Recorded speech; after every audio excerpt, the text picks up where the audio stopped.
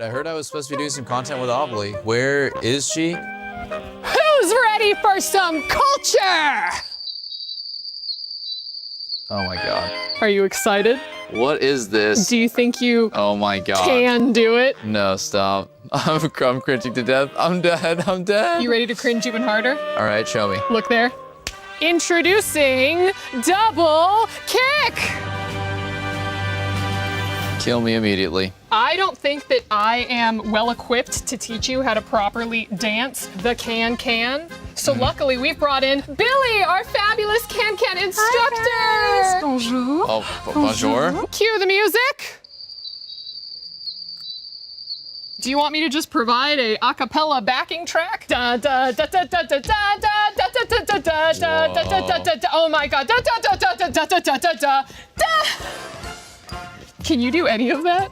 The last move where she put her foot all the way above her head, I think I could hit that pretty easily. Okay, be careful though, because it can be very dangerous. We're League of Legends players. We're used to danger. I'm in a physical prime. Let's do this. The first move is called the mayonnaise. Oh my god. And it's like the move that you do when you mix the mayonnaise. Oh, the mayonnaise. Yes. We cooking. This is literally There you go. patting your head and rubbing your tummy at the same This time. is really hard to do. Wait, okay, hold on. Wait. And now, high kick. Okay. Oh dear lord. High kick. Up, down, up, down. I put my head on the side, all the way I kick my front head. Yes. What? Yeah, yes, yes. I think we got Wow. this. We're almost hitting 90 degrees with that high kick. I think we're pretty good at this. Yeah? I know, right? Careful, not you.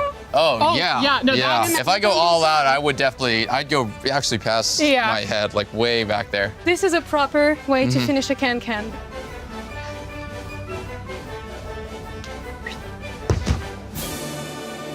Oh my. You ready to try? You first? You first? What about together? Let's just see how far I can get on a split yeah, right you now. can just try, yeah. Oh my. Use your hands. I think you can go like farther than me. this. I can't, my foot isn't even Guys, moving forward. Guys, I'm Believe. out of breath. I'm out of breath. Barrage. Maybe I'm better on this other side. Yeah, no. It was a good try. It was a good try, I believe. I feel like you and me should at least try to do the entire thing through. Yeah, good. Hey, yes, super nice. And now get ready for the mayonnaise. Mayonnaise. Yes! Oh my God! Yeah! You can go down like this. Get low. Get low. And get ready for the tire-bouchon. Okay. And tire-bouchon. Oh, Well, it's okay. that was my mic. We don't need that. We don't need We don't need it that. anymore. That's what production insurance is for. And then a bit of stuff. High kicks. Okay. All right. We gotta sync up, I believe. Okay. One, two, 1, 2. And now, towards the end. Get ready for All right. the Okay, flip. grab your All right. leg. Ready? Grab your leg, Peter. I'm grabbing my leg. I'm grabbing my. I'm grabbing the wrong leg. Okay. All right. And. Be careful. Ah. Ta-da! Oh, you're just on the ground Amazing. dead. Tribone! Tyler, Mr. One, good to see you, Nice to see you, Amelie. Do you like my office? This looks like an office for you. It's funny you say that because we actually widened the doors and shortened the lift a little bit just for you. Okay, that was a short joke already. Don't. No, actually, you look really good, man. You do, seriously. You look fantastic. I mean, it must be a lot of work to keep those arms so big, but wouldn't it be easier to develop a good personality? You're trolling. Amelie, I'm funny, I'm charismatic. I have no ego. Why do you keep looking at me like that? It's true. Well, listen, we all know that your fan base is truly massive. When did you realize that you had a knack for entertaining teenage boys? My audience, we've done the math, is 25 to 30 nowadays. Majority, like 70%. I do not, like, All right, well, I mean, clearly I could see that I'm rallying you up a little bit. actually you're trolling. You're just rage bait, yes. I know that you like to let off a little bit of steam by, throwing things, breaking things. So we actually brought a book for you if you want to try to tear that in half. Am I trying to tear this book in half? Yeah, you can try to tear that book Do I in half. win something if I do? Do I got a prize? I mean, pride, accomplishment. Okay, obviously, I'm not gonna tear this in half. Well, you have to tear it in front of the Yeah, camera. I You're doing can't it because I need to get my knee up. Get torque. Why are you tearing it that way? You're tearing it. Why are you like the backseating me? Stop. Let me do it how I want to do it. I know what I'm doing. Go ahead. Yeah, you've taped it for sure. It's not taped. I'm gonna start right here for a second. That's okay. That's okay. Interesting technique. The covers are too hard to tear. But again, why not? Why are you? You're the one who's What? struggling a little bit. Okay, what's your advice? I'm open to criticism. So right now you're doing it like hamburger style. What if you did it hot dog style? Yeah, but then you're not. Nobody does that. Nobody does that. I think everyone does that. That's the easiest thing. It's only tearing like just the brim. Well, You could tear this. I know, but And you have frail toothpick arms, so they wouldn't even be. they're called spaghetti noodle arms. Thank you very much. Or I guess in my gym. case, yakisoba arms, Yeah, and you hit the gym. It is what it is. because I'm Japanese. You can't do it your way. Yeah, but there's no sense of joining that. I'm so proud of you. Can I be honest though? What? I just wanted to be the first one to see you hold a book. You said that all. I read more than anybody in this building. League of Legends all chat doesn't count. I also hear that you're actually a big Bob Ross fan. Is that because you're also a happy little accident? Tyler, I mean, listen, you're an inspiration to so many of us. You've proved that it's not about luck or skill or talent. Sometimes it's just about being really loud. I'm not loud is not funny. I am talented and skilled. That is, again, just incorrect. You're just trolling. In the loud department. I am not loud. I haven't been loud once in this. You've been a little loud. Why are you backseating me? I have not been loud. You said some dumb shit. I got a little bit loud, but that's it. Well, Tyler, those are all the questions that I have for you. Thank you so much for joining me in our little office here. Do you like the decorations? No, and it's cramped and it's hot as hell. We can't open the curtains to make us sweat in here like a sauna. Could put like an AC little fan. This is France. They don't believe in AC. True. So you're out of questions? Yeah, I'm completely Listen. adequate. What's that? wait. My, how the tables do turn. No. What are those? Where'd you get those? How does it feel to be the only one I see pop up on Livestream Fails who is an actual failure? Okay, but is that a bad thing or is that maybe a nice thing? If you start things and never finish them or never do well in them, what is that? Trying my best. Yeah, well, sometimes your best is just not enough. Everyone on this production should probably start looking for new jobs, guys. I'll be honest, this is probably gonna do equally as poorly. Just saying. Now, you've been playing for over 15 years, and you've still never achieved Diamond. Okay, I got really close to Let me Diamond. finish. I don't know if this joke should be about League or your love life. Okay, listen, by playing League of Legends, you've truly done the impossible and found love. I've found body pillows, and I've gotten close to Diamond a couple times. All I'm gonna say is, for the moment I have been with you, I've seen you ever, it's been 10, 11 years ago, I've never seen you with a companion. I have my online friends, they're definitely real. A lot of people argue, well, you're doing it for your career, but your career is just doing so poorly, isn't it? But I'm speaking with you, brother. Doesn't that mean that I'm True, kind of up and there? I saved the day. Tyler, here's the one thing. Do you know what I have that you don't? To go on, enlighten me. Control over the editors. Cut! The chair is dented.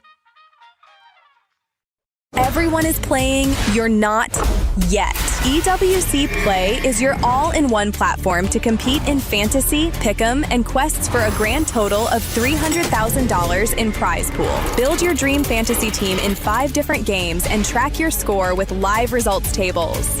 Predict the winner of every game, every group stage, and every tournament.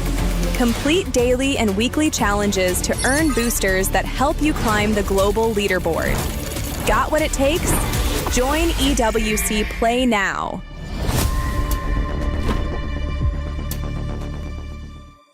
$75 million, 25 tournaments, over 200 clubs, only one club champion. The club championship is the beating heart of the Esports World Cup. Over 7 weeks, esports clubs send their players to compete. Every placement, every win, every podium earns points for their club. At the end of 7 weeks, every point counts. The club at the top walks away with $7 million and the title of Best Esports Club in the world. It's not about being the best at one game.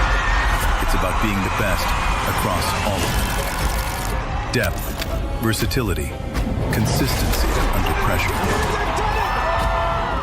One championship trophy, one title. Who will take it? Watch history unfold in Paris at the Esports World Cup 2026.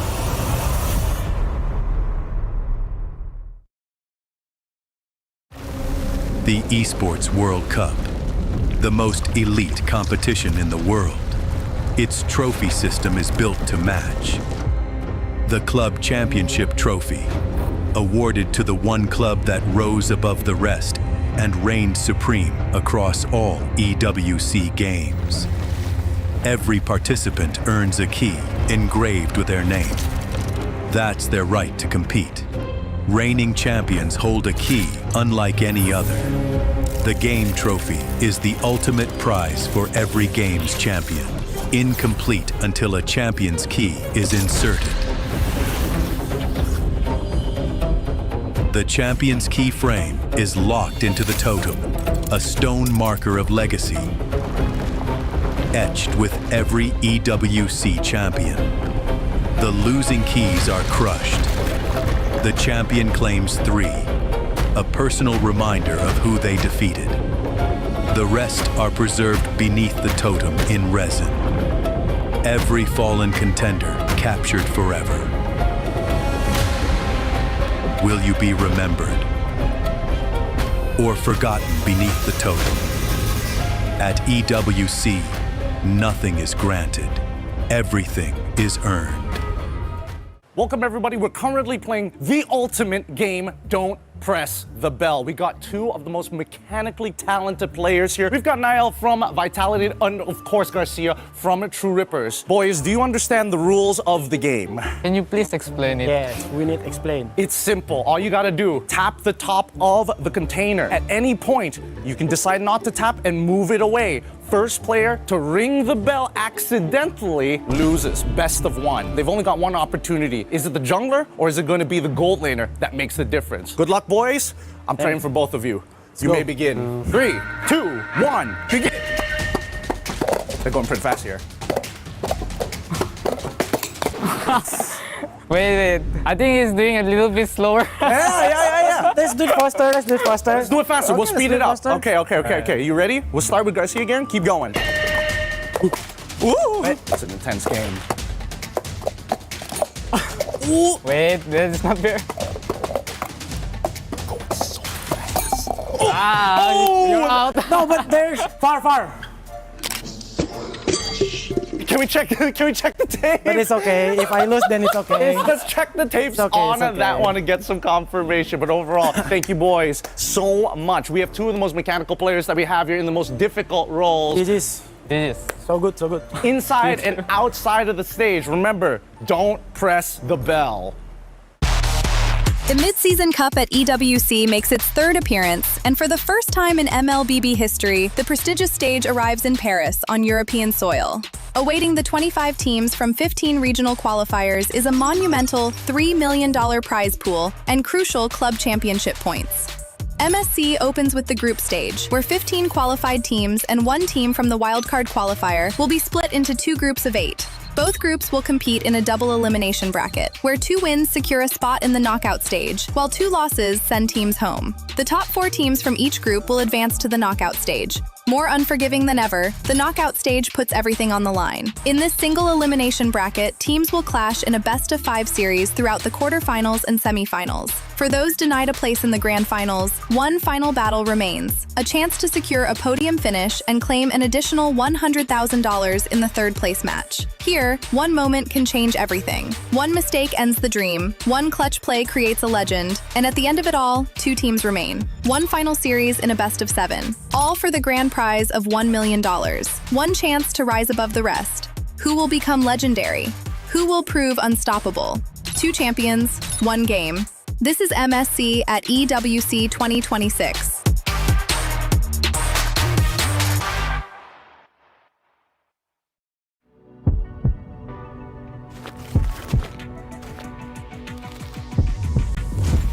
Round 1.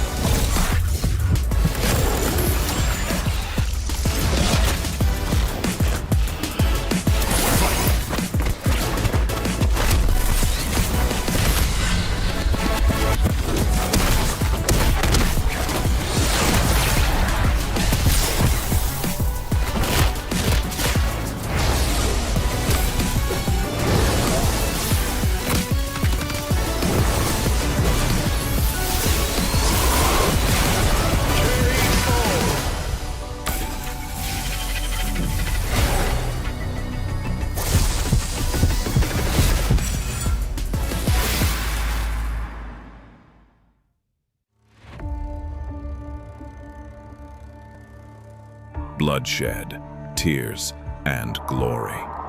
The Land of Dawn calls for contenders once again. Against all odds, GK Esports is here to win MPL MENA Season 9. Guangzhou Gaming! They go straight to the main stage. Ignite Gaming! MPLSG Season 11 crowns a new team. True Rippers are your champions. The place where a new chapter begins. The newcomers. MSC at the EWC, Paris. For many of us, this is our first. We may be the underdog. We may have sacrificed everything to come this far. We'll prove why we belong here. It's the first MCT Grand Finals, and Entity will be your first champions. Bro, Esports is the reigning champion. Team of Falcons will push forward to the main stage of MSC. Congratulations! Vamos, as you punched your ticket to France for EWC. Breaking barriers, defying limits. The aggressors come with nothing to lose. We carry the expectations of our country, our families. The fans who believed in us. This is the stage we've been working toward. Maybe this is where a new Dutch house is born. Aurora Gaming have wiped the Young Gun Galacticos out. Megatron Iran have not merely joined the kings, they have become the kings. And the Dragons of the North defend their empire spirit! Challengers of the throne, the Titans stand ready. We have already achieved what many thought was impossible. Whether it's defending our regional title or taking down the champions of our region. We're here to break curses and set new milestones. Falcons AP Runner moving on through the grand finals. Slangor Red Giants are your new champions. MSC 2023 champions. Honor! Team Liquid is your grand champions. The names that shaped history, the kings and legends. It's been a while since we stepped foot onto the world stage. It's been a while since we brought home an international title. Our fight continues because our story isn't finished. Our legacy awaits. The journey to rise above begins. Play is in our DNA. Whenever we let it out, it becomes our superpower. Now imagine an entire city being built to supercharge it. Kadir City, powered by Play.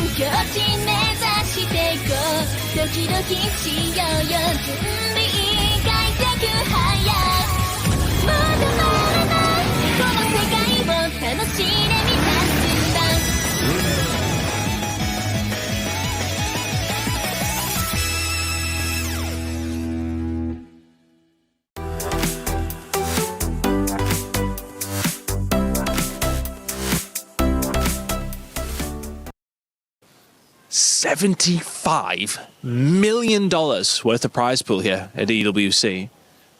Why am I getting paid so little again? Chris, you're getting paid? Who are you again?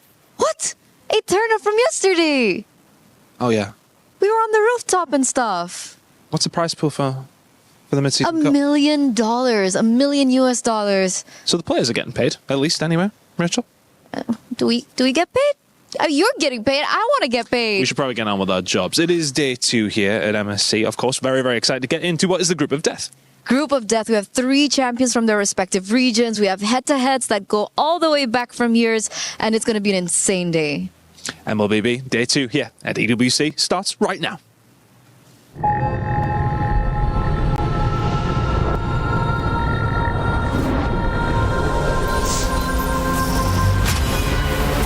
In the past, past, we were always in Asia. This year, we came to Paris. What stories are still left untold? Kami sudah membuktikannya, tapi ini baru permulaan. Tiada siapa akan ingat siapa nombor 2. We need the win. Bukan sekadar keinginan, tapi tekad. Hindi ang pag-abot sa tuktok ang pinakamahirap. Ang korona ang mahirap ipagtanggol. What happened last year became fuel for us this year. This time, we bring it to Paris and finish it. A new lineup, new chemistry, new fire. Once champions, not settling for podium finishes. World champions, defending MSC champions. As the final boss of MLBB, can anyone stop them? Names have been made, stars have risen, but now they need to show the world what it takes to rise above. This time, the world is bigger than ever. Like every year, new challengers step on to the world stage. Some carry the ambitions of 2 continents. Some fight for the pride of home turf. Some have never stopped chasing the throne. So who will finally rise to clinch the title? This is where unresolved stories find their ending. A new shot at glory. One more chance at redemption. We are back. Kali ini, sekali lagi. Bulan atau tidak, Pareho lang ang tsansa namin. No one is untouchable. Let's fight. Buktikan ako kalau bisa. 2 champions, 1 game.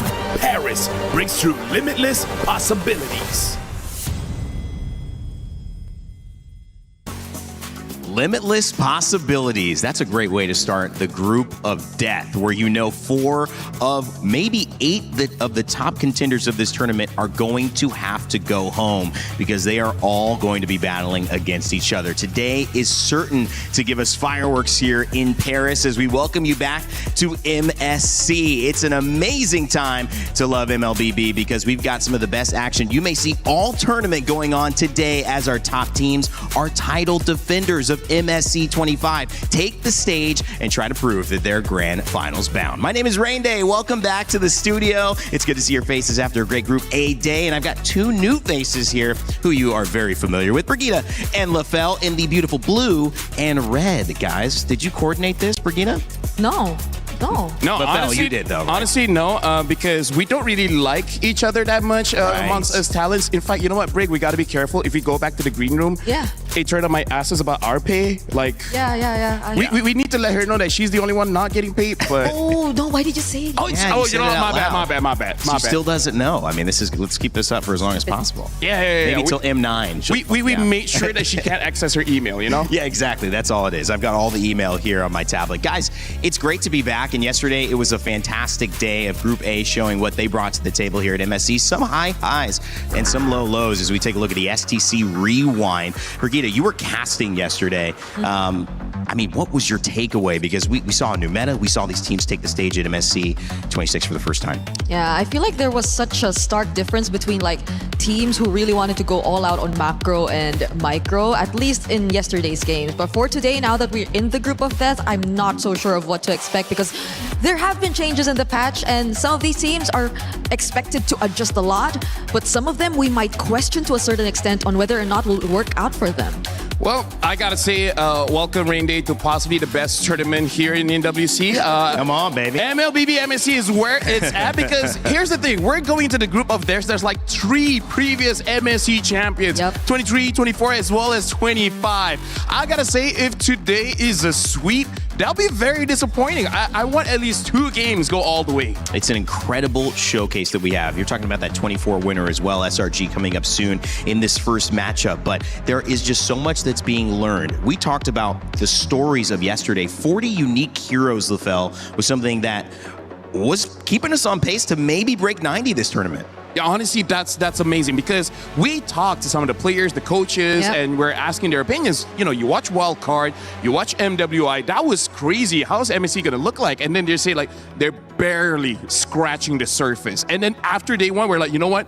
They're right. A lot of unique hero picks, 40, that's insane. I agree. So Whether or not we will have like a very specific tournament meta here in MSC, I don't think we can fully solidify it in at least the first 2 days, unless Group B2 really goes for the exact same prio picks or trends as we saw in day number 1. And we'll preview that matchup coming up, but Midnight and Aurora, they've been kind of ahead of the curve here, and maybe that Eudora is responsible for what they've been putting out in scrims and maybe in conversations. Hey, you know what? Shout outs to Midnight, man. Midnight is one of the best casters now, transitioning into coach-ish. And listen, he's very nice, very funny, but most importantly, very analytical. He knows the teams, every team here in MSC.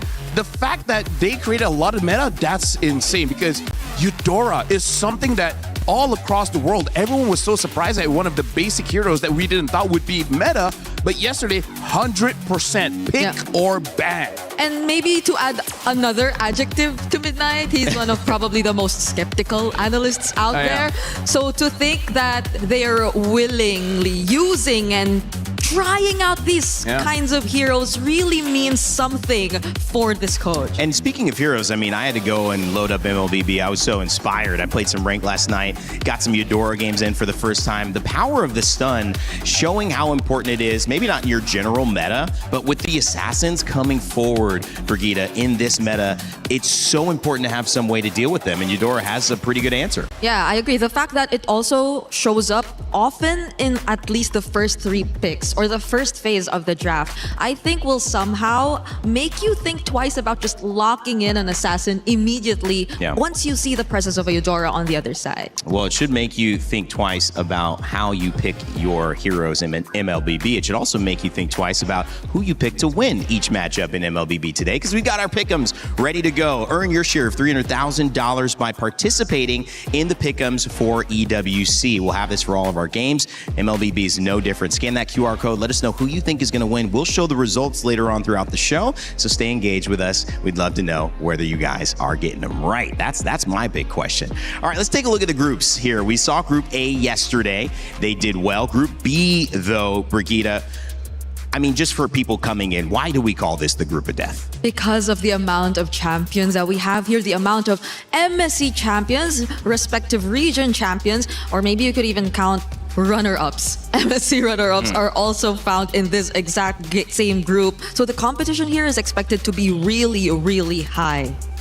I mean, you talked about Onyx, right? And they've won MSC in 1923. But when you look at the 2023, 1923 is it's quite a while. You guys thought it was 1923. That's when my great grandma was born. I don't think that Onyx been around in esports that long, 19 and 23. But you know, being in a position, obviously, as a champion, maybe not recently, but coming into this, you have a group of people who are known to be the best of the best. And that means that in a double elimination bracket where 4 of them are going to send 4 of them home, I mean, this is not a desirable spot to be in, Lefel. Oh yeah, for sure. If we're going to talk about Onyx, the best way to describe him is that they inspired a lot of players today, right? A lot of players became roamers because of Keyboy. A lot of players became assassin users because of Kyrie. So Onyx, even though they were runner-ups in MPLID, that doesn't discount them from being one of the favorites to actually win it all. Yeah. Imagine even in the women's division, you have someone named very similar to Keyboy. So that just goes to show the impact that they have, and a lot of stars, honestly, a lot of star players and highlights are actually expected to be really in this group. But have they been playing since 1923? That's the question, because that experience is just another level. The oldest esports players in the world. Okay, we're joking if you haven't picked up on that as well. You know, this is going to be a really fun one, guys, because as we look at these groups and these brackets, you have to say, what are they going towards? Well, it's that prize pool. Turner mentioned it, $1 million for first place. Brigitte, you were on the caster's desk while we talked about this on stage, but this is life-changing money for that winning team. It is, and imagine once you get into top 8, that's already 100,000 USD guaranteed going into your pocket. So you really want to fight for that? That's a 25,000 USD difference, unless you don't, or if you don't make it there. Yeah, imagine if you get 1 million USD, how many skins can you buy? Oh man. Probably all of them. You have all the skins? I don't. I want to have all of them. Do you have all the skins? Yes, but so, okay, you don't need $1 million. You don't get paid. You get paid in skins, right? That's how it goes for this event. Yeah, paid in diamonds. Yeah, become a caster. You get paid in skins. That's how it is. Let's focus in on our first matchup of the day: Selangor Red Giants versus Pro Esports, and this is really a matchup of Malaysia and Cambodia. How has this gone? Has Cambodia suffered the end of this Malaysian matchup mostly, LaFell? For now, yes. And it's more for Selangor Red Giants. But here's the thing. Who hasn't fallen against Selangor Red Giants? Because they kind of appeared out of nowhere back in like a 23. During that time, they were still experimenting the roster. But then 24, come MSC, that's where they solidify as an S-tier team. And ever since then, everyone has tried to take them down. A lot has failed. Yep. How long have they been together? Winning 5 MPL trophies. So at least 2.5. Right? Yeah. So that's like 2.5 years of them, and we don't know until when they're really staying together, if ever they're actually planning to part ways even, because there's such a dynasty already considered here in Malaysia, or at least in their region. Such a powerhouse too, and it only seems like it's getting worse for teams going up against them, because you've got Ling, who is really performing, one of our highest picked heroes, and also you've got somebody named the Sky Prince on Selangor Red Giants in Sakai. So that should be a really good combination. In fact, we had a chance with the Turner to talk to Sakai a little bit earlier as we preview what Selangor Red Giants are bringing to MSC. We're now here with Sakai, the Sky Prince from SRG. Welcome, Sakai. Hello. It's your debut match today. How are we feeling coming into Paris? I think we're really excited for this first match, especially against Cambodia team for esports. So yeah, really excited. Yeah. I heard there's a little bit of a rivalry going on between you two. I mean, for the past few international escapades that you guys have done, you've eliminated or even knocked out or even defeated some of the Cambodian representatives. So coming into this, are you confident to be able to do it again? Yeah, I think we are really confident against this team, because even our past tournament against Cambodia, we are really, I think, doing well against them. So I think to this match, I think we will have a smooth game. Yeah. Full confidence coming in from Sakai's is one of the reasons, because, you know, the Ling is back in the meta. I mean, we remember your Ling from when you were able to win MSC like 2 years ago. Yep. I can't repeat the question. Sorry. Do you like the Ling now? Do you think that the Ling will help you? Yeah, I think for this new update for Ling is really helpful for our team, especially because I'm an assassin user. So I believe that changes can help us out in this tournament. We remember. Do you think you can replicate that same success? Let's see, but I'm confident to do it again. Okay, we're excited to see. Hopefully we get the Ling performance once again, because we remember it was crazy back then. But what do you think about the new Cambodian representative? Do you think it's going to be different for you this time? I think it's going to be not much difference, because I think Cambodia team is like, they have one kind of playstyle that we actually kind of study them well. So I think we just do our thing and we will win it. Yeah. Focus on themselves, and they're confident that they will win. Once again, thank you, Sakai, and over back to you guys. The Sky Prince Sakai feeling confident with Ling back in the meta, as they should. There hasn't been a grand finals at EWC MSC without them being in it. Back-to-back runners. They love this place. Now they're in France, so we'll see if the change of location matters or if it's just EWC that matters. But somehow, Brigitte, this team certainly has the expectations of being grand finals bound. Yeah, I think I would be very torn to choose like who I'm expecting to go into the grand finals, again because of the amount of champions that we have, and that's only talking about Group B. We haven't even touched on Group A, who also might have some sort of buff because of the venue that we're currently at, because of the country that we're currently at. The baguette buff. We saw that in MWI. The baguette. The baguette. Baguette. And a croissant. Croissant. It's croissant. I will just follow his lead because he's always coaching me the words. But yeah, so we saw that. MWI Vitality actually won the championship. I wonder if there will be something similar here in MSC as well. They said they're not focusing on Cambodia, and I think that might be because there is a bit of an aggressive style that they bring. Sometimes it's hard to match and prepare for that. But the thing about this team, Pro Esports, is that whether they have that aggressive style or with some of the Filipino players that have also joined this team, they have had a road to get here that is memorable and has put them in a position to say that whether you believe in us or not, we want to upset the Giants.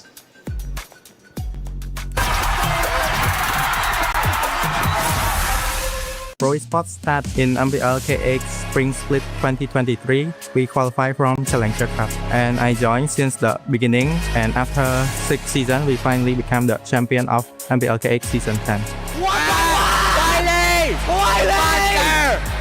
Wiley!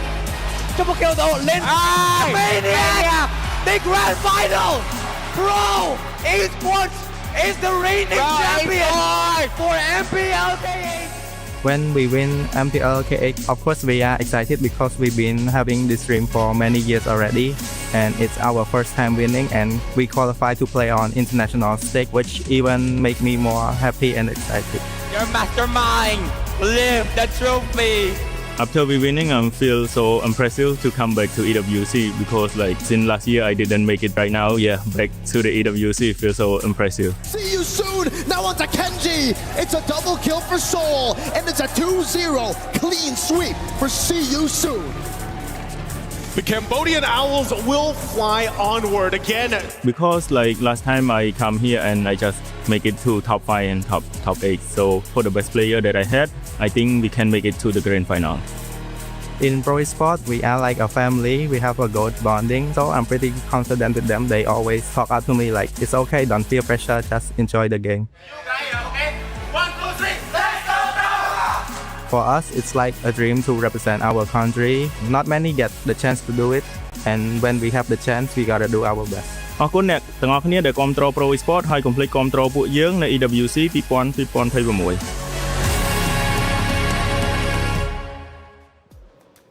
Pro Esports looking to battle against what could be one of the contenders to win this entire tournament. And guys, I mean, they have a really good journey heading into that. And I think part of it, Brigitte, is that sometimes you don't know what to expect. I think a more traditional team who's had success playing MLBB, I don't know if it's the right way or at least the way that's been successful so far. Do you feel hesitant going up against a team like Pro Esports, which might be one of the more aggressive teams in this entire tournament?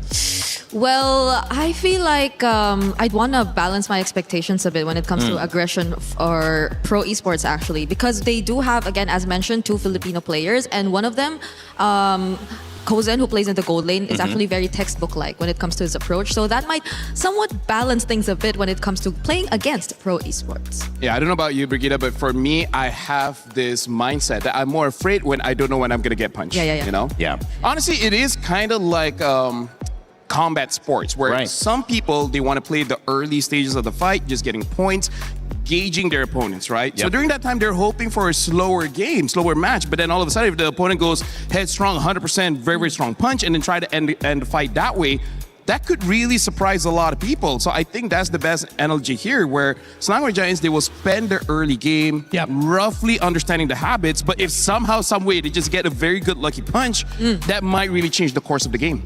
Could be interesting too to see, they have time. This is a double elimination bracket. You guys are doing some MMA against each other off camera. You just missed it. They literally were fighting. Yeah, look, they're taking a deep breath as well. Oh, back at it. Turn it into some combat. I love it. We have a chance to see what you guys thought about the pick'ems, and you said Selangor Red Giants 86%, but Pro Esports has a strong 14%. This is not, Brigitte, the most lopsided vote we've seen. We saw Team Spirit have a 92% against Ignite yesterday, so they feel like Pro could do something special. I feel like they can too, because I was previously asked before MSC began on which matchup am I actually looking forward to the most. This was right after Mirko did the draws and established this entire group of death. Shout outs to him, by the way. But I considered them not just because of the history that they had, but also in recent tournaments, Cambodia as a region has been really stepping up. I've been saying this, I feel like at least 4 or 5 times already throughout this entire MSC ever since wildcard, but that is true. And this is not the exact same lineup that we saw even in, let's say, the recent Asian Games, but even then, this is a lineup that beat that lineup that we're talking about. So I have really high expectations for Pro Esports going up against the Langore Giants. You look really good on camera, by the way. I don't know if it's the camera. The camera looks pretty good. You guys are both right. Look at this guy too. He's looking good too.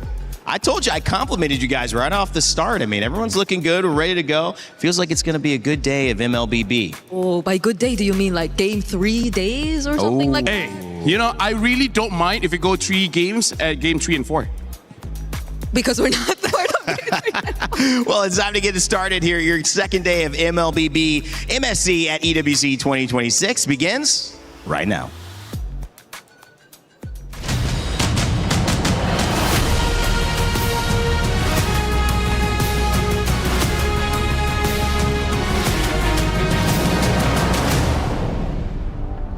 Ladies and gentlemen, welcome to day 2 of MLBB MSC at EWC 2026. And I know, Rose, that there's one thing that you love more than long-winded introductions, and that is some good MLBB. Oh yes, Milosh. Honestly, good MLBB and long games, that is something we all love to witness. So much happens in the Land of Dawn, so much drama unravels. I cannot wait for today because today we will be witnessing 4 best of 3s in the Group of Death.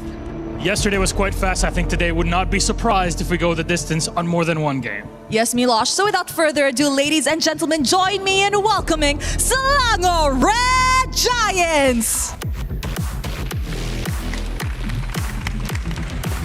This team proceeded to win it all in 2024, making history for Malaysia. Last year, they attempted to defend their title in the Grand Finals. How will their journey play out this year?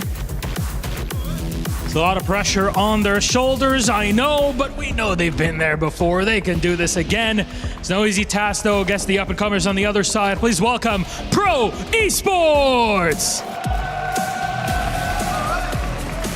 They've grinded away for season after season of MPL, and the door to greatness has finally opened. From aggression and early game dominance to calm composure, their discipline could herald a deep tournament run.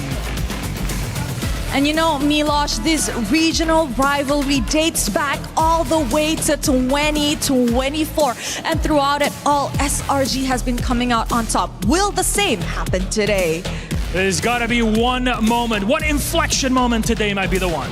Yes, sir. So boys, you may now place your keys and take your seats. And of course, to our captain, don't forget a little fist bump or a handshake in the middle.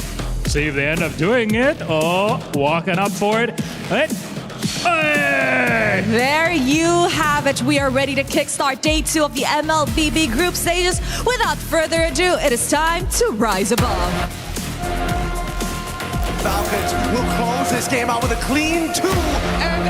There you have it, 2-0 in favor of Team Spirit. And they're looking for one more in Alice 2 for the triple. Team Vitality will take a little bit of their time, but they'll win the series in a sweep. So day 1 opened up very impressively. All the teams really showed up. The meta is looking pretty great, but for me, the most intense matchup for day 1 was Vamos going up against Team Falcons Meta. But if I want to narrow it down even more, it's Aero 404. They're going to go for this mid-turret. They know Inferior coming out. Oh no! But the back line getting attacked already. Ezekiel is already dead. Throne Ruin is great, but the Blade of Tempest might just be a little bit better. Voided down. He kicks Aero 404. There's nothing he can do off that. And now jumping into day 2, this is the Group of Death. Selangor Giants going up against Pro Esports. I gotta say, I'm really looking forward to see what Selangor Giants is gonna bring, especially Skies, because back in 2024, Ling was the hero that gave him the title, the Sky Prince. So I want to see if he can bring it back and whether Pro Esports can fight against it. To the plan, the assassination, Mendelssohn is able to blink out forward. Now in the back, Skies goes for the chase, the assassination on the count of the flicker, following from Yum. Team Liquid going up against Aura. This is probably the game to watch for everyone because both teams and both organizations have been at it for a very long time. Especially for Team Liquid's Philippines, they are, I would say, the trendsetters. We really want to see what kind of meta they want to bring for this MSC. On it going up against Entity 7, that's going to be very, very interesting because Entity 7 actually actually perform very, very well in their own league, especially Shin. Shin going up against Suns. I think that's going to be a very, very strong matchup. Yangon Galacticos going up against GK Esports. I'm looking forward to see if there's going to be a crazy damage jungler coming in from Yangon Galacticos. Backland, the arrow here comes on, they dive back in, the Terrify comes through, first blood for Han. Because looking at their meta, it's really not going to be the same as any other team. And then for DK, I feel like they just got to prepare for it. Because, hey, if there's a Natalia in the room and such, you know, c'est la vie. That's life.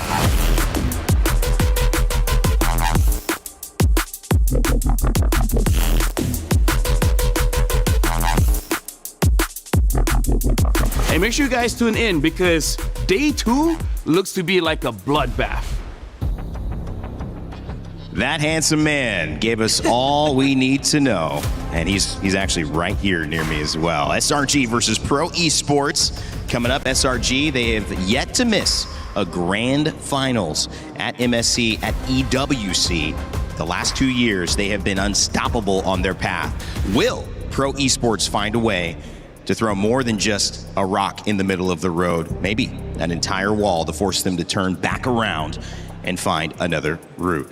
Guys, this is a big one, of course, and before we jump into the draft, I want to let you know that we have 2 champions and 1 game. Our My Champions event is live from now until July 27th. So get your champions pick now, win 50,000 diamonds. My goodness, again, live now until July 27th. So scan that QR code and get it going. Brigida, I gotta say, Reindeer has a very soothing voice. I know. Very relaxing, very calming. I feel like if I'm angry, if I listen to it, I'll be like, you know what? Life is good. Hey. Life is okay. Just when we ended that recap, you told us today is likely going to be a bloodbath. But I heard rain days. Oh, now I'm feeling a bloodbath, you say? Oh, maybe I can calm down a bit. How about a warm bath? Oh, a warm bath. Oh, warm bath would be good. Epsom salts. You know what's nice? What? We have bathtubs and Eterna doesn't. Oh, that's and she's not getting paid either. Yeah, so that you know, can't it's be just true. insult to oh, injury. that is true. Oh man. We can visit her room later just to confirm. But yeah, something that I do want to see if Ling actually gets banned now, because here is one of the dangerous things going up against teams like Selangor Giants when they do have an assassin player, a decorated assassin player like Sakai, is that you kind of have 2 must bans. Number 1 is Fanny. Do not let him get that Fanny. Yep. And then kind of don't give him his Ling. It's either ban both of them or have a very solid answer for both of them. Especially considering that looking at the stage, it's likely they are going to be on home side. So if they do go blue, we saw this trend yesterday. We kind of had at least 3 or 4 games maybe with a Link Prio in first pick. So it's not impossible to see that happen again here with SRG possibly going to blue. But we are going to confirm that in just a bit. Did we get Dangerous Grass? Yeah, no, we got Expanding Rivers. Okay. Yep. I may be colorblind, but I can see the maps. Actually, no, that's not true. Dangerous Grass is very difficult for me to see. Anyways, going back into that topic, right, we got to find answers for the Link. Yeah. An old answer before was that Hayabusa, where it basically becomes a skill matchup between who uses the ult first. But one of the problems is, ever since Hayabusa had that range nerf on the quad shadows, it has become quite a 4th or maybe 5th prio in terms of the assassin's pick. And now we're jumping into draft here. Selangor Giants first pick on the blue side and Pro Esports red side second. Already betting out the Phovias, and for Pro Esports betting out the Atlas. The Phobias already says a lot, I feel, about how much you need to pay attention to your next 2 bans if you are Pro Esports, considering that they are indeed going to go in blue, and the Expanding Rivers map is just going to help them so much more in terms of making the rotations much faster than expected. But they ban out the Fanny themselves. I think this is also great. Coily now, because he added an LY, is also someone I feel like you have to respect when it comes to the jungle and assassin picks. Just the same. But even then, you're going up against the Sky Prince. So a lot are still actually gonna be available for Prio. At this point, majority of the fighters, actually, the XP laners too, are gonna be there, and the mid options. Something that's interesting for me is that they banned out the Zushin. Sure, Stormy is an amazing Zushin player, but doesn't that kind of say that their draft might have a lot of stationary heroes that could get picked up by the Zushin? Because I kind of feel like in a very high mobility meta, maybe the Zushin isn't a prio ban, but this might be showing that they're going to have at least 2 steady front lines that just doesn't move a lot. Yeah. And what are the chances that we see even Stormy pick up the likes of a Eudora, right? Pretty high. I mean, like, he likes to use Odette, Nana, Selena. Like, Esla, honestly, he even played a Hellcurt mid once, and he dominated that game. So I'm pretty sure Stormy can use anything. See now the third ban for SRG, followed up yet again, and the first pick about to be on their hands. It's actually open. It is open. But Eudora is also open. Yeah, that's the thing. But I gotta say, Brig, I feel like a lot of junglers, they have this ego, like, I don't care. You think you can stun me? Hey, good luck.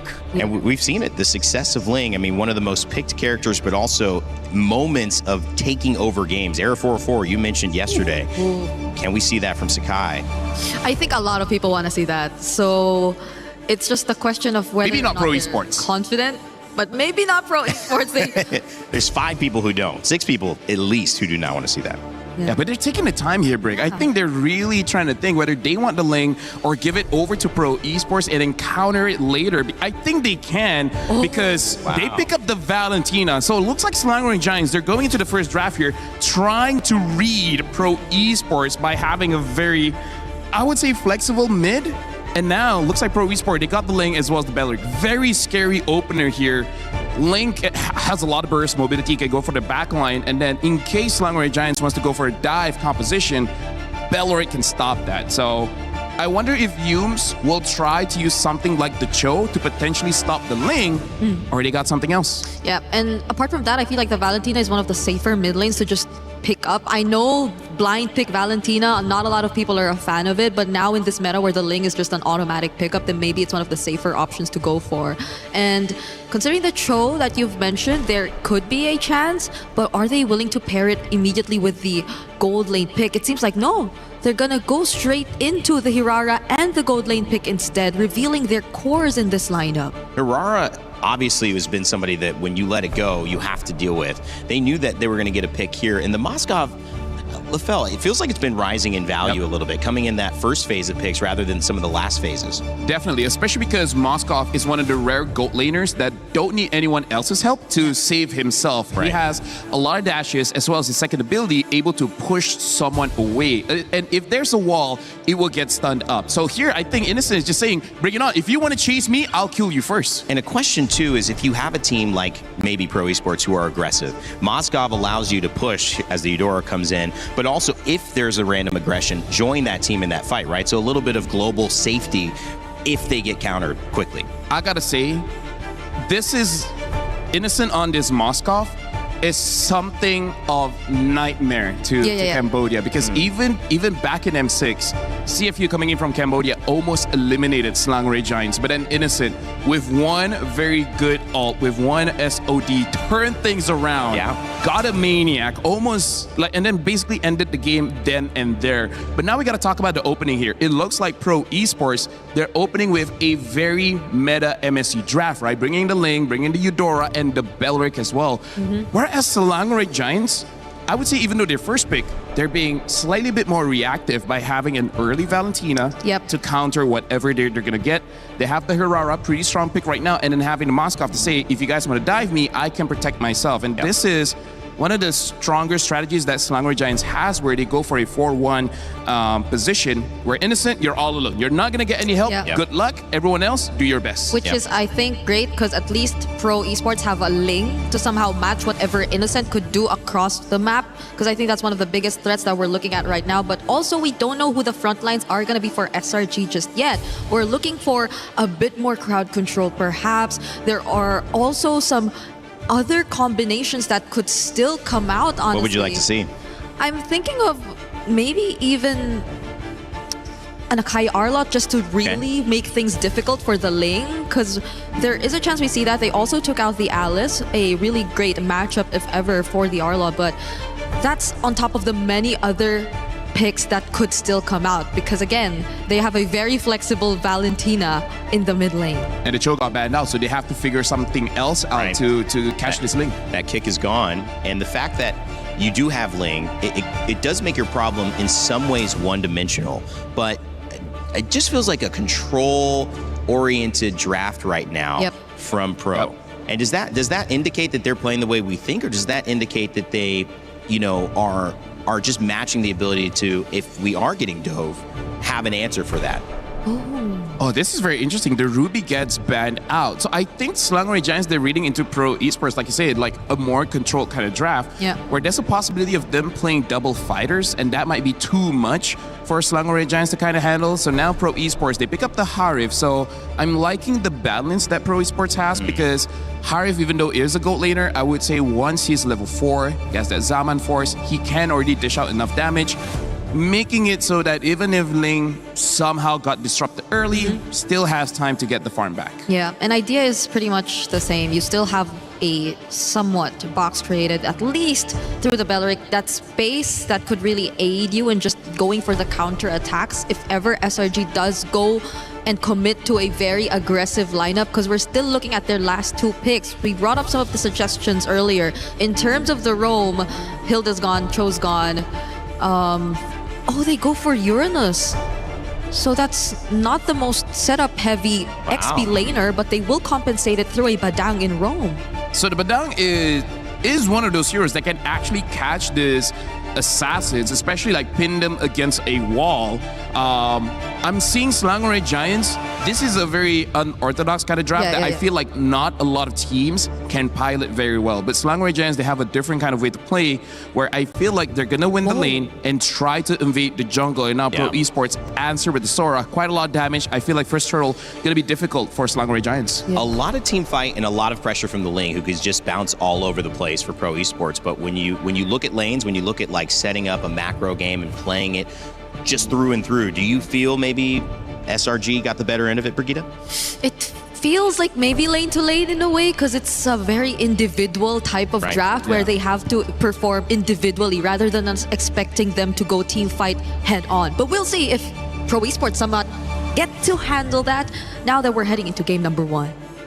Well, SRG have found a way to make it to grand finals every single time they have been at MSC EWC. Can they start their grand finals run again today, or will Pro Esports stand in their way? Let's send it over to our casters to find out. It's Gideon and Trex. Thank you so much. Our very first series of the day is already going to be a banger here with the Slangoray Giants playing on blue side, facing off against Pro from Cambodia on the red side. Now, Trex, I'm looking at this and immediately I'm getting a little bit of those flashbacks. Innocent on Moskov again? I mean, at this point, we already know it's probably going to come. Moskov has been meta. He hasn't fallen off for a while. And Innocent, this is a dream pick for him. It's comfortable. It's comfy all around the map. But for me, my eyes are on the Harara being let through. This is a pick that has been banned out consistently. And here's the thing. The question is whether or not they're going to have Sky Piercer, because the first invade is all looking way too good as they're looking for first blood. A lot of damage on to PP there. Sakai's now running away, getting taken out by Kohli. A nice trade. A beautiful trade at that, taking out the jungler of SRG. And that's perfect. That's exactly what they want. The trades need to be effective. And with the jungler already taken out of the question, in trade for a support, I mean, Pro, they're punching above their weight. They're getting great trades so far. And I think, Trex, at this point, we got to talk about strong side, weak side, because they initially played for early game strong side onto Cram to deal with Felix, and it's only going to be until level 4. After that, I think they're going to head down to the bottom side. I mean, I think at that point, SRG with that quick invade, looking for play, kind of testing the waters, right? How good is Pro? Can we bully them? I think they learned quickly that Kohli is going to respond, and because of the movement on this Ling, it's a bit harder to try to make those plays happen. And yes, Sekai's has the iframes, he has the ability to escape, but we're already seeing the consequences that can be made if you overextend. I feel like he's already lost that momentum, right? As soon as you hit level 2 on Hirara, that's probably your biggest power spike overall without the items. But now, we're seeing that a lot of that mid-motion, right? Clear up that mid as soon as possible and immediately start moving towards the other sides of the map. All right, so Pro Esports looking for an angle in. Sekai's already started working on this turtle.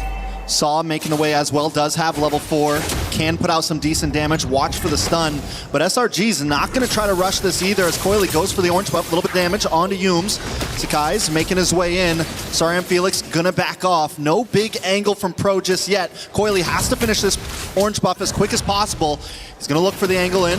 No Finch Boys just yet. Gets a nice little bit of damage on a Sakai's Tempest Blaze. Does comes down, gets the knockup, plus the turtle, and a lot of damage on Sakai's. He's taken out. Pro Esports looking for the next target. Stormy runs away in shambles. Sorry, I'm Felix with a kill under his belt. Make it a purple buff as well. The conversion is going to be good. Pro played that perfectly, knowing the Wrath of the Dryads was in the hands of Stormy. Already gave them an idea. Hey, they're looking to team fight, but they're not clearing this Lord fast enough. When we this turtle fast enough, let's look at the replay one more time, because Cram's job is very different. Right now, he can't zone out multiple people just yet. And the worst part about it, losing that 50-50 from the side of Sakai's has already netted this team to be playing on the back foot for at least the next 4 minutes. Yeah, I'm almost surprised Sakai's went into that knowing the Tempest Blaze was going to come, but a little bit of damage down here on the boss side. Kuzin gonna try to get away, gets hit by the Terrify, and a beautiful SOD from Innocent to get to the backside, taking out Kuzin. Pro Esports forced to back off. A nice little bit of something, and back to Innocent. Hasn't been involved in any of these fights. Having a decent experience could be the saving grace unless he's taken out by Coily here. A couple more shots. Tempest of Blades does come down, and a kill into Coily's pocket. Able to make sure he secures that Berserker's Fury. Yeah, that's so unfortunate. Yum's already used all of his charges for the fist crack. Fist break, unfortunately, did not connect at the right time. But like LaFell mentioned earlier, SRG is playing a really difficult composition where you truly must be interconnected, similar to Avatar. Just, you know, gotta make sure their hair is connected, and more importantly, if they can find something back. Nice damage. Stormy able to output, but just not enough. Pepe takes him out. Saw gets the kill. Pro Esports have an answer for everything right now. They kind of have the answer for everything. And I think the worst part about it is the update. The patch has made this Belleric a little better. Innocent now taking at least one gold crab here to make sure that he stays ahead. But this 1.3k lead that we see from Pro, I don't think it's leaving anytime soon. Let's quickly have a look at the level difference here. Sakai's currently at level 7. Thank you for moving away, Lord Spawn. To level 8. So he's a level down on this. All right, Turtle, Tempest of Blades comes down, Coily, able to take the Turtle with ease, and Sakai's once again in a horrible spot, dashes into death. Cram just trying to keep vision, just trying to help defend this mid lane, but Pro Esports doesn't care about it at all. This is starting to snowball out of control. Sakai's made his best attempt to try to at least contest, but so far, Coily, he's been hitting these retributions perfectly on top of the advantage that he has. At this stage, as you can see, the PP is already invading the enemy side just to get early information to allow Coily to make the smartest choices. Hey, there's a lot of people down by this orange buff. Let's quickly push out mid. He's looking for efficiency. I mean, right now, Pro Esports all around the map. A lot of damage onto Yums here. Gonna dive onto the tower. Yums has no escape, tries to flicker, but it's not enough today. They're gonna be able to take this tower. SOD does connect. Innocent does dash in. Was it a mistake? He just wants to clear it. Bakuzin's not gonna want to let him get away up at the top side though. Saw falls. Sakai's onto Pepe. Pepe not gonna be able to get away. A nice double kill into the hands of SRG. Able to try to find something in the chaos. Holy cow, that was dangerous. So dangerous. The SOD on top of utilizing your battle spells to get into this fight. It connects, he takes it, but he already knew that the backup was coming into that back line. Stormy even opting to flicker early with the stolen Wrath of Dryads to guarantee this kill onto Sa. The trading isn't just instantaneous, it's 15 to 20 seconds ahead in the future. So SRG are still finding some moments, right? They're able to get some little trades. They're behind 2.5k gold, but it's definitely not the end of the world from them. We know that just with the game IQ, they can make something, shake something. Is it too late? I don't think a 2.5k gold lead is too late at all. We'll see at this first, not third turtle, but I think first Lord is going to be the big moment where we know who's possibly got this in the bag. You know, before anything happens, Zipper, pull up the item list. Thank you very much, because I'm interested in where Coily actually is at in this item list. He's 4-0-2 as of right now, and that's a phenomenal lead for any Ling player. And they're immediately on this turtle as SRG are trying to take that mid position. I think that's the right play this time. Give up the turtle. Sakai's 2-0 on the first time, just keeps getting caught by the Tempest of Blades. Look for plays elsewhere. Innocent on the bottom side getting a little bit of push. Maybe they translate it to a tower, but Coily's already there to help defend. Thanks, Zipper. That's already 2 items up for Coily. He's in a phenomenal position. Even if he gets put down to 1 HP, as long as he has Finch Poise, he can get out of there, go to 1 camp, get back up to full, and he's ready to fight once more. And that's so different in comparison to Hirara, which is so burst-oriented. Nice damage onto Sari Felix. Even Pro, even with the advantage they have, they're still taking things slow. They're still playing this smart. A slow push on the bottom lane, gonna connect onto that tower. Top side pushing as well. Pro Esports, you would think they might have came in very chaotic, but honestly, even with the aggression they have in the micro, they're playing a decent macro on the map. Trying to make sure that they are efficient. They've developed their 1.6k lead, now over to a 3k lead. And you can see that Cram now, he's getting a lot more confident after that chastised Pauldron. He knows he can't get 100-0 just yet. Sa doesn't have his full 2 items, and most importantly, not enough burst with the amount of HP that he has, but I'm worried about Coily. He's getting close to that endless battle. Cram, though, is another problem on the side of SRG. He's still deathless. Yes, in the beginning, he wasn't able to shine that much, but right now, as this game moves forward, he'll become more of a nuisance. Only quick stuns on the side of Pro Esports, except for the Wrath of the Dryad, but even that won't be able to hold Cram down if he can continue to harass. But just look at the trades that they're doing, right? They know that we can't compete with the mobility of this Ling, so second best option, use Moskov to create these cross-map plays. That way, Ling is balanced out and you never have to keep worrying about, oh no, my long lane, I have to deal with it, if not I'm going to lose another structure. But looking at the items so far, more importantly, now that Sari Felix has his second, this Lord is going to be really difficult. If he engages in there while having those Queen's Wings, there's a pretty good chance that SRG might opt to flicker past him and go straight for that back line. I almost feel like SRG, the way they're going to win these fights is positioning, right? I don't think they want to just go head first. Look at the damage on a Stormy. A little bit of play in the mid side, but just kind of baiting out skills at this point. Sakai's does get his retribution in as Coily starts working on the Lord. Sakai's wants to look for an angle. He just goes straight in once again. Sari Felix able to push him back. Trying to find the backside now. Tempest of Blades does come down, but Sakai steals the Lord beautifully, but Yums might just pay the price, but a beautiful response, pushing Pro back. Yums now on the run. Sakai comes in to make sure Sari Felix can't get to him. Nobody goes down except for Stormy, and that's a decent trade for SRG. Look at the boss side now as well. Innocent, he's playing the exact same role that Coily is trying to do to threaten them in those side lanes, but luckily Sakai is able to win out that 50-50 despite being 2 levels down. That's the difference here. Both sides are going to be highly contesting these neutral objectives because, unfortunately, they don't have the correct tools to siege each other. So, truly, if you want to win that fight, it starts with this Lord, and you got to let the Lord do the work. Breaking the towers afterwards might be a little bit harder than it looks. Yeah, but Innocent on the top side, going to gain some ground there, even if they don't follow in with this Lord. Ooh, wait a second. Coily into the backside onto Yums, putting out a lot of damage. Does have Tempest of Blades, decides not to use it, isn't going to chase it down. Cram now on to Kuzin as Innocent makes his way to the mid side as well. Sakai's getting brought down low, going to try to run through, takes a tower shot to the face, but will be able to dash through, but the chase is on. Sorry, Felix is going to catch him, but the iframes are still there. Does he get the juke? The sidestep, and Sakai's will not fall. Oh my God! What a Hold on, SRG! Innocent does it again! Cross map the Hail Mary! Make him miss an SOD or something. This entire game, that SOD has been at a 100% efficiency, whether it's stealing away a camp, whether it's closing the distance, but most importantly, it's keeping Pro on their toes. They can't let their foot off the gas just yet, not against a team of this caliber. And now the game has fallen into SRG's hands. Pro Esports, it was in their grasp. They had control, but control is not a given in a match against the Giants. Oh man, it's interesting to see how this is going to play out, because now that Coily, he's got that Blade of Despair, he's got some real kill threat to anybody on the side of SRG. All right, Cram into the backside, continues to harass. Nice step into blades. Does not get the knockup. Coily just trying to get away at this point, but there's no escape. Cram gets the kill. The recalls are out. SRG's in full form. I figured it out. It's all about the scramble. It's all about the scramble. Somebody, you can be coordinated on the engage, but I have never seen a team actually go and disengage at the exact same time. And that's a big problem for both of these sides. Whoever breaks away first usually gets punished, whether it's soft. Wait, hold on. Cram takes a lot of damage. Still has the consecration and has a flicker. Opted not to go purify right here. Cram is comfortable, deathless.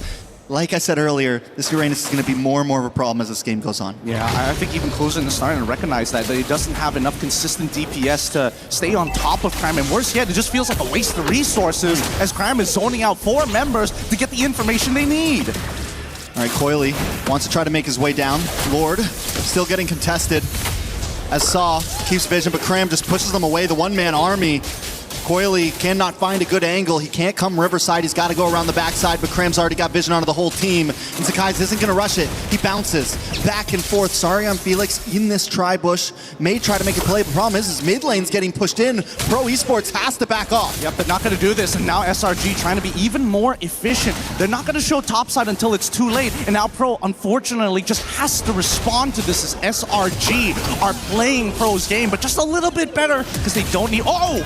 A little bit of play, a lot of damage. Cram jumps onto 3 Tempest of Blades, does come down, but it's more of an escape use. The taunt locks in, the Wrath of Dryad and Saw falls as Innocent is catching targets left and right. Sorry on Felix, just has to try to get away under the tower, but another Wrath of Dryad and a double kill for Innocent. Oh my Kuzen just wants to live, goes back to base, and SRG didn't even need the Lord. They're finding members. Oh my goodness, Innocent. An incredible baseline. He is showing that all gold laners need to have perfect movement. Look at that! Nothing can touch this guy so far. Every ability, pixel perfect footsies all the way through. It's been tough because Pro has been throwing so much at him. Coily. Can he steal it? Coily. Tempest of Blades comes down. He goes, but Sakai still secures it. Coily gets the kill on a Stormy, though. He's trying to make the big play, trying to get away. It's not enough. I don't know. Between so many regions across the world, for some reason, Malaysia versus Cambodia always gets the blood pumping. Always a banger. Always a banger. Oh my goodness. It is a tough game here, but it's not completely over. Pro understand, hey, we still have scaling on our side. Zipper, if you pull up the items, I'm pretty sure that Kuzen is pretty much getting to his 3rd, if not finished it already at this stage. Yep, 4th item technically already complete here. He's got real damage. The problem is that he can't close the distance. If not, Stormy or even Yums could knock him out of place. All right. Pro Esports, can they defend it? They still have inhibitors. This is only 1st Lord, 2nd Lord, actually. They got a Crash has come through. Sakai's wants to jump in. Yums with conceal play. Doesn't find the big payoff. SRG looking for an angle on the backside. A lot of damage from Sakai's. Coily just wants to try to clear the waves. Innocent looking to target onto this base, but Lord is already down to 20%. Sicko to Pepe, trying to run away right now. 9 seconds ablaze. Sakai's taking out Coily. Gets the pick off. And they're looking for more. Can't shift even more. They're still holding the wave. It's 3 of down, and they want to push this and make sure they buy another 4 minutes into this game. Pro Esports with a beautiful defense. Cram falls the first time he's died yet. Can they do more? Kuzen gets a nice shot onto Yums. Stormy doesn't want to give it up just yet. The minions are still on the base. Pro Esports trying to defend 2 more waves coming in. They can hold on. They go to Pepe. Try Doesn't have the ult. Coily. They're able to push him away. Pro Esports survives another wave. You can tell. Both sides, they just want that moment to breathe. And SRG finally have to let go of the pressure after losing Sakai's alongside with Cram. They recognize Pro. They're going to be able to respond faster. Can he get this? No. At least he has the purple buff, but does he trade? Oh, that's a lot of damage. Yums goes down. Immortality does pop. Can he escape this? Sorry, I'm Felix. Look at the final shot. Kuzen able to get it. That's a 42-second death timer on the side of SRG. Lord comes up in 45. All right, I got to stand up for this one. Yeah. With this game, hype it up. It's a high intensity, for too long, 16 minutes already, and there hasn't been a moment where their heart skips a beat every single time. Cool, calm, and calculated. I mean, we're the amateurs here compared to those professionals up there, but now we're getting into the later stages of the game. Maximum items. Is this a punish? Ooh, shifting skies. Cram takes a lot of damage. Recoily's gonna back off. Rather Druid does come down, but doesn't connect onto anyone. Pepe gotta run away right now. Pro Esports gotta give up space as SRG takes control of the Lord Pit. Yeah, and with missing inhibitors on all fronts, Pro recognize that, man, we're gonna have to pray that Coily can be the one that buys us the extra 3 minutes we need. If he steals this Lord, this is going to start dragging out. But Pro don't have the advantage in the lanes. Every single side is getting shoved in. All right, but Pro Esports know this may not be a Lord they can give up. And when you're in a position like this where you have no inhibitors, you kind of have to force the fight. You can't play the long haul. You can't play the dance. And this could be the fight they're trying to force. Look at the damage. Coily in the backside. Tempest Blades does come down. Sorry, I'm Felix able to just get away, but taken out by Humes. And the fist crack. Saw's down next. Pepe locked on to as Kuzin and Coily trying to make it back to base. The Terrify. The immortality isn't enough. And there you have it. The forced mistake coming out of Pro and SRG. This is why Macro plays a huge part in this game. With such a tough composition to play as well, they managed to hold on and turn these conversions only limited to the jungle and not structural damage. And SRG, with a well-fought battle, will take game number 1. It's not over just yet. This is an amazing contest of two incredibly mechanically inclined teams, and I think everybody's praying. I wish this was a best of 5, maybe even a best of 7, but for now, both sides are gonna go back into their corners. They gotta listen to their coaches here because there was, I don't wanna say mistakes, but there was anti-synergy at moments.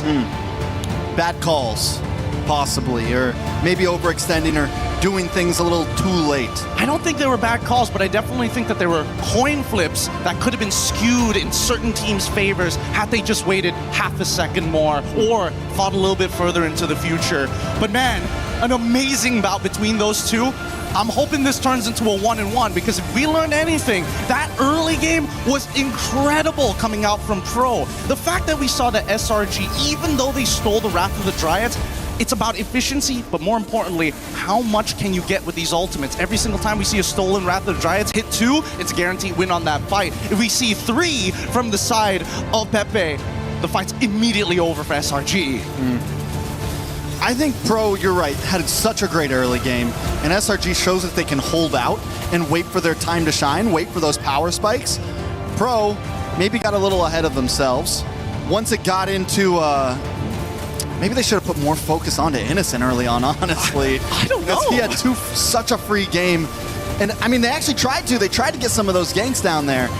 It's true. I believe you, but at the same time, it's tough because you're looking at Innocent and he's just like pixel perfect movement every single time. Just at the maximum range of the stun. Managing to hold on and use that Purify for 2 CCs overlapping each other. And this final moment where we do see the inevitable flank coming in from Yums' side, a lot of teams are now going to start thinking, hey, we got to be careful on that top side. But with that being said, we're going to leave the rest for the panel to break it down and make a prediction for that next game. Rain Day, it's all you. Rex, that was a great matchup, and you guys did a great cast there. And one of my favorite things about taking a look at MLBB, especially after a game, see what went right and sometimes what went wrong. Innocent got off to the races and did not look back. There was no answer for a game that I thought went pretty well for Pro Esports for a while. We'll see if they can change up that macro and find a way to finish it out, maybe tie the set going into game 2. But as the players take a break, we'll welcome you back onto the panel. My name is Rain Day, and I'm joined again by Brigitte and LaFell. And this time, someone you probably know very well, Moon, jumping in from the stream to join us here on the official stream. How are you, Moon? I'm fine. I'm good. Are you enjoying being in Paris? Yeah, I enjoy live here, and I eat a lot of bread, croissant, baguette. Mike, anything with bread I eat. he was listening to us, guys. I think he knew we were setting up the croissant baguette conversation. Moon, we'll get your thoughts on this game in just a moment. I'm going to go down the line, though, with Brigitte. Game one, I mean, SRG, they look strong, but I think they played a more complete game overall. Yeah, even actually, if you take a look back in the beginning of the game, majority of how proactive Pro Esports actually were across the map came off of them just punishing SRG's more aggressive approach during the start, and it worked out really, really well from them, not until moments wherein it had to come down to a mechanical showdown in the latter portions of the game. I know you'll have some things to tell us, LaFell, but in general, overall with the game, happy with how Pro Esports approached game one? Honestly, that was an amazing game. Like, this is one of those games, if you give me time, I can talk about it for like half an hour. Because that's longer than the game. From Pro Esports as well as Langray Giants, they showed so many good things in that game that that's a perfect way to start the day. Well, you know what? I know Brigitte wanted to get a little workout in as well. You guys were fighting, but now I'll have her hold the mic for you while you actually get going with some telestration. You can talk about this for a little bit longer. All right. Thanks, Brigitte. Thank you very much, Brigitte. You're welcome. She's a great mic holder. For now, we got to talk back about the draft because honestly, like, over here, we saw like individual plays coming in from Langray Giants. Now, the thing that you guys have to see here is both Innocent on this Moskov as well as Coily on this Ling. They are the position one, right? They are position one, and they have to fight against each other many, many times. And one of the reasons why Langray Giants can win this one is because Innocent keeps on winning that 1v1 battle. And of course, we also have to see the synergy between Cram as well as Stormy as well as Yums, because Cram, he is the front line. He's the front position trying to force out the mistake, and then you see Yums as well as Stormy just being a little bit behind. Whenever the opponents overextend, they cross Cram's line, they will intercept them here and then they will make a play. So that was very smart coming in from the draft here. And when it comes to Pro Esports, we wanted Sora here to try and able to catch out Stormy, and he was able to do it many times. But he was not the win condition. The win condition is Innocent, and he survived many times. We're going to see a clip here. I'm going to try to go very, very fast, where this is where we see the strength of Pro Esports, where you can see here, just from this image, the lock coming in from Pro Esports, there's a lot of crowd control, and this enables them to win 5v5 team fights. So then what we see for Langray Giants, what they do, they split the team fight. This is where we see Innocent came in, forcing out them to actually do something about it because he wants the minions. But looking at the minimap, we can see Stormy as well as Skies flanking from behind. And then as we move forward, we see Stormy using the Wrath of Dryad to lock both members here, allowing Sakai's to get that free damage. And the last clip that I want to show, this emphasizes what Langray Giants is doing, right? Sakai's in this position is position 2. He's the disruptor. He is the one that's going to create chaos in the game, and that's what he did. So during this fight, we can see that Sakai's had to run away because that's already job established, and now we're going to be looking at Innocent, where again, this is what I'm talking about. Position 1, 1v1 between the Ling as well as the Moskov. The Moskov won this round, and he keeps on winning again and again and again. And all the while, we can see that Sakai's has survived the initiation. So in this matchup, it really is about how Langray Giants, they buy enough time for Innocent to win that 1v1 against Coily, because once Coily is out of the game, the Ling is no longer a threat. So this is a draft that requires individual skill and honestly next level macro understanding as well as team fight understanding. It was a masterclass in terms of, we mentioned control being a big kind of theme for Pro Esports, but they found a way to use a draft that wasn't as good in a team fight to ultimately isolate fights and get their their position 1 into a good position to succeed, and that's what Innocent did.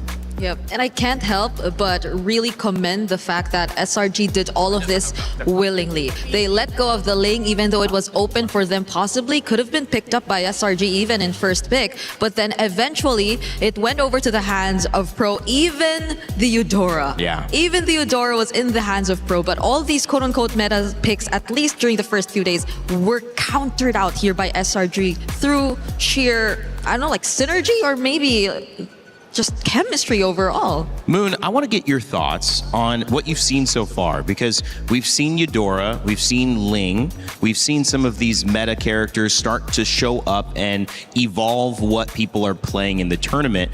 What are you seeing as being an effective way to approach this meta? What do you like about it? What don't you like about it? What I think about it, boleh cakap bahasa. Sure, you can speak Malay. I'll translate. Apa yang saya suka adalah we can see that. Sorry. I thought we needed translation, Moon. Okay.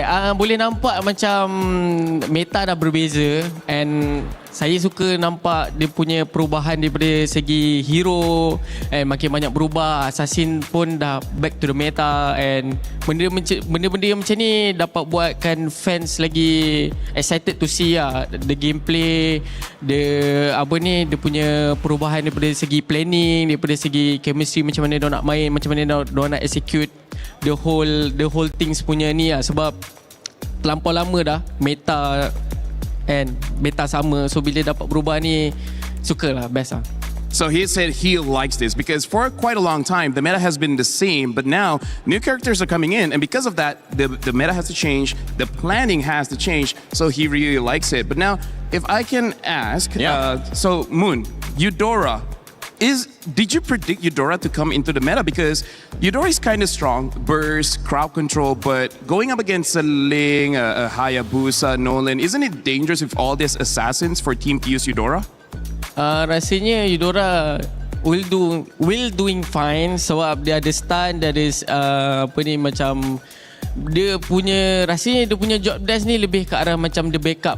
Dia macam backup marksman ataupun orang-orang yang boleh carry the game lah. So it's very useful lah bila kita ada hero yang macam instant lock. Sebab kalau contoh kalau kita letak macam Farsa ke dia at least nak kena first killer. But Eudora just different breed lah. So it's help a lot on kalau nak focus in defending, something like that lah. Yeah, so he basically said Eudora's primarily ability right now is the ease of actually peeling for either the marksman or the assassin. Compared to other heroes, they can kind of do the same thing, but much more difficult to do compared to Eudora. It's a point and click stun. Something like a Farsa, you have to aim the ability first, so it could fail. And speed is another thing. When you have a point and click, press a button quickly and it happens versus trying to aim that out in a circle. Well, something that doesn't happen so quickly, I mean, you have to get the equipment, you have to, find a room or at least a microphone. But if you want to get those things quickly and then join us as a co-streamer, that can happen almost instantly if you guys apply. Co-stream at EWC. Make sure it make a time to scan this QR code that's coming up on this Thursday page as well, because you can get all of these cool prizes as well and find a way to be a part of the official action. And if you don't want to co-stream, that's okay, but it's a great opportunity. If you want to be like Moon, come on and check out that QR code, see if you can join us. Brigitte, let's go back to kind of this game here and looking at game 2. What can be done? I actually thought that PPP on the Belleric was pretty strong. 10 assists in that game. I thought he created a pretty good front line. They sometimes could not capitalize on it in that late game. But what did you like about Pro Esports? What do they need to do more? I really think that they play the strengths of their lineup, honestly. It's just that there was such great adaptation coming in from SRG as well. It was pointed out by Lafel earlier here when they realized that Pro were just too efficient when it comes to the counter engages in terms of utilizing the Belleric and the Wrath of Dryad and team fights. They just decided to split everything up. They decided to play the map, and they decided to take or allow Innocent to take the lead and maybe be a more secondary role for Sekai's. And I think that kind of maybe shocked how Pro Esports had to adjust mid-game. And honestly, I kind of want to ask Moon, because Moon was a professional player. I want to ask, SRG playing this way, basically like a 1-3-1, Sakai's trying to push people away, 3 people trying to protect Innocent. Is this gameplay more difficult or actually easier to do? Because we see Pro Esport, they try to 5v5, but then SRG tried to split the fight. Is it easy to play like SRG? Sebenarnya tak susah kalau dorang percaya satu sama lain lah. Kalau dorang percaya satu sama lain, benda ni tak mustahil untuk buat lah. And kita boleh nampak pun Sekai's dia punya personal skill pun memang one of the top level dekat MPL MY and at the whole international. Dan kalau dorang percaya satu sama lain, benda ni tak mustahil untuk dorang buat lah. Yeah, so I basically asked Moon, like, is it difficult to play like SRG where you split the fight? And he's like, honestly, if you trust each other that well, and when you have such a good jungler like Sakai's, it is most definitely possible. Because if everyone does their job very, very well, then the game plan just falls into place. Yeah, I understand. Because I think it was also... You understand Malay? No, not All the right. Malay. The way that You they said what? did that. Because like, huh? I've been talking about you. I didn't know you understood me. But yeah, it's the way that we entered the game assuming that SRG would just play a very individual approach to this because of their heroes. We were maybe questioning the synergy to a certain extent because you saw it a bit more from Pro Esports end, but in that game, since they were just so reliable individually, then it wasn't as difficult for them to adjust on the fly. What do you think was going on in their head when they saw that 3? Because, you know, coming into MLBB and learning so much from you guys, I immediately said, this is a really good team fighting composition. And so at a certain point, do you think that SRG realized, well, listen, that's what they're going for. They kind of beat us to the punch on that. Why don't we lean into our strengths? We've got the Mozgov. We can kind of go and try to play this individual game. I think they had that backup plan all along because they just let go of the Ling anyway. They let go of the Eudora anyway. So it was also them like willingly playing into this draft, knowing that there will be a fallback, knowing that there could be a way around this. Because I think their first approach failed. It was them trying to be the more proactive ones across the map. They went for the invades, but they got punished. And that's where they probably started to realize that there should be a certain switch up, but they didn't do that up until the mid game. So I think Pro Esports were caught up in the idea that, yeah, we're somehow still taking the lead, but at the same time, they were actually not because SRG was already on the way to doing something that would favor them much more. Zushin in the ban list right now as we get started. Dangerous Grass will be how we play this match, as Game 2 is a chance for SRG to go 2-0 against the Cambodian squad of Pro Esports that has certainly proved to be dangerous in the early game. Talking about this matchup a little bit unique.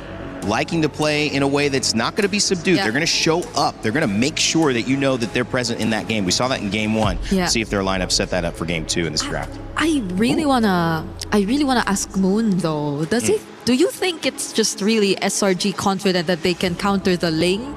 That's why they're not picking it up in first pick? Because I feel like we really want to see Sakai's on the Ling, but at the same time they're not going for it. Actually, he's playing chess with them. Yeah. This is like macam biasa lah diorang buat benda ni kat MPLMY. Tolong tak? No, he's saying like this is something that they even keep doing in MPLMY. Even though it's a strong pick for them, they're like, hey, you pick it up, we'll counter it. Wow. Because it's a bait, right? It's a bait, but also it's kind of like psychological. You're giving your opponents the best heroes possible, and you still beat them. That's especially in a longer series, that could break people very, very fast. Maybe that's why in the grand finals they keep winning 4-0. Maybe they found a way, trying to do it again here at MSC 26. The Fanny ban? Yeah, I think the Fanny ban is very much warranted because especially with all the junglers that are present here in MSC, a lot of good Fanny players, and a very good Fanny player can almost 1v9 if he has a very, very good start. My interesting thing though is that the Yi Sun Shin gets banned. Moon, what do you think about this Yi Sun Shin ban? Do you think it's warranted? Like, should they ban the Yi Sun Shin here? I think the Shanshin is good to be banned because he can outplay, out macro. Okay, out macro. Yeah. Dia punya farm pun laju, so dia boleh out-rotate the enemy lah. Plus boleh dapat vision. Vision tu lah sebenarnya yang paling mungkin dapat menyusahkan daripada segi makro lah, macro play. Yeah, so Moon basically said like the macro abilities of a Yi Sun Shin and the fact that he has very fast farm as well as a global vision might disrupt Slangerai Giants. So they opted to ban that out, but now Slangerai Giants picking up the Freya and Pro Esports quickly pick up the Belleric again. Yeah, it was really good. I mean, we saw how impactful that was and the Ling. So going back to what worked, I mean, if I'm Pro Esports, Brigitte, I'm thinking we were close in a couple of moments of turning this around. If we can somehow force them to stay on the back foot and take these team fights or have to take these team fights against our Belleric with our Ling, we might have a chance. Yeah, because they can do a very similar approach to what SRG were doing as well. It's just that maybe Kozen took a bit more time to scale up rather than Innocent. Innocent, again, in that game was I think the casters mentioned it too. He was a bit too free. They could rely on him on the damage already when they needed it the most. But Kozen, I think it took a bit more time for them. So maybe there could be a certain adjustment in terms of that. Maybe handing him over a much better matchup in lane. But with the Hirara Cho already showing up, I think Kozen either way would already have a very difficult job. So what do we see here? Do we see the Moskov picked up now? They go for they pick up the Ruby. Now that's going to be good because here's the thing. Pro Esports banned out the Cho, but now Yums gets the Cho. And now Pro Esport, Ruby was banned against them, and now they get the Ruby. Moon, my question to you right now with Belric as well as Ruby, there's a lot of crowd control. Do you think Sakai's on this Hirara can go in and out? Do you think Freya can go in and out? Because, I don't know, it looks like Belric and Ruby is countering 3 heroes of SRG. But they still can't do anything actually because Freya got immune, right? When he's using ulti. And Chao also, I think the approach for SRG game right now will be different. Will be more towards laning and objectively. Okay. Also with vision. They will play vision a lot in this game. So let's see how they play. Yeah, so it looks like Slangway Giants, they want to try to control the map now. But again, Pro Esports, they want to go for team fight. Personally for me, this is very scary coming in from Pro Esports. Yeah, it's very similar to what happened in game number 1, and we saw how SRG were able to answer that, and they're also still letting go of the possibility of this Freya still being flexed eventually. Like if they still want to go for a marksman in the gold, Innocent can still get a hold of his Moscow, but at the same time, you also wouldn't really want to see him on the Freya either. Because it's equally just as aggressive, and you could just pick up another source of crowd control or means to combo this lineup through an EXP lane pick for Cram. Because either way, I think SRG could be very flexible with the picks that they have right now. Honestly, interesting that they're banning out the Esmeralda as well. So I think Moon is onto something here. They really want to win the lane. So I feel like Slangway Giants, in game number 1, they were playing the mid game as well as a little bit of the late game. I think for this one, they want to have priority from the get-go. They want to make sure the first turtle they're able to get, second turtle they're able to get, and then try to control the map by the first 10 minutes of the game. Well, when you look at what you could do better, if you go back into that room for the 10 minutes between games, that's what you're talking about. I mean, those were the moments of a coach to come in and say, this is what we can improve. You guys did great towards the end once Innocent got going, but if they had countered Innocent a bit more, that could have been trouble, which is why, I mean, I'm focused on what they're going to put Kuzin on, because the Harith didn't quite match up with Innocent, and so they need somebody to kind of go toe-to-toe, maybe pressure him out, make sure he doesn't have such a free game. Oh, Vexana! Moon, what do you think about this Vexana pick? Like, Eudora okay, but what about Vexana? Vexana rasanya diorang lebih fokus ke arah untuk bagi sisi untuk crowd control to chain. Yes. So diorang more towards fight. Diorang sebab kan kita boleh nampak dekat first game tadi, diorang susah nak target tau. Player SRG kan. Tapi kali ni kita boleh nampak yang diorang betul-betul ada satu targeting ataupun satu hero yang diorang nak target untuk kalahkan terus dalam team fight tu supaya diorang boleh take advantage lah. Yeah, so basically you're saying Vexana has a lot of burst as well as good control with the ult. So looks like Pro Esport, what Moon is saying, they still want to double down on more crowd control, but this time having Vexana going straight to the back and try to get the instant kill, but now Slangway Giants with the Farsa as well as the Claude. So right now it looks like they want to fight fire with fire. You have burst, we have burst. And he can still play the long lane with the Claude. Wow, look at this. Not looking fun. This is not looking fun. I mean, I don't know about you. I'm having fun with the draft coming in from both teams. Well, if you're playing this lineup right now, then you might not have this much of a good time because you already are seeing so much backline potential from SRG. And you're playing a Vexana with little to no mobility or escape tools as well. If not for that knock-up you could just get from the Eternal Guard. But again, you raised the question on what Kuzan could pick up. We're not sure if the Ruby is going to be his hero, honestly. But Moon, do you think it's Gold Ruby? Or do you think they are still planning to flex it? Okay, never mind. Back to it. Well, in some ways, this is confidence that we did some things right and we needed to swap a little bit. That's where the Ruby comes in off the ban list and the Vexana to try to mix up what is a similar 3 out of 5 Harith, Ling, and Beleric for Pro Esports. but the Farsa, the Cho, the Claude, and the Freya, all new picks here for SRG. I gotta say, this looks like a very fun draft coming in from Slangoy Giants. This is the kind of draft that says, we still want to show our micro, but we just want to end the game fast. Moon, it's been great having you and your thoughts as well. We're going to follow you along your stream. Thank you for joining the desk. Thank you for having me. As Game 2 is about to get underway, SRG trying to make it back to grand finals here for the third time in a row at MSC. The challenge of Pro Esports stands in the way. What can they do? Game 2. As we send it over to Gideon and Trex. Thanks so much. We're already jumping into this next game, and the adjustments have been made by Pro. And I'm not gonna lie, initially when I saw Vexana, I'm pretty sure with the rest of the world, we were all like, wait, what? Why? Why are we going this when the Eudora was already doing some good work trading battle spells? And I think what it comes down to is wave clear. I mean, you can get Cinco de Pepe to come with you every single time to get that concussive blast, but now with Sa on this Vexana, single-handedly, I can clear this waves. Pepe, go where you need to be. That is fair, but you still have to be careful because with something like this, you lack the flicker. Yes, you had to pick up a flicker yourself, but you lack the movement, and that's where I kind of like this Farsa. And you lack some of that big AoE where I would have kind of liked the Eve possibly for Pro. But again, they're the pros here. They're the ones who have to make the decision. You do at least get the stiff arm for Cram. You have the Terrify. You have that ult that can kind of either disengage or engage, so there is potential for Saw here. Yeah, no, there's a lot of potential, in a matter of fact. I was thinking Eve in the same exact light, but I think the big problem is that once you drop down that RWM, you're kind of a sitting duck, and I think here up in the top side, Innocent doing a very good job at winning out this lane and even getting an early regenerate out of Kusen. He's going in to call for some help here, and Belleric is on the way. Oh, Sakai's though wants to try to target down Kuzen. First blood into the hands of Sakai's. And it's just a little too late. Pepe could not get there in time. A great setup coming in from SRG's side. But now it looks like with that top side winning the way that it is, it's got to be a bit of a trade, right? Strong side bot with this Freya. This Ruby is going to try their best to try and slow Cram down as much and more ideally sandbag him. Coily gets knocked up. Coily's been doing amazing on this Ling last game. Even when he died, he was making some great plays, always at least trading off.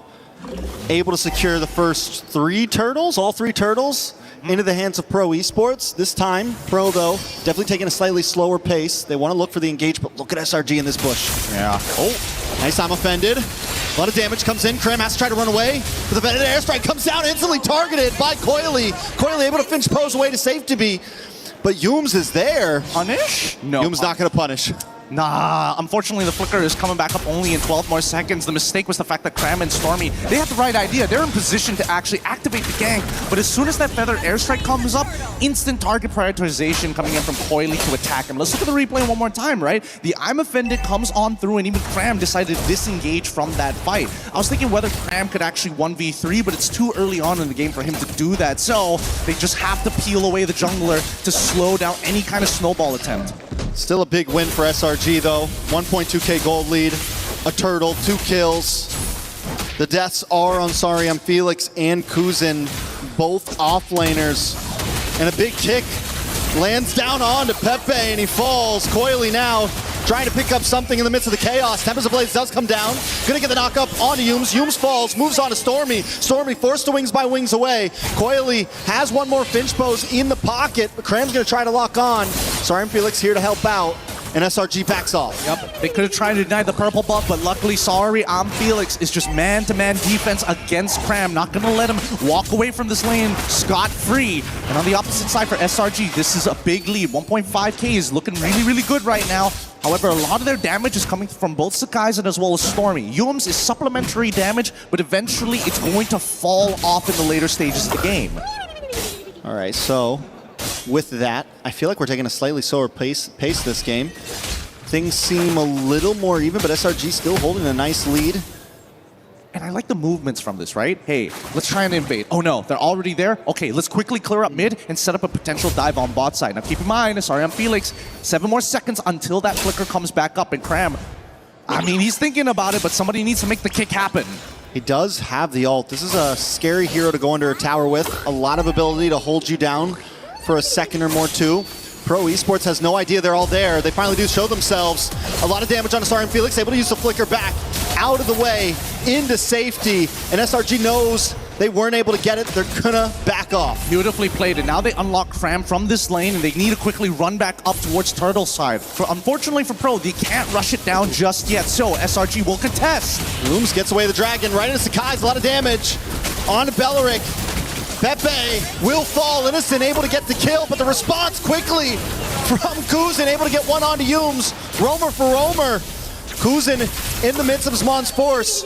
Cram forced to back off, doesn't have an ult anymore, and now Pro Esports has the pit. Yep, they played for the fight, and now they don't have enough to contest for this Turtle. They trade supports, and that's the thing. They're trying to make sure they keep Coily in one place for as long as possible, while SRG quickly have to make a cross-map play on the opposite side. Let's look at this replay one more time, because initially, I was thinking maybe they don't have enough damage, but then Innocent comes in with a Blazing Duet to give that last bit of a kick that they need to get across that finish line. Cram, the entire time, zoning out Sa. It's a great idea, because Sa is going to be the main anchor for the side of Pro Esports to wombo combo with each other.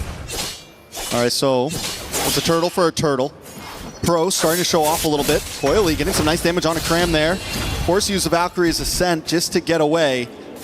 Pro Esports are matching the pace very well across the map, and even when SRG looks for plays, they haven't been able to secure the big gank yet. Yeah, yes, they're able to like attack the offlane, but nobody's gone down to those advances just yet. See, that's the thing. I think that Pro actually decided to adapt it. They realized that a lot of the punishment was targeted towards Coily's side, a lot of the invasions as well, and even down here by bot side, right? They're trying to keep him in visible areas across the map. They're not letting him take control on the opposite ends, and I think they've been doing this since game number 1 for the side of SRG. Pro on the other side, hey, if they're focusing on our Ling for this long, you know what? We're going to play for our Harith, right? Look at the reinforcements controlling this top side. Wait, a kick! A lot of damage. Saw goes down, but a lot of ults used as well from SRG. They're going to be able to take that tower in the bot side as well. It finally falls. They've used so much just to try to secure it, and all Pro Esports are going to get out of this is a top tower. This is quite the scrum, a game of rugby. Sakai's, no, Coily not going to go for it just yet. Scared that maybe without the Bladed Tempest, he's going to get hit by the stun. That's a pretty good call here for the side of Pro. It's 6-3, but this 1.7k lead has not been developed further than this. All right, so Pro Esports kind of backed against a wall a little bit here.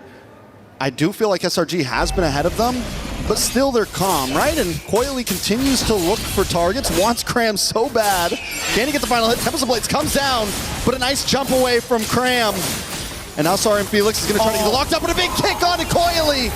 Right into the feathered airstrike. Yume's caught in between 3, will fall as well, but still it's a jungler for a roamer. SRG gets a huge advantage. It's great, it's great. This turtle should fall into their hands as Pro is forced to move back into the lanes to make sure something happens. And Innocent, he's max stacked right now on that Art of Thievery. He's dealing some real damage. A lot of damage from Stormy as well on Asari and Felix. Sakai's able to get it, and everyone misses Cram. Looking for the engage here. Doesn't have the Valkyrie Ascent. Will back off. Kuzin looking for a quick strike. Drops Mon's force, he dives in, but he's stunned up, taken out. Kuzin might just get away from the Blazing Duet. Kuzin dashes back. Innocent not able to get the final shot down, but still a win in SRG's book. Oh my goodness, you can hear that crowd. What a gut punch. They wanted to see Kuzin go down, but his mechanics kept him back up.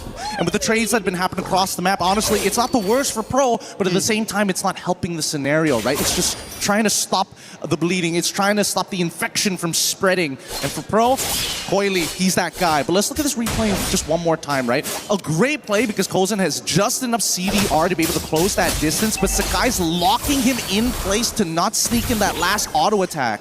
I was looking, I was so locked onto Kuzin. Sakai's getting taken out by Sariam Felix. Definitely evens the playing field a little bit there in that fight, right? Pro Esports haven't fallen behind. I mean, last game when they were ahead, they were sitting at about a 2.5k goal lead, and SRG was able to turn things around. This time, SRG only leading by 1.4. Pro Esports definitely not out of this. They're going to try to move on to this bottom tower. The slow push, and SRG's not going to be able to make it there. Gotta watch out for Yumes. Nice way of the dragon. Tempest of Blades comes down. Innocent has not engaged this yet. Yumes taken out. This could be bad for SRG. They don't want to force the engage. They're forced to just defend. able to get the Tempest of Blades out and buffer it just before the kick actually connects. Really good stuff here because it comes in two parts with that kick. So if you want to drag it out and max it out, you absolutely can. But if you got the right boots, you can get out of it no problem as soon as you have your abilities available. This could be Flicker, this could be Bladed Tempest. Either or works the exact same way. In this particular case here, I'm noticing that SRG, unfortunately, don't have the same benefits. Pro can walk into you like a bulldozer, overwhelming force. SRG actually have to play the consistent push and pull. They can't all go in at the same time. If not, Bellerin gets value, but Cram can't go in by himself. Both teams dead even on towers on the off lane. No big macro advantage, but a lot of damage on Ayum's. Feathered Airstrike comes down, but the damage isn't enough to keep Pro Esports off of his teammate. Pro Esports now, with a man up, aren't going to rush this Lord, but Sakai's with a cheeky positioning into this tri-bush, looking for someone to fall into the trap. Actually, that was pretty huge. The fact that Pepe lost not only his Flicker, but his Wrath of the Dryads, he can't force a play upon his opponents. He pressed the buttons in the wrong order, and now this contestation might be a little bit harder than it seems. I mean, with a man up, it still feels comfortable. Sakai's going to try to make his way in. Coily's still able to get the Lord. Sakai's able to get away with his life. Trying to take it. He's going to move on to the target, though. Pepe taking a lot of damage. Valkyrie sent into the backside. Sakai's goes down because Kuza responds force. And now Pepe may be able to get away here as Cram is unable to secure a kill. It's 2 down on the side of SRG and a Lord into the hands of Pro Esports. And this is what I was talking about. It's so difficult for SRG to throw everything at the wall. Somebody might be out of position. Somebody is a little too far, and they need to be in literally the perfect triangulated area to catch everybody. Because look at the tri-brush here. Instantly when you see that Cram decides, I'm going to change my targets over to Saw's side, the rest of Pro immediately collapse around him. And most importantly, Sorry I'm Felix is buying the perfect amount of time for everybody to either battle spell out of there or create some distance. Feathered Airstrike does come down in defense, but a lot of damage on Ayum's. Ayum's just hasn't been able to hang out long in these fights. The damage just a little too much from Pro Esports. Are they going to move for this? Oh, Sorry I'm Felix comes in. Purple buff is secured by Sakai still, but a close call on the side of SRG. If they potentially dive this, and Sorry I'm Felix, he might just initiate. He's looking for these T2, but he's definitely not going to get that tower. Damage. Feathered Airstrike comes down. Sorry I'm Felix forces it back off. Tower does not go down like you said. But Pro Esports are relentless. They're going to wait for the next wave and take it down. Yeah, this Ruby pick, especially with the wave, ridiculous side. A little bit of a 1v1 here. Innocent, not on the Moskov this time, won't be safe. Coily, though, able to pinch pose and escape. A beautiful steal for Pro Esports. Really good stuff there. Innocent, unfortunately, just needed to kite backwards towards where Sakai's was going to be. He was really trying to sell that he was by himself, and unfortunately that costed him his life. And again, this is a much better position from Pro. Game number 1, they had the early game. Game number 2, now they have the mid to late down on lock. Coily's starting to feel himself a little bit. Oh, I'm offended from Sorry I'm Felix, and Sakai's is taken out. Pro Esports back off immediately. They're playing it cleanly too. They don't overextend. We got our target and we leave. He pulled off the Michael Jai White. He was like, he's not given the signal that he's going to engage. It just looks like his hand is floating there, and the next thing you know, he's caught 2. Feathered Airstrike comes down. Just trying to bend at this point, but every time the Feathered Airstrike comes out, Coily's there. He really wants him to use it. He wants it bad, and right now, I think that SRG, they have to recognize that they can't fight traditionally against Pro. It really comes down to the forced mistakes, but now that they're taking too much structural damage, I don't know how much control they can actually have. Looking at the items, finally, 3 down for Stormy. He's a real threat in the damage department, but he can never use his Feathered Airstrike first, because as soon as he does, Coily's right on top of him. Oh, what a beautiful I'm offended there. Right? And Kuzin was so ready for it. The comms right now are on point. It's so good, but the worst part is that it's unpredictable. You don't know when he's going to flicker I'm offended at this point. He's not giving the traditional signals most EXP laners usually give. Okay. Nice kick. Onto Pepe, but Coily in the backside once again forces Stormy away. Pepe's unfazed. Coily just one by one. Anyone can come catch these hands at this point. Yeah, they're throwing it up. They have to play the D. And so far, it's a lot more difficult to play the cross map without the Moskov. Seal out and, yeah, Cram, they have to contest this. Gonna look for it in. Kuzin Gets the Lord. Blazing duet to the backside by Innocent. Takes out Saw. Sorry, I'm Felix looking for a target. As Tempest Blades lands to the backside. The dash through. Cram falls. And now Coily gets kicked, but it's still not enough to stop him. Stormy drops. Yooms might just be the next on the chopping block, but Pro doesn't care. They're coming down the mid lane. And if there's one thing that I've learned about the Cambodians, don't mess with their assassin plays, especially when it comes down to Ling, because they are nasty with it as they're looking to open up the inhibitor with a Lord empowered wave just after. Yeah. Oh, that's gonna be it. Ladies and gentlemen, Pro Esports tied the score. What a prediction with the I'm offended. Holy cow, we got a real game on our hands, 1-1, as both sides refuse to back down. I mean, SRG, they can't be sad about that. The same can be said about Pro. The outplays were really good this time. I'll tell you what, we're not sad about it at all. Absolutely not. This is entertainment right here. It's a 1-1. Yesterday, we had to watch all sweeps. Today, in the group of death, every team is fighting for their life. I cannot believe that we've already got such great quality games within the first 2 days. Yesterday it was about clean macro. Now it's about how dirty you can get. How good is your infighting? These neutral objectives though, I gotta tell you, Trex, half the time I'm making a prediction in my head. Are they fighting or are they taking the neutral? I've gotten wrong every single time.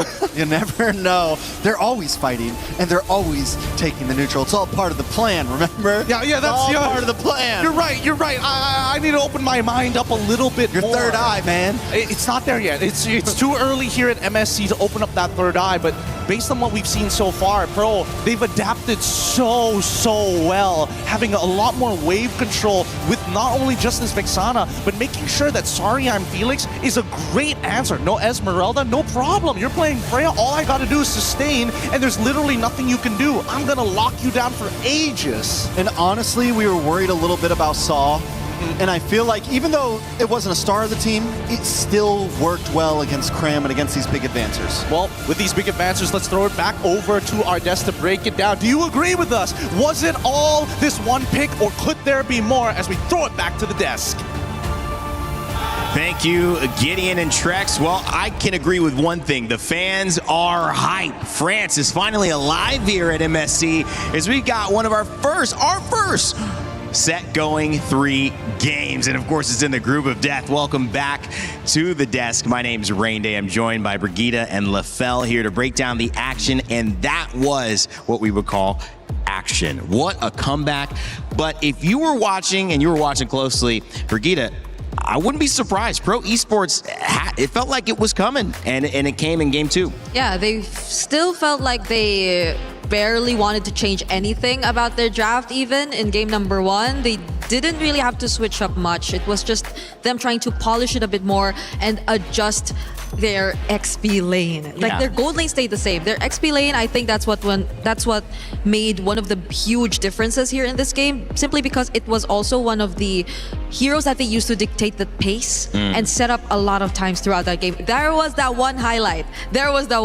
From Sorry I'm Felix. You have to give it to him to actually close it out almost from that point onwards. Speaking of Sorry I'm Felix, we actually had a chance to catch up with him for a pre-match interview. Let's hear a little bit about his mentality heading into this matchup against SRG. Hey everyone, it's Eterna here with Sorry I'm Felix. Welcome, Sorry I'm Felix. Sorry I'm Felix. So, first of all, we gotta ask, why are you sorry that you're Felix? Sorry I'm Felix. I just want to say I'm sorry before I attack you. Oh, sorry before he attacks you. All right, so we get context there. But Felix, this is not the first time that we've seen you coming through to MSC. We've seen you with See You Soon, and back then you were up against SRG. Now you're going up against SRG again. What's the main difference now?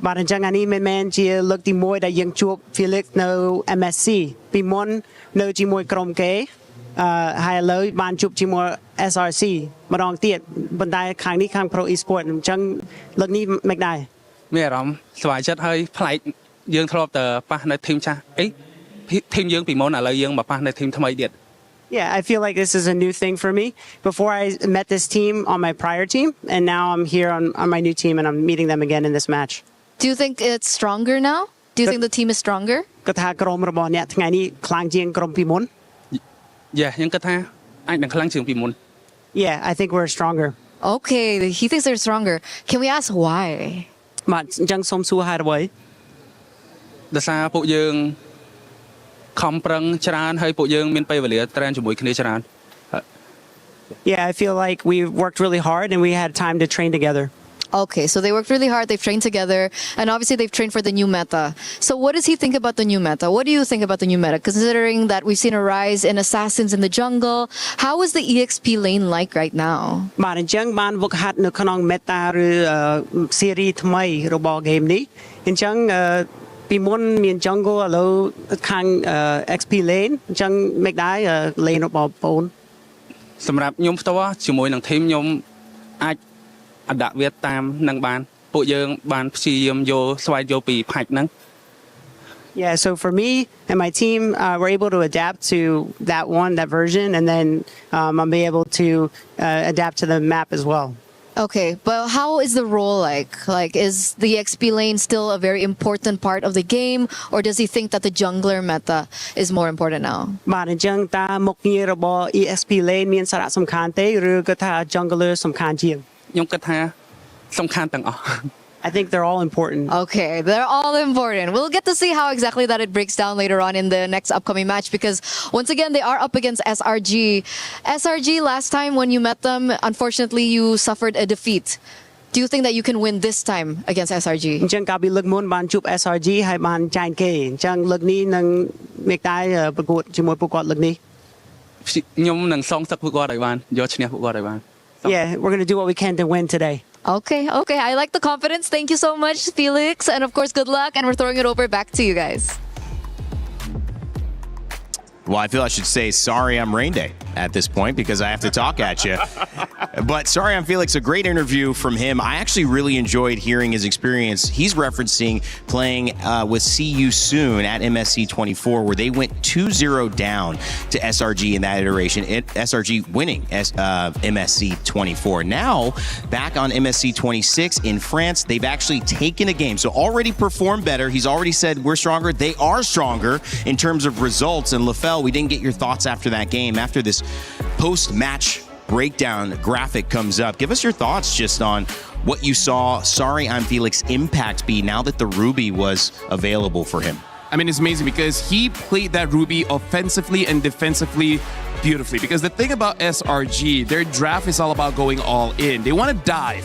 And having that Ruby constantly applying crowd control over crowd control over crowd control, the fact that Sorry and Felix doesn't die as well really made it so that Sa using that Vexana have a lot of free hits going in, as well as the lane coming in from Coily was not disrupted at all. So basically, no win condition was disrupted for Pro Esports. Yeah, it seems to be one of the most natural counters towards a Cho, which they clearly tried to play around. It was a great start for SRG, no doubt. We missed seeing the Cho and Farsa together and how aggressive they could be in the beginning of the game.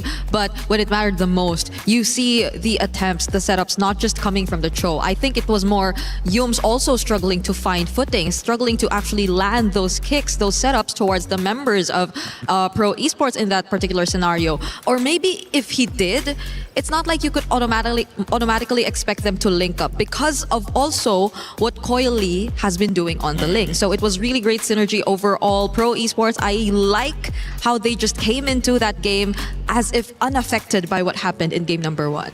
LaFell, you have a couple of clips for us. What did you see just a little bit before we get into this round? Well, my boy, thank you very much. Thank you. Oh, wait, you're welcome. Yes. So, first of all, we got to talk about the draft here because one of the more important things is in the previous game, we talked about position 1, but now I want to talk about the advantage of having red side or second pick because red 3 as well as red 5 in this game, Pro Esports was able to use this red 3 pick to counter what SRG showed because in SRG, the order of their picks earlier was they pick up the Freya first and then eventually pick up the Cho as well as the Herrera. Now, the thing is, the third pick for Pro Esport was this Ruby, which was banned out earlier. And we can see the effect that Ruby has because it counters basically all three of these picks just by the relevance of them wanting to go in. And sorry, and Felix making sure that you guys never go out. So amazing drafting coming in from Pro Esport. We're just going to see just a few clips here. And this is one of the mistakes that potentially could have been good for SRG because unfortunately for this one, Pro Esport didn't play that draft where they try to go all in, Kozin goes all alone, and yet you see the minimap, everyone else, the damage dealers as well as the peelers, is nowhere close. The fact that he was able to survive this and eventually got a kill was unprecedented. So honestly, SRG should have won this one, but it's a good thing that Pro Esport was able to outplay that. And then we move on further. This is what I'm talking about. This is why the Ruby is so strong. Because we can see here, what Cram is supposed to do is to basically 1v4 in this line, giving a lot of space for the backlines of SRG to actually go for the attack. But as we see, that doesn't happen. Look at how Cram gets just chain CC to death. There's nothing that he could do, and when once he dies, there's nothing that SRG could do. So amazing drafting coming in from Pro Esports. SRG needs to be careful of that coming to the next one. Oh, thank you very much. Yeah, and I mean a lot of that. Yeah, thank you as well, Brigida. This is a second job here. Oh boy. At least she's getting paid. You know what I mean, to do that. And I think at this point, when you look at these two teams, we have seen strengths against other strengths. We'll see if this continues to be the case as we get ready to jump into this draft where Pro Esports is allowed to dictate the pace of these group fights with strong heroes like Belleric that has worked so well for PPP and has kept them consistent. Will they give Sariam Felix another chance at the Ruby, or will they basically bounce that out in the ban phase to allow for Cram and again Innocence matchup against Kuzin? One could argue that that might have been the most important lever that SRG pulled in game one that they did not pull in game two, Brigida. Yeah, to a certain extent, I think it was encouraged by the fact that they saw it was a not so high on mobility mid lane. It was a Vexana. They had to go in for dives because they would already expect the backline attempts, especially from Coily on the Ling, and that there had to be someone who could bypass the walls that clearly Pro would set up just because of how they wanted to answer and catch these dive heroes. But then it didn't really work out well, especially as the team fights did not really favor them eventually. But now it's different. It's flying clouds. I personally feel like there was also something that SRG wanted to limit this. They want to see with the Cho, can they catch Coily on that Ling? And he showed that good luck, because that's not going to happen. So I feel like if SRG, they have two options. Either ban out the Ling or allow them to pick the Ling, but this time pick out the Moskov as well, because that seems the more reliable choice against the Ling. Yeah, I think they could have attempted to try if the Cho could just catch the Ling, but also, you know, like, it's not just the Ling. You have to also worry about the Ruby. You're being countered just in the same way, so you couldn't really do the job that you wanted to execute. But now we're seeing exact same sides. 3 games in a row. It's going to be SRG on blue and Pro Esports on red. But the difference, which is weird because the color of the shirts are it's the opposite. It's the weird. opposite. Hey, that's us, Brig. Oh yeah. I'm wearing red, you're wearing blue. So Wow. And you're sitting on the same sides here for this draft. You can't see it on camera, but LaFell's on the left side. So does that mean you feel SRG is going to do something a little different with this pick? Hey. I feel I mean, they've been allowing the response. I mean, like, here's the thing. Coach Arcadia as well as Coach Ozoravecki, they know how to respond. They know how to adapt. So I'm fully confident in them adjusting for this one. But I got to say, win or lose, game 1 and 2 already show that this is an amazing game. So yeah. I'm all up for whoever wins this one as long as it's a good game. I'm wondering if Pro Esports 2 are considering banning out the Phobias, because I don't know if SRG want to pick up the Ling this time. Because if ever they... I want them to pick up the Ling. But that's a good point. There has been like a hesitancy. They've had the opportunity to do it now. Yeah. So why Sakai's, you think, going away from that? It's already mentioned earlier, that's probably them also just really destroying the confidence of their opponents. You think that's what it is? It's 1-1 now. Well, please pick up the Ling just so that we can see it again, because I feel like part of it is sometimes you let that pick go because you know that you can counter, right? So I feel like they've already proven, with the Moscow we can, right? And then they see with the Cho, maybe they can't. Not good enough. I want to see how they're gonna adjust for that, because the other one that is painful to say What if after 2 years, he just doesn't have enough practice with that hero again? Wow. Yeah, because I believe muscle memory is there. You can still do good, but hey, there's a lot that can happen in 2 years. You know, as your age gets older, but hey. Finally, Ling is back for Skies. Yeah, and pro esports don't have the focus or don't have like the opportunity to grab it for themselves this time. So Coily might have to pick something different. Maybe we see the Hirara in his hands this time around. Possibly Red 3 if they want to pick it up there, because as of the moment right now, they are going to go straight for the Belleric Prio. Or maybe if they want to save a bit more of their strategies, they could also show the Hirara here too. But at the same time, they're just the Freya still open. There's Would you a grab bunch the of other... the Eudora. That's true. Yeah, trying to make sure that they can control the assassins or just high mobility heroes here. So I'm liking the Eudora pick here. I feel like pro esports, I just want to know whether they want to Hirara themselves or they want something else in the jungle. Because, hey, you know, like playing, there are different assassins. Maybe they have a different option. It would be scary, I gotta say, if pro esports somehow get a Moskov as well. Moskov and Eudora, I don't see the Ling having a good time. Yep, probably two of the most annoying heroes to go up against. I'm wondering now if SRG, do they want to stick with something similar to what they did in game number 1-2? The Valentina is still there if they just want to further limit the options here for pro esports, or if they just want to pair it with strong mid duos again, similar to what we saw in game number 2. Because there goes the Valentina, as we've mentioned, so they are going to pick that up. Badang. But the Badang, I'm surprised it actually shows up here. Why are you surprised? I feel like it was something you'd expect more to come out in second phase. It's a little early. Like, you don't expect the Badang to get banned. Yeah. You're expecting maybe the Uranus get banned, maybe the Esmeralda, because right now, looks like SRG want to run it back for game number 1, except this time, changing the Hirara into a Ling. Yeah. But that does mean that Cram has to use some kind of frontliner. He has to be the bait, and then Valentina as well as Badang, used by Stormy as well as Yumes, is supposed to be the backup. And I mean, I think they are saving that EXP pick so far on the side of pro esports, so we don't know what that's going to show up with. But so far, Cram having a good game, and then that kind of set up Sarion Felix being on the backside. Now, when he had a great game with the Harar getting picked up for the jungle, Sarion Felix was able to control tempo with the Ruby, and that really helped. So maybe that Cram matchup is really important for Sarion Felix. Honestly, even in the interview, Eterna asked whether the EXP lane is still very much important now. It definitely is, and I feel like for both Hirara as well as Ling, they would prefer if their EXP is winning that matchup, because both junglers like to counter-engage inside the enemy jungle, right? They want to path vertically. They don't want to clear their own jungle. They also want to clear the opponent's jungle. And if your EXP is winning, bonus, if your mid duo is winning as well, your jungler, your position 1 is going to have such a good time. Yeah, I just don't see it being a good game for a Ruby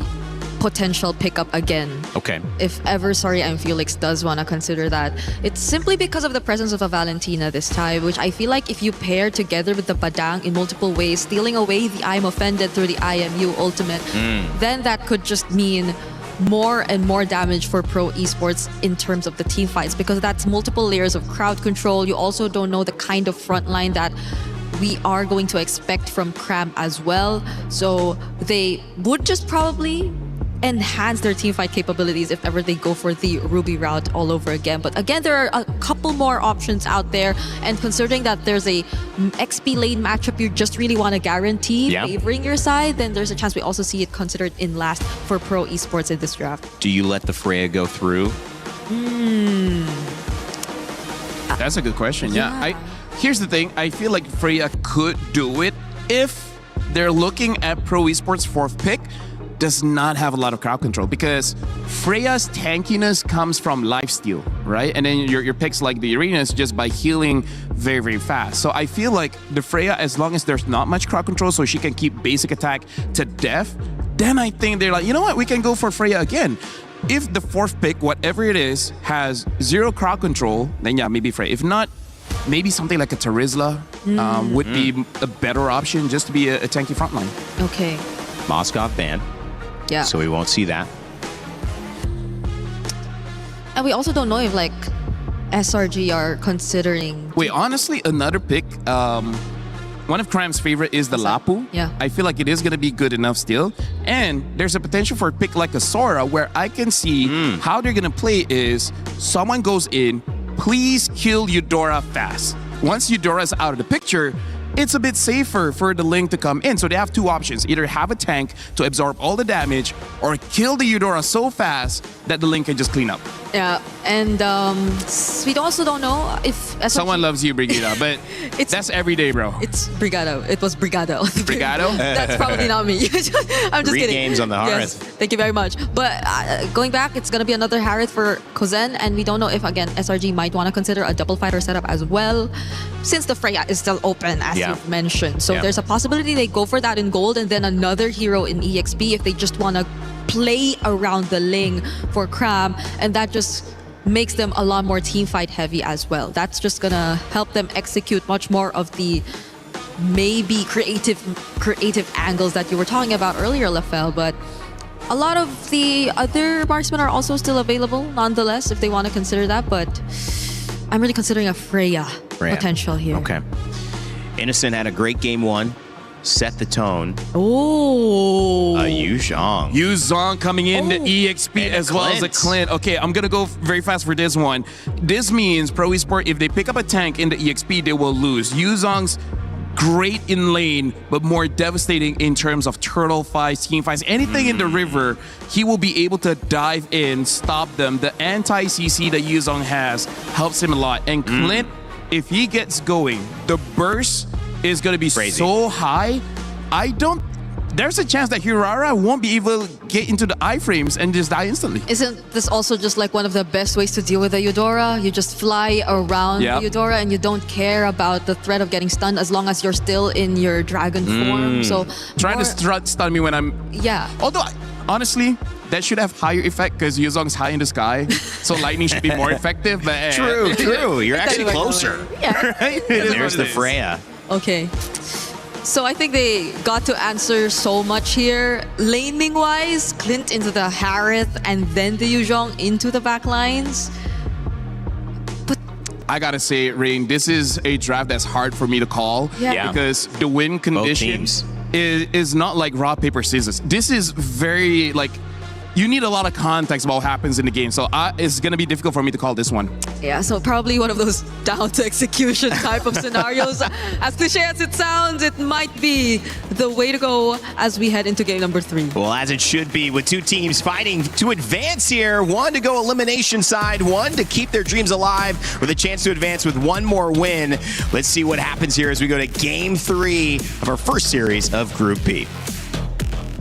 As we jump on into this match point for either side, and I gotta agree with the table here. It is a tough game to call as both compositions are distinct in what they want to do, but most importantly, it changes and fluctuates depending on the game state, and each one of these phases is gonna be devastating for those who give first blood. Let's be honest, all 3 games have been a tough game to call. It has been a coin flip back and forth between these 2 teams.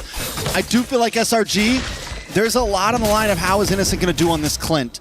Yes, sometimes the Clint can be an amazing pick, but for me, I worry that there's just not enough of a box around him, and he could be an easy target for Pro Esports. I think he's going to be the main anchor of the team. He's going to be coming in the last person to show up. I think it's going to be Cram who has to somehow zone out Sa to keep him outside of that area, and the rest of the team need to figure out how to way to deal with Sariam Felix, because let me tell you, that Vengeance is going to buy him like 3 seconds worth of time, and that could be like anywhere between 6 to 19 auto attacks. Very, very fair at that. Both teams, though, taking it slow here. Nobody going for the big invades. You do see Yums kind of checking out Orange Buff to at least figure out the pathing of Coily here, but nobody trying to overextend. It is game 3. It is a lot on the line right now. A lot on the line. I love the pull yourself together coming out from Sa. He understands. I'm willing to trade flickers, but most importantly, if I catch somebody without theirs, it's game over for them. And I like the fact that Pro have adjusted, right? They didn't get super aggressive in the mid stages of the game. And more importantly, for the mid lane, they want SRG to kind of walk out here. They've already figured out the jungle pathing of where Sakai's is going to be with the help of Cinco de Pepe, and he's made sure he knows, okay, he started on Orange buff. They're going to show back up on this turtle side again, so level 4s are going to be key. Good poke from Innocent there. Is forced to use the Revitalize. The Rejuvenation. On the boss side, Turtle will be up. Sakai's going to look for any angle in, but again, both teams just taking things so slow. It's so different compared to what we saw previously. Oh, yeah. Oh. Speak of the devil, though, a lot of damage onto Yumes. Yumes taking out first blood into the hands of Coily. Basaw's going to fall next as Stormy finds a kill. Sakai's looking for a target, but forced to run away. Pro Esports taking domination over the pit. Cram drops as well. 2 members down inside of SRG. Skies isn't done just yet. Coily low. Stormy keeping vision. Yumes back to the party. Doesn't have Fist Crack available to him. He's still level 3. So we can't get a big playoff. Sorry, and Phoenix zoning them away as Pro Esports takes the first turtle. They tried to drag this out as long as possible, and really unfortunate for Cram, right? He finds the initial assist, but unfortunately he can't keep fighting forever when there's so much CC on the opposite side. Unlucky for Stormy, wasn't able to get the steal the Wrath of the Dryads fast enough to buy him those precious few seconds to get a little bit more out of his Shah Residue passive. In the meantime, though, this first turtle already in the hands of Pro, a very slight lead, but the lane states hasn't really changed too much. Maybe for Sari and Felix, but for everybody else, it's pretty neutral. Sari and Felix just consistently rotating up to this mid. We can already see the slight aggression. They smelled blood. They're looking for maybe a little something more here. Cram hanging out in lane. But I mean, that's kind of the plan, right? You wait until the objectives, and that's when you want to use that Black Dragon. Whereas when you're on this Freya, you want to move around a bit more. You have the ability to do that. Yeah, the lane states are so important, especially like manipulating these waves. Cram understands if he hard shoves this, there's a good chance that Sari and Felix, if he's there at the right time, he's able to kind of freeze him out and will always take a negative trade against him if he's next to his tower. Oh, Coily walks right into it. Danger has struck. Sakai's gets the kill. Beautiful and intelligent invade here. They knew for a fact he was going to show up, knowing that he started on the top side of the map. So this was all pre-planned by SRG, and also not to mention the fact that they've denied information. On the top side, nothing much is going to be happening here, right? Like, we're expecting both teams to get more aggressive, but I think the lane states are by far too important to disrupt. You know, you would think Pro has maybe learned the lesson a little bit. SRG has loved coming down to this bot lane. They love that tri-bush, but it looks like Pro loves Stormy. They're looking for the target. Sari and Felix needs one more hit. He finally gets it. Consistently finding moments to get an advantage. Every single time. And luckily for Sari and Felix, he's not wasting much. He's just going. He wants a whole priority, doesn't mind sacrificing. Oh! Nice Fist Crack, doesn't fully commit though. Knows he wasn't able to get more than one. That's a Black Dragon form. I think they just have to give this up unless Cram makes a super play where he petrifies 3. Cram is looking for it. Unable to connect though. Sari and Felix connected himself. Will get knocked up, but it's just to make sure Cram can get away. Pro Esports moves on to the turtle as Sakai's points his eyes elsewhere. All right, that was expected here. It was going to be a no contest no matter what. Yumes made an attempt, and unfortunately, that's going to be the signal to back away. But Sari and Felix is becoming a little bit of a problem. He's starting to take more control over his side of the map, making it more difficult for people like Sakai's to even take his regular camps. All right, so Pro Esports with good control over the rotations, good control over the map. Sari and Felix seems to be a step ahead of Cram. We saw this in game number 1, though. SRG just needed to wait for that mid state so they can start working together, start overpowering as a team. Right now, they're still playing a very split-up game. Do we think that moment's going to happen around the 7-8 minute mark when some of those second items start really locking in? I think it depends on who gets this upcoming turtle, right? If they can deny Sakai... Oh! A lot of damage onto Yumes. Saw able to get the kill. Sakai's wants to try to dash into the backside, but he's unable to connect. The stuns are just too much. The stiff arms are always there. Tempest Blaze comes down. Maybe a bad play. The re-engage is there. Coily locks in. Diving under the tower. Finding Innocent. Stormy just look at Coily. Doesn't want to stop. No. They're so good at extending their leads, but it's still going to be flying clouds, right? They will be able to get back into their base, into the fountain, and immediately start heading back to where they need to be. They can respond fast, and Pro recognizes this, right? Luckily, we're seeing just how fast with the hand cams and how quick these people are playing. But let's look at this one more time, because again, it's really coming down to how hard can we punish Yumes. We take away the trigger man, and the rest of the weapon just doesn't fire anymore. Yeah, and Cinco de Pepe, PPPPP, whatever you want to call him, the guy has been on fire, always catching Yumes. And it's not just this game. We saw it before even on the game that they lost, this Belleric has been a nuisance overall. It makes it so hard for SRG to want to engage. Yeah, and worse yet, now we're seeing the infection starting to bleed out from that EXP lane. Small camp's getting taken away, and now they fight. A lot of damage onto Stormy. Stormy not able to get away. Sorry, and Felix with Valkyrie descent, but in the back line, Sakai's trying to make up for the loss of his teammates, but he's unable to do anything in the face of Pro Esports. Cram falls next, and Pro Esports lead this game with 5,000 gold. It's nothing but innocent left. They can't do anything about it. The peel is too good, and if SRG makes the first move, it's gonna be Pro who finishes it. As they take this T2, let's look at this fight one more time, because again, this is a terrible position for SRG. They want to have a traditional front to back. Innocent doesn't have as much mobility now that he's playing Clint, instead of having something as good as a Harith or even a Moskov, or more importantly, the Claude. And they keep getting disconnected. It's no longer a front to back, is it a front and back, because someone else is standing in between them. And at that point, once they're split up, Stormy gets taken out. Sakai's already committed to the backside, which means he's gonna get taken out because he's got no backup from his team. SRG is getting intersected every time. It's starting to look like a bit of bullying, right? You know, he's coming into and stealing the meat from your sandwich, leaving you with only 2 pieces of bread and nothing good in the middle. It's difficult, but it's not impossible. We need to start seeing the third item start to come on through. Unfortunately for Cram, not even the second item has been completed, so he hasn't been able to sustain as hard as he wants to. And there, the Wrath of the Dryads is out. This might be the signal. SRG is going to force it, though. I don't think they can force it right now. No, the IMU got wasted, took the Xammen Force, did not get the Wrath of the Dryads there. They're just going to have to let this happen. Sakai's at least on top side looking for some play on the map. They haven't taken a single tower yet. So not only is it a huge gold lead, it is a huge map lead for Pro Esports.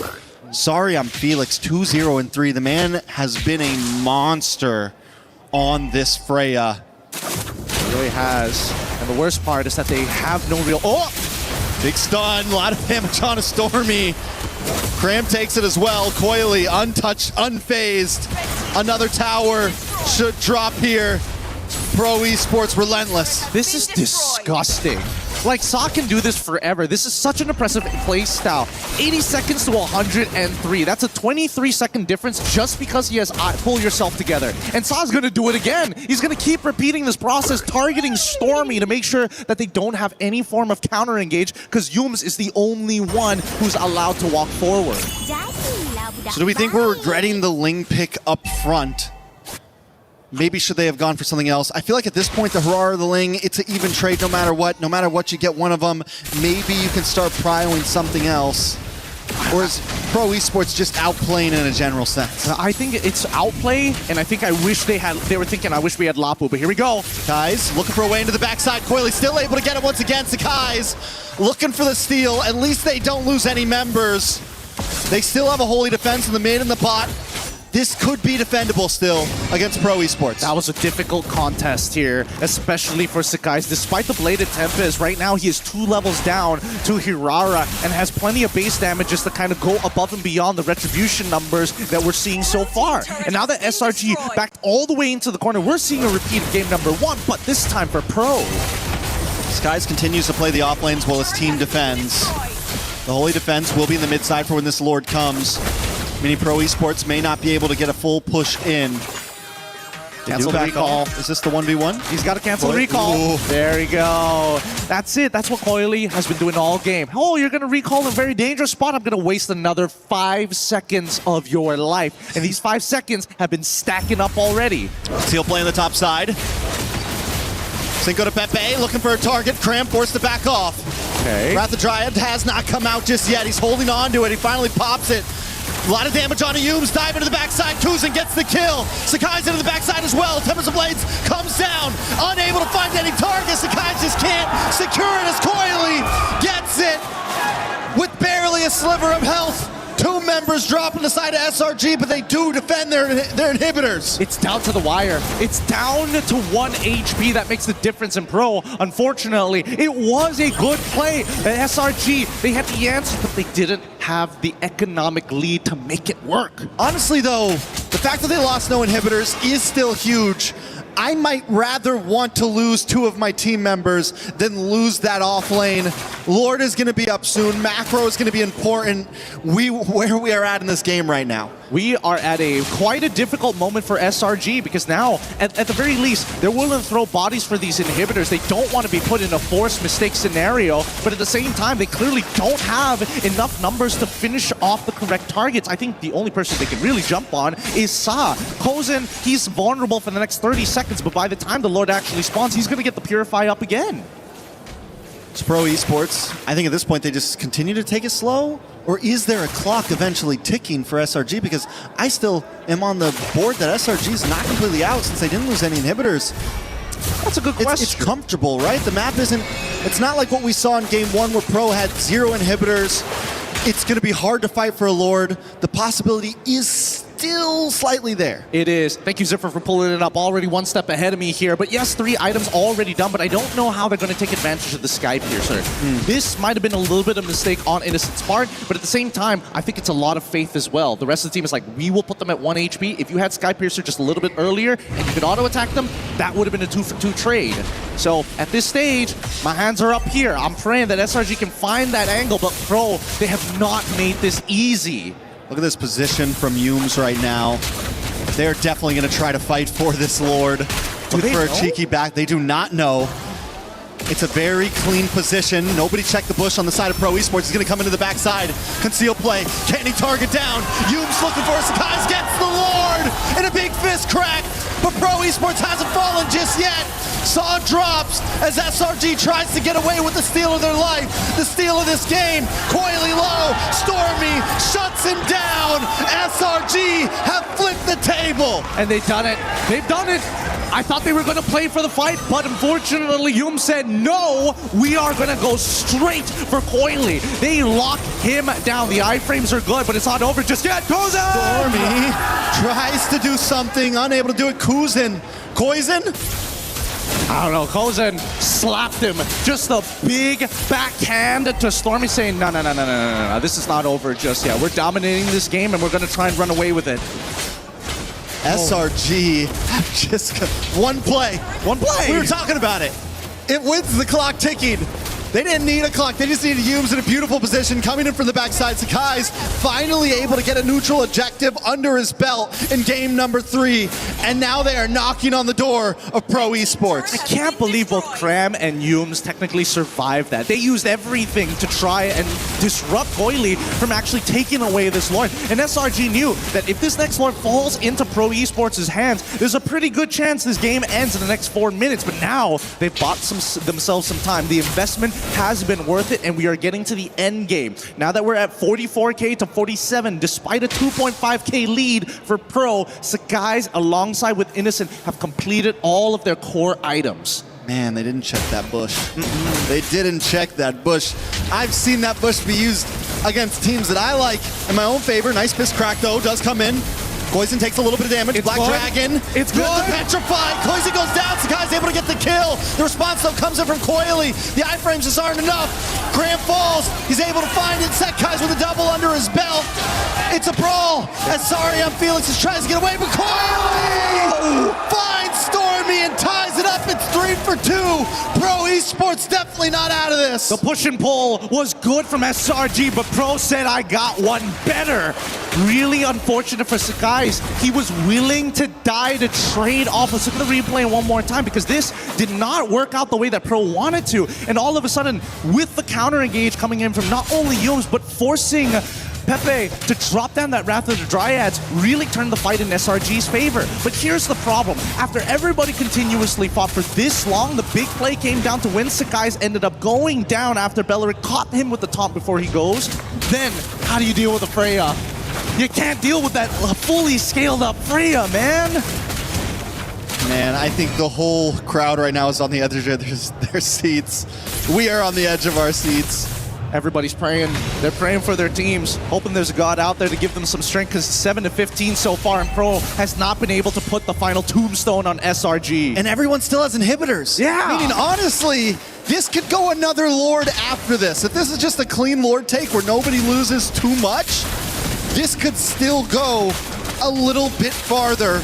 Pro Esports is going to start it up. Cram does have Black Dragon. We're going to wait for that one. Yumes as well with the fist crack. Here we go. Green dots everywhere. Sakai's to the backside. Plays. Wait a second. A lot of damage. He gets it once again. And the damage comes down onto Saw. Yumes trying to get away with his life as Cram holds the rest of the team back. Masarian Felix won't make it against Sakai. Oh my goodness, Cram, despite everything that he absolutely tried, the dashes from Coily, he played it perfectly. I-frame to dodge, manages to slip past, and even then, it wasn't good enough. If they can hold on for just a little bit longer and protect an inhibitor, maybe there's an opportunity, but I don't think it's going to show right now. Here they come, because Kozin, he still has that Zaman Force. He does have the Zaman's Force. Teppe's low though. Crash will come in. Zaman's Force drops. Cram taken out. Coily's going for more. Dashes in, does miss. Has to get out of the base. Taken out. Innocent with the shutdown. Into the backside. Sakai's falls. Poison. The kid's on fire. He's on fire. Pepe managed to flicker out just in time before the ammunition was about to dome him. Oh my goodness. I don't know who's gonna win this game, but by God, this has been the most fierce competition we've seen so far. Stormy now finishing off that Holy Crystal for the sake of the extra little bit of damage. You notice that every single time both teams interact, so many people walk away with 1 HP despite Sky Piercers being in play. I feel like honestly with that last Lord push, all Pro really needed to get was an inhibitor out of it. You only had 3 members. You're up against the Clint and a lot of just siege defense potential. The fact that they were able to get the inhibitor is a good start. But like I said, we're going to another Lord. Pro Esports still has inhibitor standing. SRG has gotten to the max item point almost. We're getting very close to tie game material. All right, Zipper, I need your help. We need to know how many Thunderbelt stacks Yumes actually has. I need to know the numbers here to see how much damage he can technically take. Because so far, Kozin has been absolutely melting. Oh! Skill play. Saw gets a stun. Cram.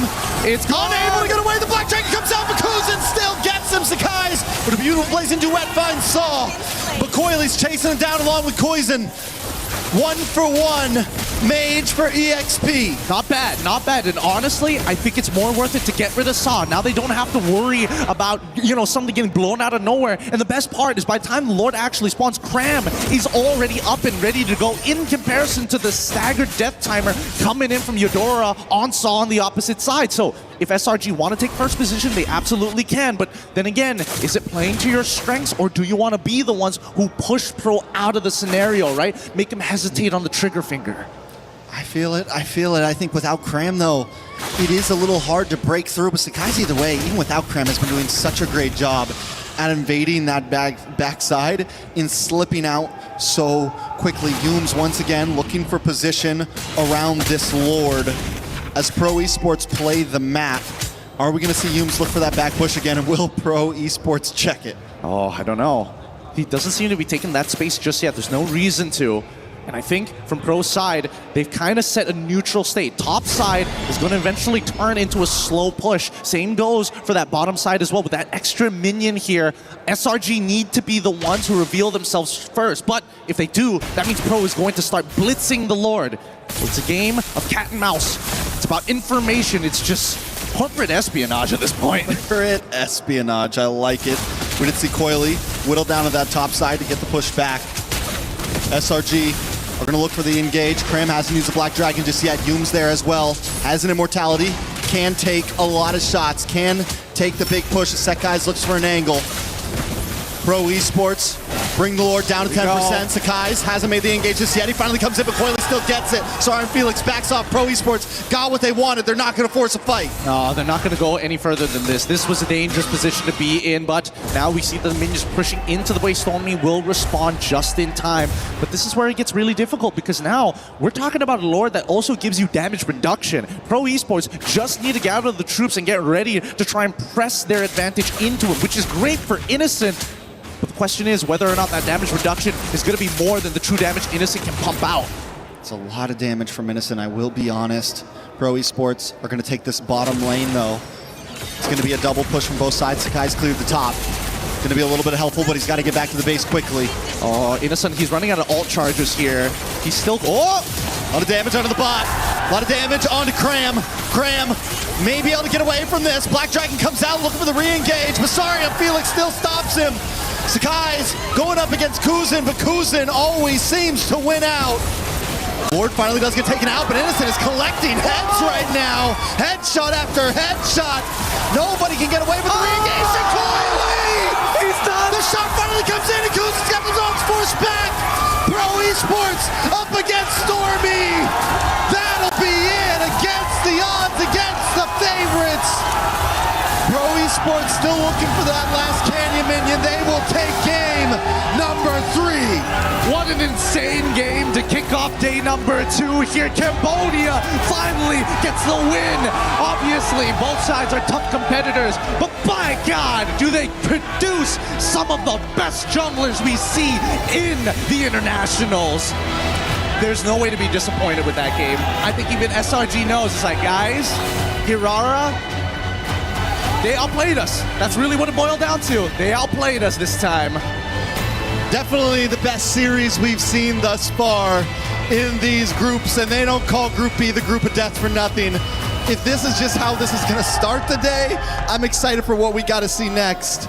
Pro Esports. That was mad respect there. This game was beautiful to watch, so messy, but at the same time, it leaves you just at the edge of your seats. I can only imagine that SRG are going to go back to that drawing board to figure out, man, this red side, something about it, something's different. They adapted a little too fast than what we were expecting here in game number 2, but come down to game number 3, when push comes to shove, Pro Esports, they don't back down. Yeah, they were ready every single time. Coily and Puzon. God, they were heated up. They were. There's so many plays there. Even that last Lord push with the re-engage, they could have decided to call it off. They could have said, let's go one more Lord. Let's wait a little bit longer, but no, Coily jumps back in with a sliver of health. Amazing gameplay, amazing micro, and honestly good macro as well from the team. From both sides, really. I mean, even SRG understood with 2 slow pushing waves, that Lord is going to get blitzed down faster, and then they have to worry about the inhibitors. Oh, the outplay. Beautiful stuff here, right? This is where it happens. They miss the timing. The item swap comes through. iframe, and dash, dead. So good. And it buys enough time for Kuzin to get that Zamon's Force, re-engage, make sure that in the end, they will go down. I love it. They are so good. We're going to be throwing it over to our winners of this matchup. Of course, Milos, please take it away. Thank you very much, my friends. We have the man of the hour here with us, Sa victorious. What a massive matchup against Selangor Red Giants. We have to talk about this for a second. That game 3 was super tight. Came right away to the late game. Talk to me about how you kind of all closed it up and finished the game. បាទអញ្ចឹង game 3 គឺស្មើគ្នាមែនទែនប៉ុន្តែធ្វើយ៉ាងម៉េចដើម្បីបញ្ចប់ហើយឈ្នះគេថ្ងៃនេះ ពួកគាត់ GOAT ពួកគាត់ក៏ធ្លាប់ជា champion ដែរអញ្ចឹងពេលលេងមួយគាត់វាអត់ easy game ទេទៅវាចាស់ខ្ញុំគ្រាន់តែ talk មួយ teammate ខ្ញុំហើយលេងមុនពួកគាត់ទៅធ្វើឲ្យយើងយកឈ្នះបាន So because they're former champion, we knew that this would be a hard match, but I talked with my team and we worked together to get this win. I mean, it looked incredible. I want to ask you more technical questions in this. Talk to me about the Vexana pick, because we've only seen it once during EWC. That was at MWI. It was picked once. Didn't work out at all. Why did you go for Vexana specifically? Okay, សំសួរមួយថាហេតុអ្វីបានជ្រើសរើស Vexana ពីព្រោះកាលពី EWC MWI គេជ្រើសរើស Vexana ប៉ុន្តែអត់ជោគជ័យអញ្ចឹងហេតុអ្វីបានជ្រើសរើស Vexana លើកនេះ ដោយសារខ្ញុំលេង Vexana ហ្នឹងមាន combo ទៅហើយយើងលេងក្នុង scrim ឈ្នះច្រើនទៅទៅយើងយកមកលេងហើយលេងបានល្អ So I chose Vexana because there are a lot of combos and I've had success with them before, and so I used it again. It worked out well. And Ruby, recently patched heroes, also played by you in the team. Do you think that should become more meta in terms of picks, or is it just a Cambodia special to run? អញ្ចឹង Ruby បានទទួល patch update ថ្មីអញ្ចឹងតើគិតថានេះគឺអ្វីដែលគេនឹងប្រើទូទៅឬអានេះគ្រាន់តែជាអ្វីដែលកម្ពុជាបានជ្រើសរើស ខ្ញុំគិតថា Ruby ហ្នឹងគឺលេងបានទូទៅដោយសារ team គេផ្សេងក៏លេងដែរ I think Ruby can be utilized from all sorts of teams. That worked out for you also. And of course, this is a huge story, right? You're coming in, Pro Esports Cambodian representative. You beat Selangor Red Giants. Does this give you a big boost in motivation from now on that, hey, we can beat one of the best in the world. We can do more of that. អញ្ចឹងអានេះជារឿងធំមែនទែនសម្រាប់ក្រុមរបស់អ្នកដោយសារតែបានឈ្នះលើ Selangor Red Giants អញ្ចឹងតើមានអ្វីបន្ទាប់សម្រាប់អ្នកខ្ញុំសប្បាយចិត្តដោយសារវាជាការលេងលើឆាកអន្តរជាតិលើកទី1ហើយវាត្រឹមជាម៉ាច់ទី1ហើយយើងអាចយកឈ្នះទៅលើក្រុមខ្លាំងបានទៅវា give momentum ឲ្យខ្ញុំហើយทีมខ្ញុំនៅការប្រកួតក្រោយៗទៀត Because it's our first time to compete on an international stage, I think we've gained some momentum because we beat a great team, and I think this will lead into success later on. All right, between you and me here, look at the camera in front of us. We got it right here, the one with the red light over it. Anything you want to say to everybody else that's challenging you here at MSC after you beat SRG? អញ្ចឹងសូមមើលទៅកាមេរ៉ាហើយសូមមានប្រសាសន៍សម្រាប់អ្នកដែលទស្សនាពីខ្មែរផង SRG និយាយទៅអ្នកមើលឬក៏និយាយទៅធីមផ្សេង Viewers Yeah អ្នកមើល To the opponents in the future អូសុំទៅអ្នកគូប្រកួតសុំទៅសម្រាប់អ្នកធីមផ្សេងកុំមើលរំលងពួកយើងក៏ខ្លាំងដែរ To other teams, don't overlook us. We're strong as well. Thank you very much, Sa. Congratulations to you and Pro. Thank you very much, our wonderful translator. There's a lot still to look at post this game. Let's have the panel all break it down. Thank you, Milos. Great interview. It was a great game and a great moment for Cambodia as they take the win over SRG. Expectant grand finalists now. They're going to have to go through an elimination bracket on the bottom side to get through what will be a really tough run if they're going to come back at MSC 26. Brigitte and Lefel joining me, Rain Day, on the desk here to break it all down. Brigitte, confidence, momentum, I'm sure that is all what Pro Esports gained here. Camera. Yes, I believe so. That is a very much confidence-boosting performance, especially for Coil. Coil, hands up, down, or wherever. I don't know. I can't say anymore. Like that last play. Hey, here's the thing, man. Like the cast were saying, like everyone was at the edge of their seats. We're not sitting anymore. Screw the seats. We were on the ground. And Coily, bro, like what a performance. That guy is gonna be one of the stars born from this MSC because from the Ling all the way to the Harara, bro, that last outplay, bro. Oh, okay. See, okay, it stay on doesn't the even stage. Please. on his seat anymore. He has to stand up. And what are the chances, right? He could be the next star. I agree, because he also starts with letter K. How many stars do we have that start with letter K? We have so many Ks. That's right. So many superstars that start with K. I love it, though. It's so good. And I think the fact that we got another one coming up in this upcoming set, pay attention to, so don't go anywhere. We did have some really fun interactions with both of these junglers swapping characters, the Harara, the Haling, going back and forth. We thought... I think many people thought Sakai's was waiting, was baiting, was saying we could take the Ling if we need to. You can already hear the Liquid fans as well as Aurora got on stage. But yeah, I mean, we talked about it during the draft, right? Where I say like maybe one of the hesitation is it has been 2 years. And a lot could happen in 2 years where I believe Sakai's was preparing for a tank jungle meta. Yeah. But then all of a sudden, after the wild cards, a surprise patch came in, make assassins much better. And maybe he just needs a little bit more practice on that thing to use it again. Yeah, honestly, after game number 3, I'm quite torn as to whether or not I'm thinking it was just mind games all along, that they did not want to prio the Ling, or was it just them playing more into their comforts? Because again, we really haven't seen Sakai's been able to pull off that exact same Ling. We're so familiar of him in the recent 3 years. And even when it comes down to things as maybe simple as objective takes, right? I think Ling is one of like the most reliable junglers to contest, and that's why it always boiled down to a 50-50 red-3 battle whenever there were objectives. But maybe there had something to do with level gaps, I don't know, but it was not the same. A lot of level gap, but also we gotta say, man, Harara actually does quite a lot of base damage, making it much easier for the Harara to steal that. So I think that's a lot of information, not just for SRG, but all the teams here. Harara is a threat. In wildcards, they say Harara was not a threat. Well, proven wrong, man. MSC is a different beast. I mean, the way these things develop, it's like there's the meta, there's the counter to the meta, and then there's something that gets exposed after that as you're trying to counter. And it felt like Harara being available every single game set up Pro Esports to have success either way because they were playing Ling fine and they knew they'd get Harara, so they did not have to prioritize any of those characters in their first two picks. They could take the Eudora, they could take the Belleric, which to me, I think PPP or Cinco de P, whatever it is you guys want to call them, 5 Ps, let's put it that way, was a really big factor in this team fight. And I think that was a very hard, despite, many people looking at Innocent, looking at Kozin, who did really well. I feel like Brigitte, they just kept a core that felt comfortable, and they team fought pretty much the same way, and it really worked out for them. Yeah, no doubt. P on that Belleric did a really good job all series long, and I think he was the more stable player in that series. It served as more of like an anchor of what they really wanted to play around or how they really wanted to execute their team fights, whereas for Sa, I feel like it was the more flexible role for Pro Esports. There were times where he just went for the more sacrificial plays, and that was something they willingly played into. There were times that they had to rely on him a bit more. Nonetheless, I really admire how Pro Esports have established their identity and showed it to us here in this first series. I feel like Slangray Giants, they try to counter PPP on that Belleric by picking up the Valentina by stealing away the ult. Now, here's the thing, you can steal the ult, but unfortunately, you don't steal the stats. And Belleric has a lot of HP. That's something that Valentina can't have. So Valentina goes in, good ult, but then dies. So it's very difficult. It's just a bigger conversation to me. Do you make somebody who's doing well uncomfortable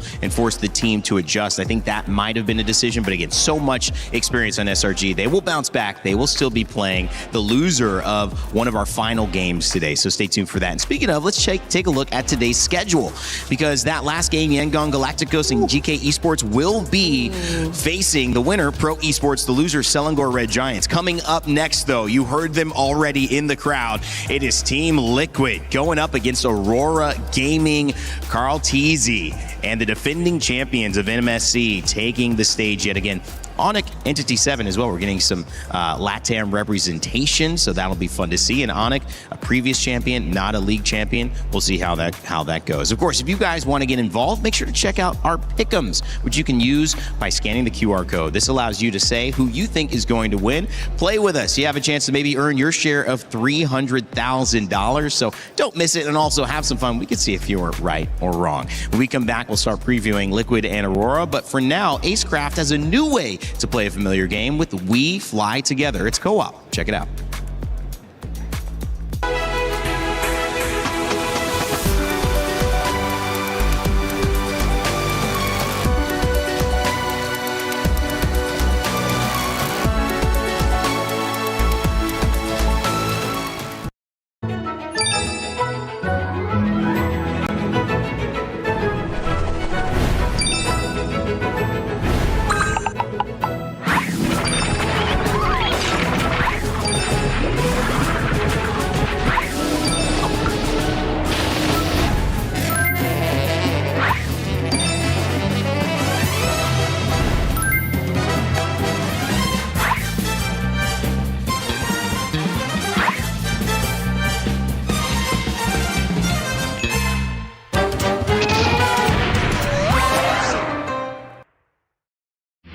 A lot of people are haunted by their past. I'm inspired by it.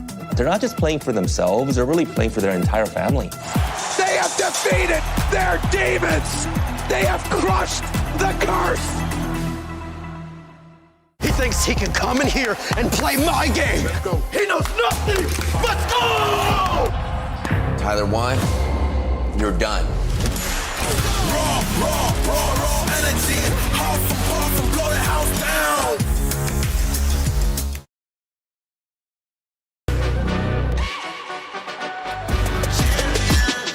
This ain't no regular thing. I came for the ring, you know what I mean. You see my name in the lights, better get right, I'm champion.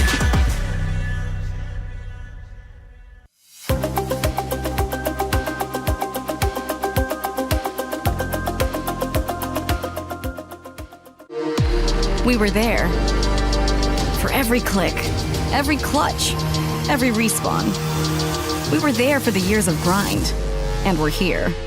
Now, the proud founding partner of EWC, powering the biggest event in gaming, shoulder to shoulder with the world's best, making history.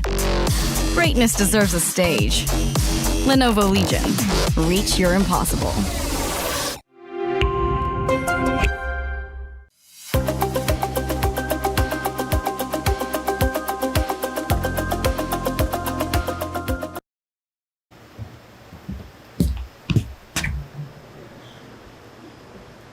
Are you Sanji? No, I'm Sanji. You? No, I'm Sanji.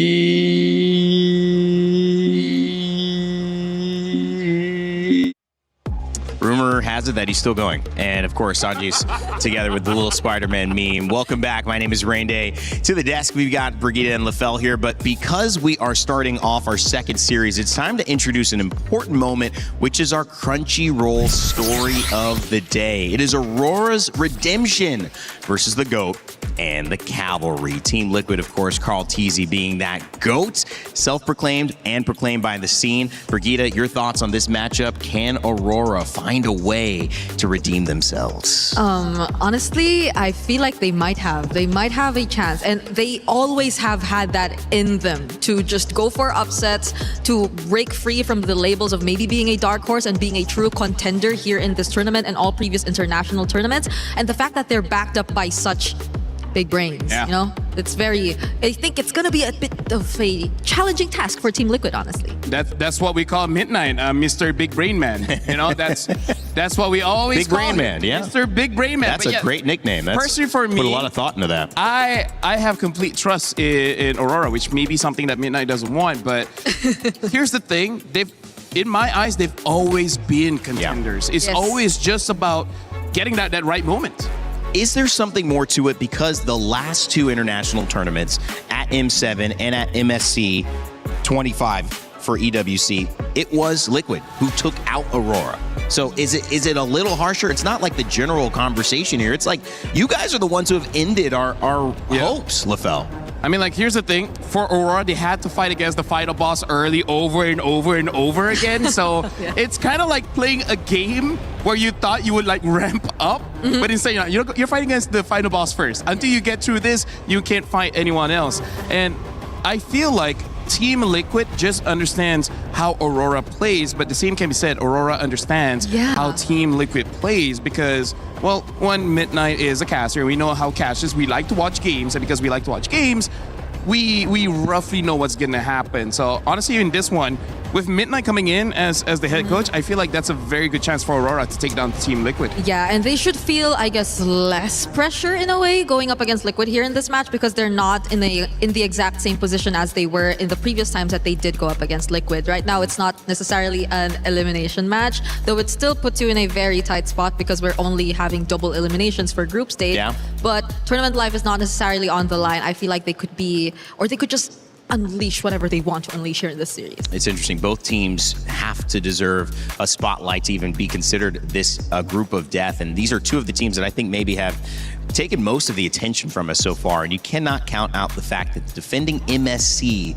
champions of last year, Team Liquid, are back and ready to defend that actual title. We saw the team they took down previously in SRG, the Selangor Red Giants. Now it's time for MSC 26 to see if Liquid can repeat. We've had a chance to talk with Sanford earlier on today about his journey getting back here and trying to claim a title. Hey everyone, it's Eterna here with Sanford. What is this? Small? Oh, it's small. I don't. Why is it so prominent, like everywhere? What was it? You don't know either? Yeah. I don't know either. I don't know. I guess maybe someone else knows. Maybe someone who's casting right now. Maybe. Sure.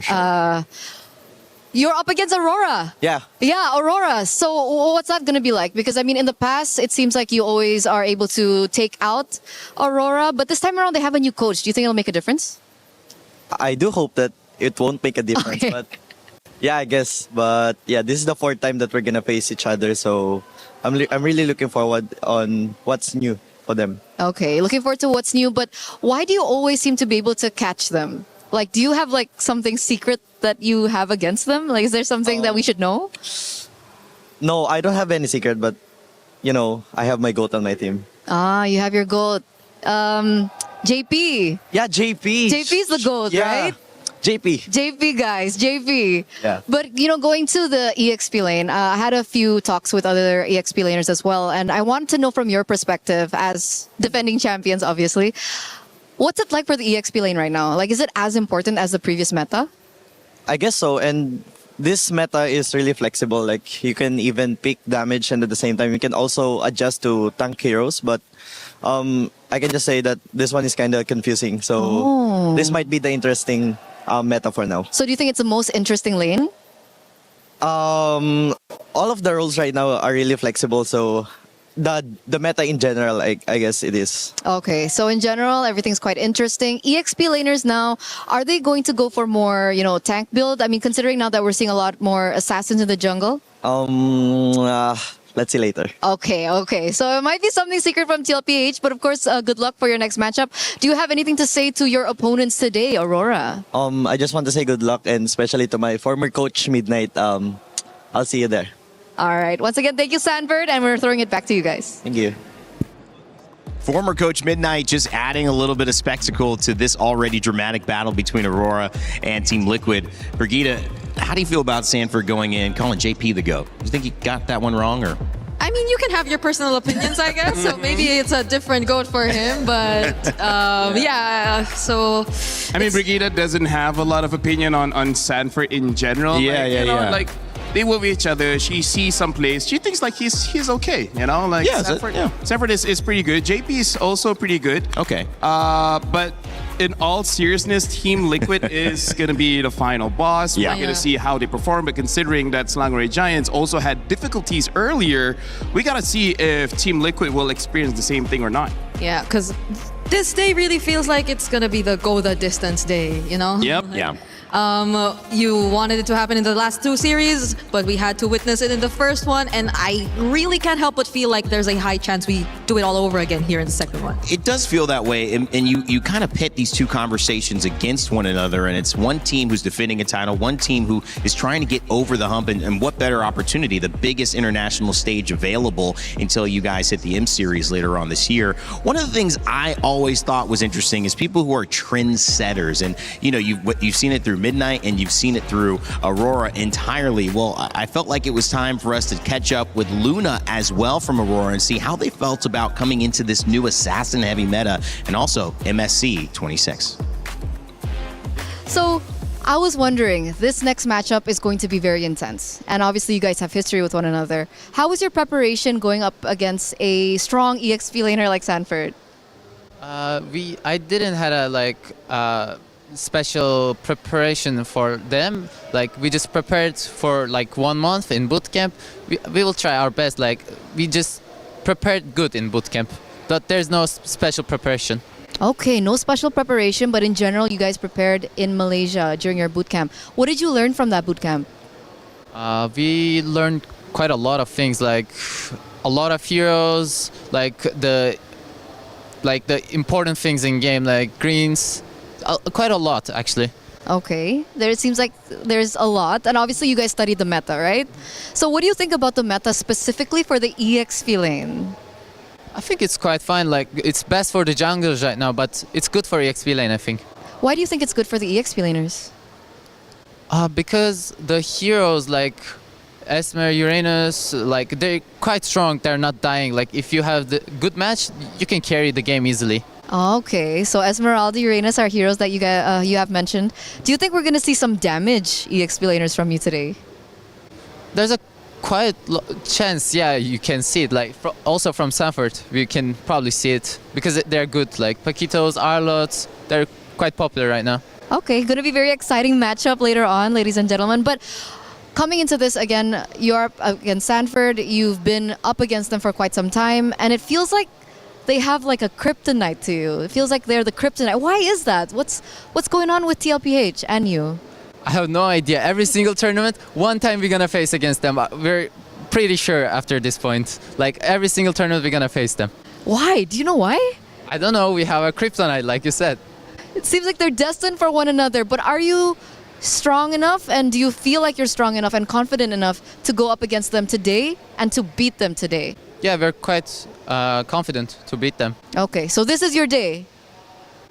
Every day is our day. Every day is Lunar's day. So good luck for your next matchup, and we're throwing it back to you guys.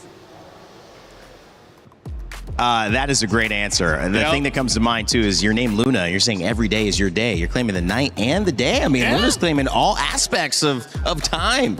I mean, like, to be fair, here in France, it's less night and more day. It's more day. Let's put it that way. It's more day. But, hey, I like to see the confidence coming in from Lunar. And the thing that I like coming in from both interviews, both kind of agree that every single lane is pretty flexible. We might see, like, if the Belleric is open, then more prio for Belleric. If Ling as well as Aurora is open, then more prio for them. But yeah, this is the kind of meta that we can definitely see the hero pool expand quite a bit. Yeah, I mean, even just now, right, we saw the Ruby in the EXP lane, which I think is the first time we saw that. I don't know at how many unique heroes we currently are at after that first series, but it's just looking to go uphill from here.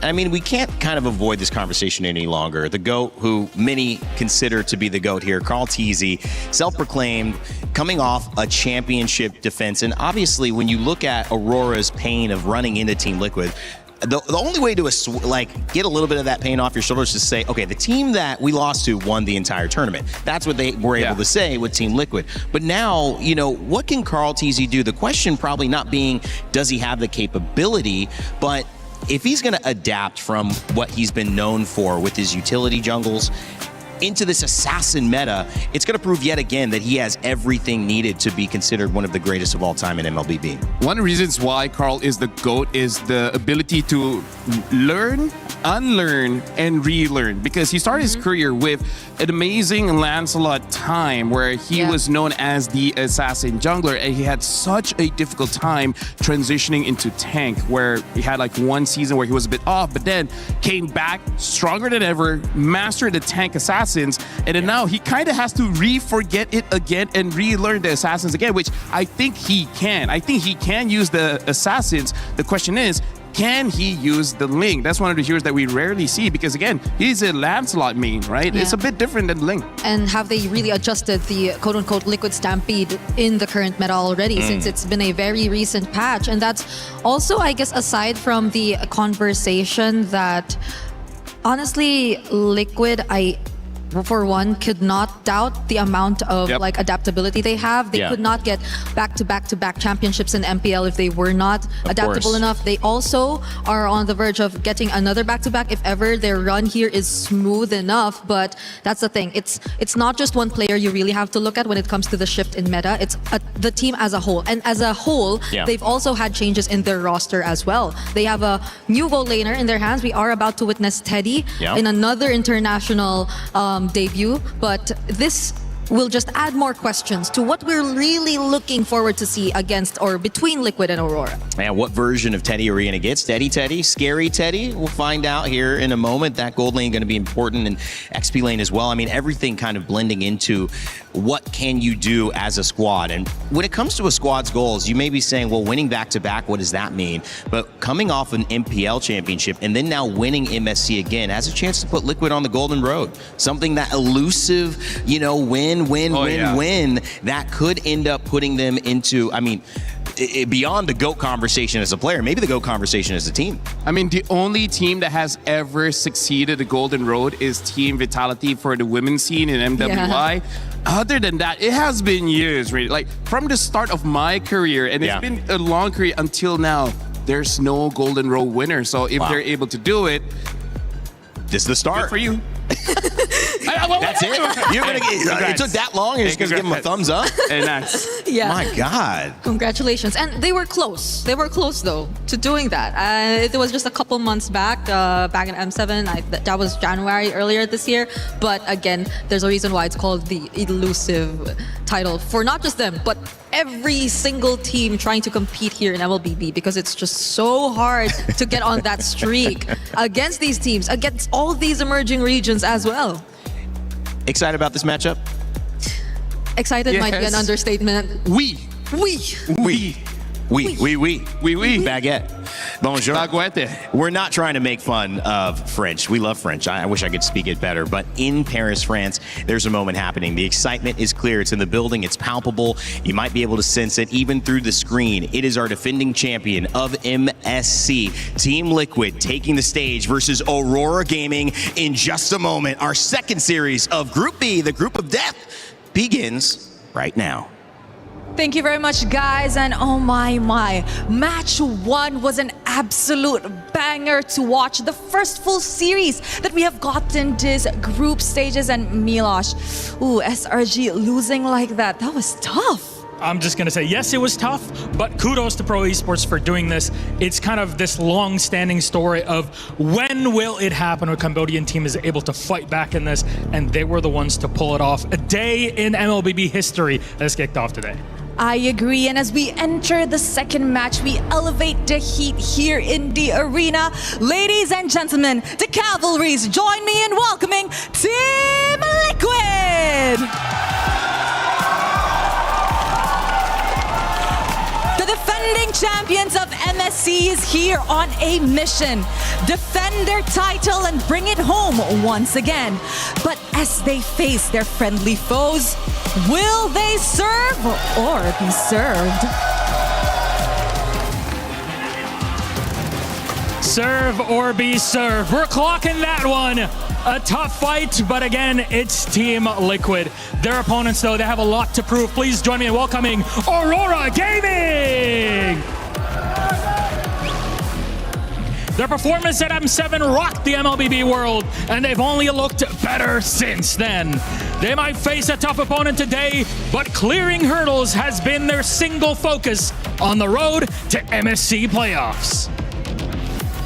Yes, Milosh, they have met each other countless of times in the land of Dawn, but as usual, only one will prevail. The question is, who is it this time around? We keep asking the question. We're going to figure it out. Please, gentlemen, Aurora, please, Team Liquid, you may place your keys. You may get ready and shake your hands in the middle.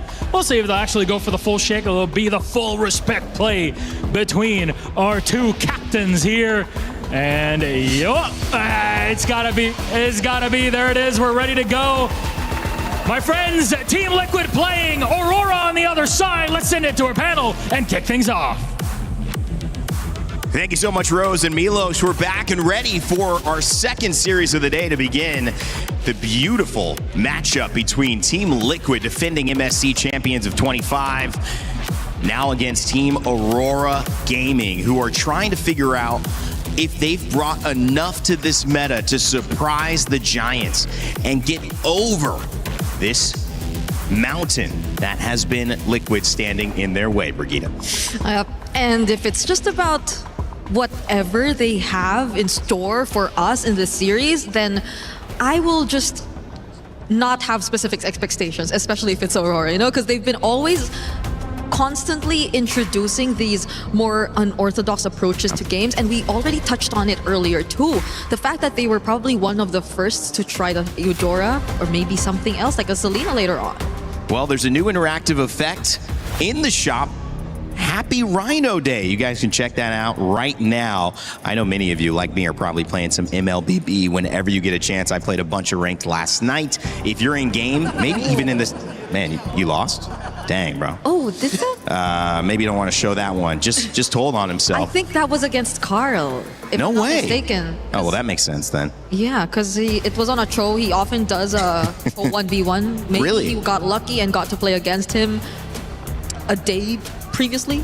Anyways, gentlemen, and yes, I mean gentlemen, don't show the notes! No! Don't show the notes! No! That's a lot of information. Okay, all good now. That was chicken scratch, guys. I couldn't read any of those notes. There's no way anyone's picking up on that. Well, anyways, the unique hero so far has been 45. Oh. So that's going to be good. Shout outs to Midnight, Mr. Big Brain Man. That's his name. That's what we keep calling him. Like, every night we call him, he's like, hey, Mr. Big Brain Man, and then we just end the call. He has been annoyed, but, what's he going to do? D&D? Truly, Midnight has brought, in some ways, you guys have talked to him, and I think the word on the street is that this Eudora pick has kind of come in as an answer that Aurora Gaming have worked on with him.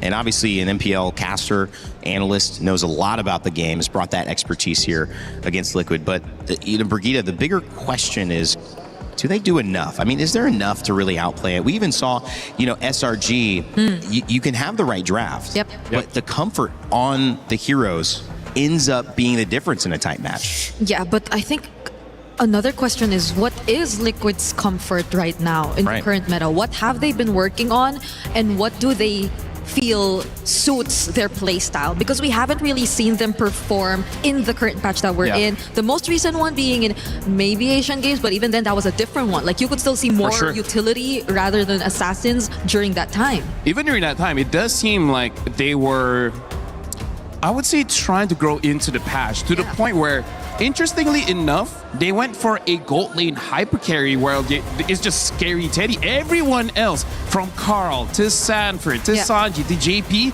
all of them were utility to the point where JP was using a healer in Matilda in just protecting Teddy. Though I do have to say, it worked out very well. Teddy on a carry is properly disgusting. But again, a different meta. It might be different now. Sometimes I just want to interject this because I have the benefit of not having seen all of these games that you guys have. So I am coming in with no prejudice in some ways as well. The game that SRG, in the first tight contest we saw, Innocent had maybe the biggest impact in the gold lane. And I think we focused a lot on assassins, and that can, from experience in some ways, LaFell, be a trap potentially, because a gold lane that is popping off is still a win condition. And if you're setting yourself up for a win condition like that and maybe saying, we'll give you priority in the jungle, but we're going to take something that feels comfortable, is that another route that in these tight contests we might see a meta, start to develop around? For sure. We have to see in the draft who's going to be position 1, right? Because we've seen pro esports that position 1 being the jungler. All the farm goes to him. He's going to be the carry. That's why we're interested to see whether Team Liquid, the position 1, is it going to be Carl or is it going to be Teddy? Because, again, Carl is an assassin user. I want him to be position 1, but that means the draft is going to change quite a bit. And you were talking about gold lane. We're going to talk about Aurora in TNZ. TNZ as a jungler. Even when assassins are not meta, that guy popped off to the point where we believe, like, hey, maybe assassins are good even when it's not supposed to be. Yeah, so much mind games. I think we're expecting more mind games here in this draft, but also I just want to note that it's flying clouds, LaFell. Liquid barely lose when they're on flying clouds. I think there was a clean record during MPL even. They had a loss though, I think that was an Asian Games, but other than that, this should be a map that favors them. Raymond, this is already an interesting opener here where Team Liquid, they're already batting out 2 assassins. They're batting out the Fanny and they're batting out the Ling. So they're not going to be opting for that one just yet. I don't know whether this means they will be using a utility jungler or just go back to Lancelot in the jungle. But look at Aurora. They're batting out the Zushin as well as 2 tanks. They ban out the Atlas and the Marcel. Coming into this, if you're thinking assassins are the meta, you ban out Fanny, you ban out Ling. Does that mean you're expecting Aurora to pick Hirara here? Oh yeah, honestly, that's an amazing first pick. And maybe Liquid will try to counter with the Eudora, considering that it's open. Because I feel like Aurora, if they pick up the Eudora first, then Team Liquid's like, I mean, that we just don't use assassins. Right? Simple as that. And you might want to be a bit more careful in terms of revealing their more vulnerable heroes going up against a team like Team Liquid, but they're taking their time. It's not just an automatic lock on the Hirara as opposed to what we've brought up. But other than the Hirara, again, the Freya too is available. So this is going to be the choice, a good flex for Aurora. Now the Hirara potentially picked up by Carl TZ if he likes. But obviously the Freya, a strong pickup for Aurora Gaming. How will Team Liquid respond to this? And also this opens up for Aurora. Not only does it mean that you can put it in the EXP or the gold, but also enable a double fighter setup where maybe you can have like a Yisun Shin as a hyper carry. For now, Team Liquid shows up the Eudora and now with the Esmeralda as well. So they're kind of asking Aurora, pick up the Hirara, we have an answer. But as we saw in the previous game, if you're a good Hirara, it doesn't matter that much. Yeah, and they can still flex this hero to a different lane if they just do not want to face that matchup head on. If they don't want the Freya into the Esmeralda, and if they'd rather have a much more comfortable setup for them. But the Hirara that we were talking about goes over to TNZ this time. I think he is likely to be one of the best performing junglers on this kind of hero. Agreed. Definitely as an assassin specialist, but even the Belleric. So, okay, now we're starting to see the idea behind Liquids. It's not a Lancelot going next, it's a Yisun Shin. Yeah, because I was looking at Yisun Shin as a possible pickup for either team here, because I feel like both teams, one of the, I would say, advantages that they both have is they know how to slow the game. They know how to make it 18 minutes, 20 minutes, so you need an enabler for that one. So the Yisun Shin is probably going to be position 1 for Team Liquid here. So Carl should be having a good game knowing Team Liquid. Yeah, I think my question right now here for Liquid though is, granted the Yi Sun Shin in the jungle, is it likely we see the Esmeralda still considered a flex and they just opting to go for a different XP lane? Because if they want to put it in gold and just revolve around the Yi Sun Shin, I think that could be a fairly probable game plan for them as well.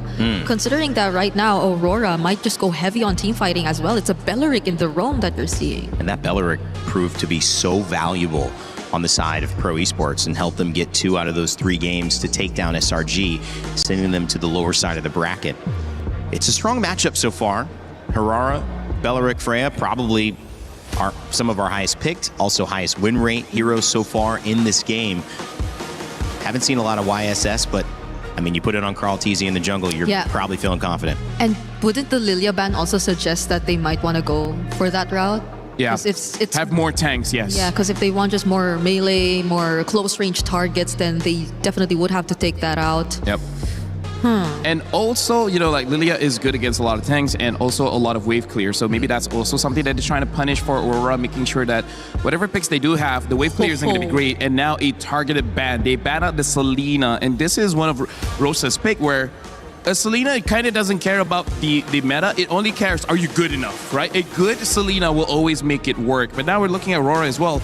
They're banning out the Cho, which is, again, one of JP's best heroes. Other than that, there's still the Matilda, there's still the Gato Kacha, Hylo. There's so many picks that JP can utilize here. Yeah, honestly, we haven't seen much of the utility roamers just yet. The more support type, healer type roamers. And maybe, I guess, next to that, if we're talking JP, if they really want to go play around this season, then maybe another revitalized roam would just be next in terms of hierarchy, in terms of their options. Yeah, the only question is it going to be a Hylos or a Gato Kacha if you do want to go for that revitalize? And now the carry gets banned out as well. So they've looked at the Asian games and they feel like it could still be the case of Scary Teddy just go on that carry. And now the Gato Kacha, again, one of JP's best heroes, has been picked up. So looks like Team Liquid, they have adjusted to the meta, but they haven't strayed away from their identity. That's true. It's still very Liquid, like the picks you're seeing right now.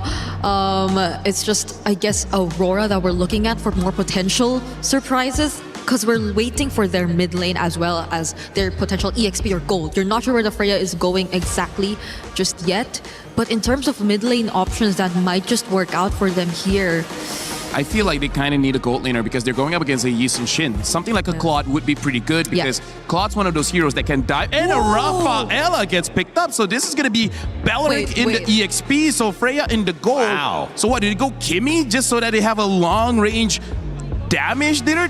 This is new. And the Uranus. Midnight, what are you? It's a mid lane Rafaela. What? Midnight, what are you cooking? Yeah, this is a mid Rafaela. Oh, this is... Hey. Oh. Oh. Oh. Wow, wow, wee, wow, wow, wee, wow, wow, wee. Why is this, at this point, something that we're not expecting from Midnight? Why is it catching us off guard so much? We're not expecting from anyone. This is...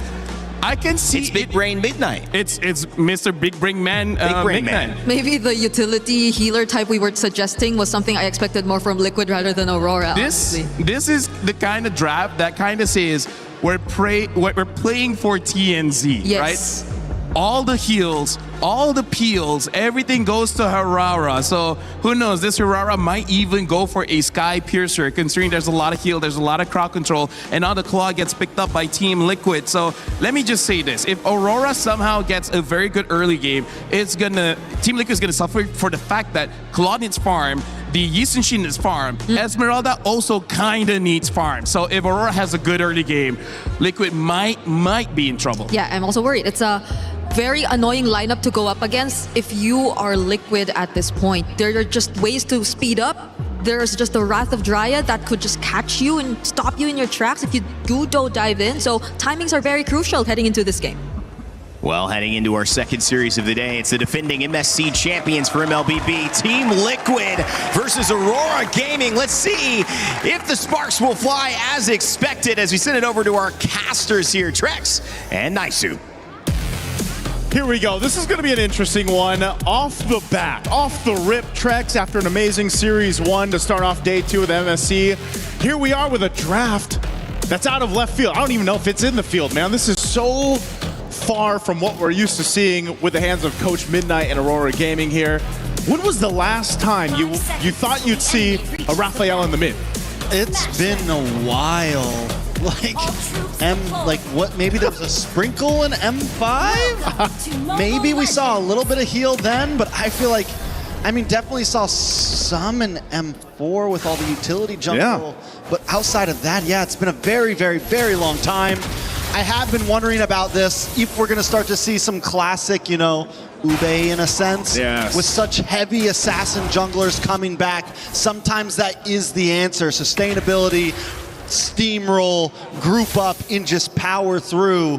But the thing is, with something like Aurora, it's a little different than what you would classically see with that. Normally you see the utility jungler paired up with that. This is a different flavor, I'd say, but leave it to a team like Aurora Gaming, from Turkey to go ahead and bring this kind of strategy to play. I think that's one of the big things. Even when you look at the emblems, the Rafaela looks to go ahead and obviously have a little bit more on that cooldown for the heal. Depending on the build, too, that Rosa's going to go, is what I'm interested in. What do you build here on that Rafaela to go in the mid lane, supplement this strategy that you're going with? And you have a lot of durability here. Some poking for Carl TZ and Pagu. Also, the Rafaela, you get the revive now. It's been a couple months since the revamp on that. It's no longer the big stun on that ult. You get to bring one of your teammates back to life, essentially. So even more sustainability in terms of how long you want to drag out a team fight. The target could literally be anyone on the team, honestly. Anyone on Aurora's side could benefit from that. You bring back the Uranus, you bring back the Beleric, you bring back Siggy Boomer TNZ. It could all be a good play. Ooh.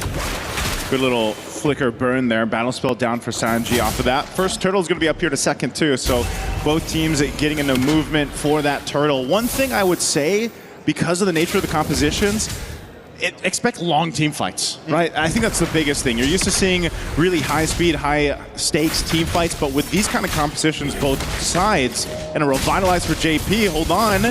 Speaking of. Nice dive into the mid, TNZ able to get the turtle. Carl TZ on the run, look at the damage coming out from the side of Aurora. One more shot into Sanji, and Sanji finally falls his first blood over to Lunar. But in the midst of that, TNZ drops. And there's a respawn, right? So that's what we're talking about. That revive is going to play a part, play a role throughout the game here. But yeah, objective secured by Aurora. They're going to go ahead and try to put some pressure on Carl TZ to get his buff, but he's going to go ahead and get that just fine. But as we saw from that last fight, that's what I wanted to point out. JP's revitalize in this sense is pivotal because he needs to extend the team fight for the team. You've got to go ahead and deal with the heals that are coming out from that Rafaela pick for Rosa. But not only that, but being able to kind of weave in and out of the fights because of the Beleric, being able to, cast that rapid drive, lock down these members of TL, you could get stopped in your tracks, and that's not where you want to be here. So the timing on being able to extend team fights are crucial for TL. All right, so Aurora, though, getting that first turtle. Even though they lose TNZ, levels still very similar between Carl TZ and TNZ. Sanford able to get that kill. Lunar able to get a kill for themselves. So both the XP laners benefiting from that last fight.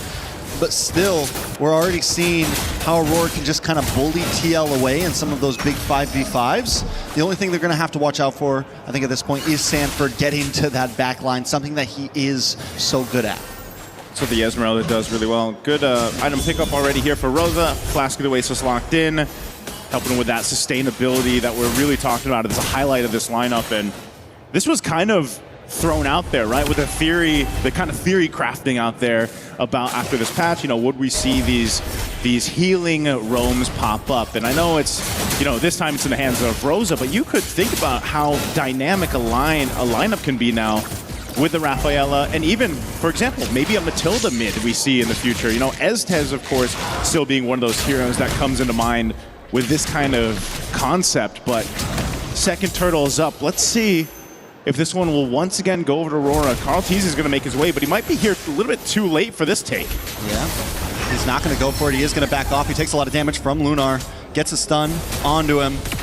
JP getting a little vision as well. Sanford not going to fully commit, but Aurora wants to take the fight. A big Mountain Shocker onto multiple members, getting the stun.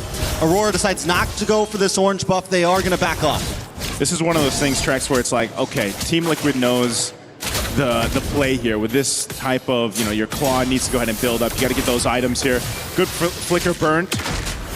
they have to choose their fights really carefully, and that's one of the difficult things. You can play off the Eudora, that stun that you get packed in. Even the Fork Lightning is great, you know, good for poking, but you're essentially, to get a kill for Team Liquid isn't the main focus right now. They need to go ahead and just let them scale themselves up on this kind of lineup. You know, if there's a team that can channel patience outside of Team Liquid or some other teams, Aurora is definitely one of them. They're not trying to force fights here. They're getting objectives. They're playing the map slowly. They're looking for the slow burn, the slow kill right now, and that is going to start to scale a little bit. You have the Freya, you have this heal, and the fact that it is a mid-lane Rafaela, not a roamer, that's going to actually start to benefit. She's going to benefit from some of those items and maybe even output a little bit of damage as this game goes on. Team Liquid does have some skill of their own. And I mean, this is probably one of the slowest games we've seen so far in groups. I was going to say, very different from our previous matchup, but here we go. Big AOG connects, does get the knock up. But Tianzi finds Sanji the backside. Carl Teasy not able to get away. Lunar gets the kill. JP gonna be next, chopped off, taken out. And Sanford falls as well. A double kill into the hands of Tianzi. Aurora take a huge lead 6 minutes in. And that is the power of this lineup. You saw it right there, the amount of heals, the amount of movement speed. As we look at the replay here from STC, this pressure was around that purple buff. Pagu made his way around, but crashing in under the tier 1 turret and getting to lock down these members, but then just outlast Team Liquid. That's what the power play is for this kind of composition. This is why it ends up working out. And you can see the men behind it for this one. This concept is working for Aurora as they get now the third and last turtle of this game. This is what I mean when I say we are just unpacking the meta. Yeah. The layers are still peeling off right now, and we still got a long way to go till we figure out exactly what is what. And Coach Midnight's showing it right now. We have the Raphael, and it is working beautifully. Definitely we can't count TL out just yet, but the fact that Aurora is up 4K right now, 2 towers, TL has been unable to take anything. If they can keep this lead past the first Lord, that is unheard of. Again, this was a big thing, you know, for a lot of people coming into this year's MSC here at EWC 26 was, you know, just where would the meta be? How would the current contenders for that championship and the defending champions themselves adapt to a meta that's quite different, right? Just from last year alone, just from a few months ago for a lot of people.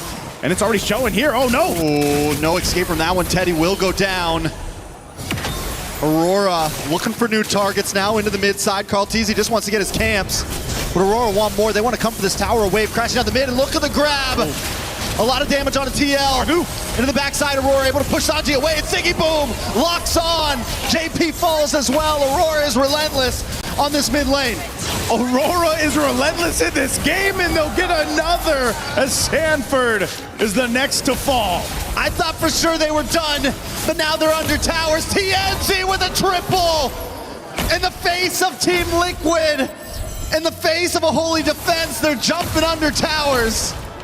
Man, oh man, who would have thought this is what you'd see in an opening matchup here for Team Liquid, and now they're desperately trying to hold on to the mid tower. And they're still under it. The heal is insane. Tower shots to the face. They're immortal right now. Can they end it? I think they can. Minions down the mid side. Down goes Sanford. They're gonna pile on to Carl Teasy, and they're gonna pile onto this crystal. It's a wave still coming. They gotta wait for it. Death counters. They gotta wait for the minions. They're gonna make their way slowly here as they put on a show for us. Team Liquid, can they defend it still? JP and Sanji are up. AOG comes out. Wave of minions comes out as well. Aurora can't fully overcommit. A big stun coming in from Sanji, but they fall. JP, Sanji down for the count. Aurora Gaming don't want to waste any time. Sanford dives in with a falling star moon. It's another wave coming. Will Aurora stay here? Okay, they bought some time. They cleared things out, but man, the stacks right now on TNZ are insane, and they're looking to end. They're going to keep on going. They're not going to give it up. Finally able to lock onto the base. TNZ will help Aurora take game number 1. What a statement this is for the entire teams competing here at MSC. I mean, even Aurora Gaming is, they're smiling about this. This draft, again, is not what you expect, and it was executed perfectly from the mind of Coach Midnight back there and the rest of Aurora Gaming. This is, hey, as you said, Trex, the meta right now, it's pretty much wide open. In the great words of LaFell, wow, wow, wee, wow, wow, wee, wow, wee. wow, wee, wow. All I gotta say is that the possibility of Aurora winning the game is definitely possible. But dominating? What was the time on that? That was under 10 minutes, I feel like. Maybe a little bit more. But the fact that they didn't just win that, TL never held a clutch on that game at all. My goodness. As you look at the highlights here from SDC, you can see it. You know, they're just, it seemed like the switch just flipped. And a lot of that switch had to do for TNZ. And we know TNZ is a phenomenal jungler. He's surprised us so many times. And even with this, don't give this guy the Herrera, man. Because I don't, you know, he was max stacked early on, and then when they went into the space, you could see Team Liquid just kind of knew there's not much that we can do about this. It's just too much overloading happening here. So I know the studio has to break this one down. Let's go ahead and throw it over to them to see what they have to say.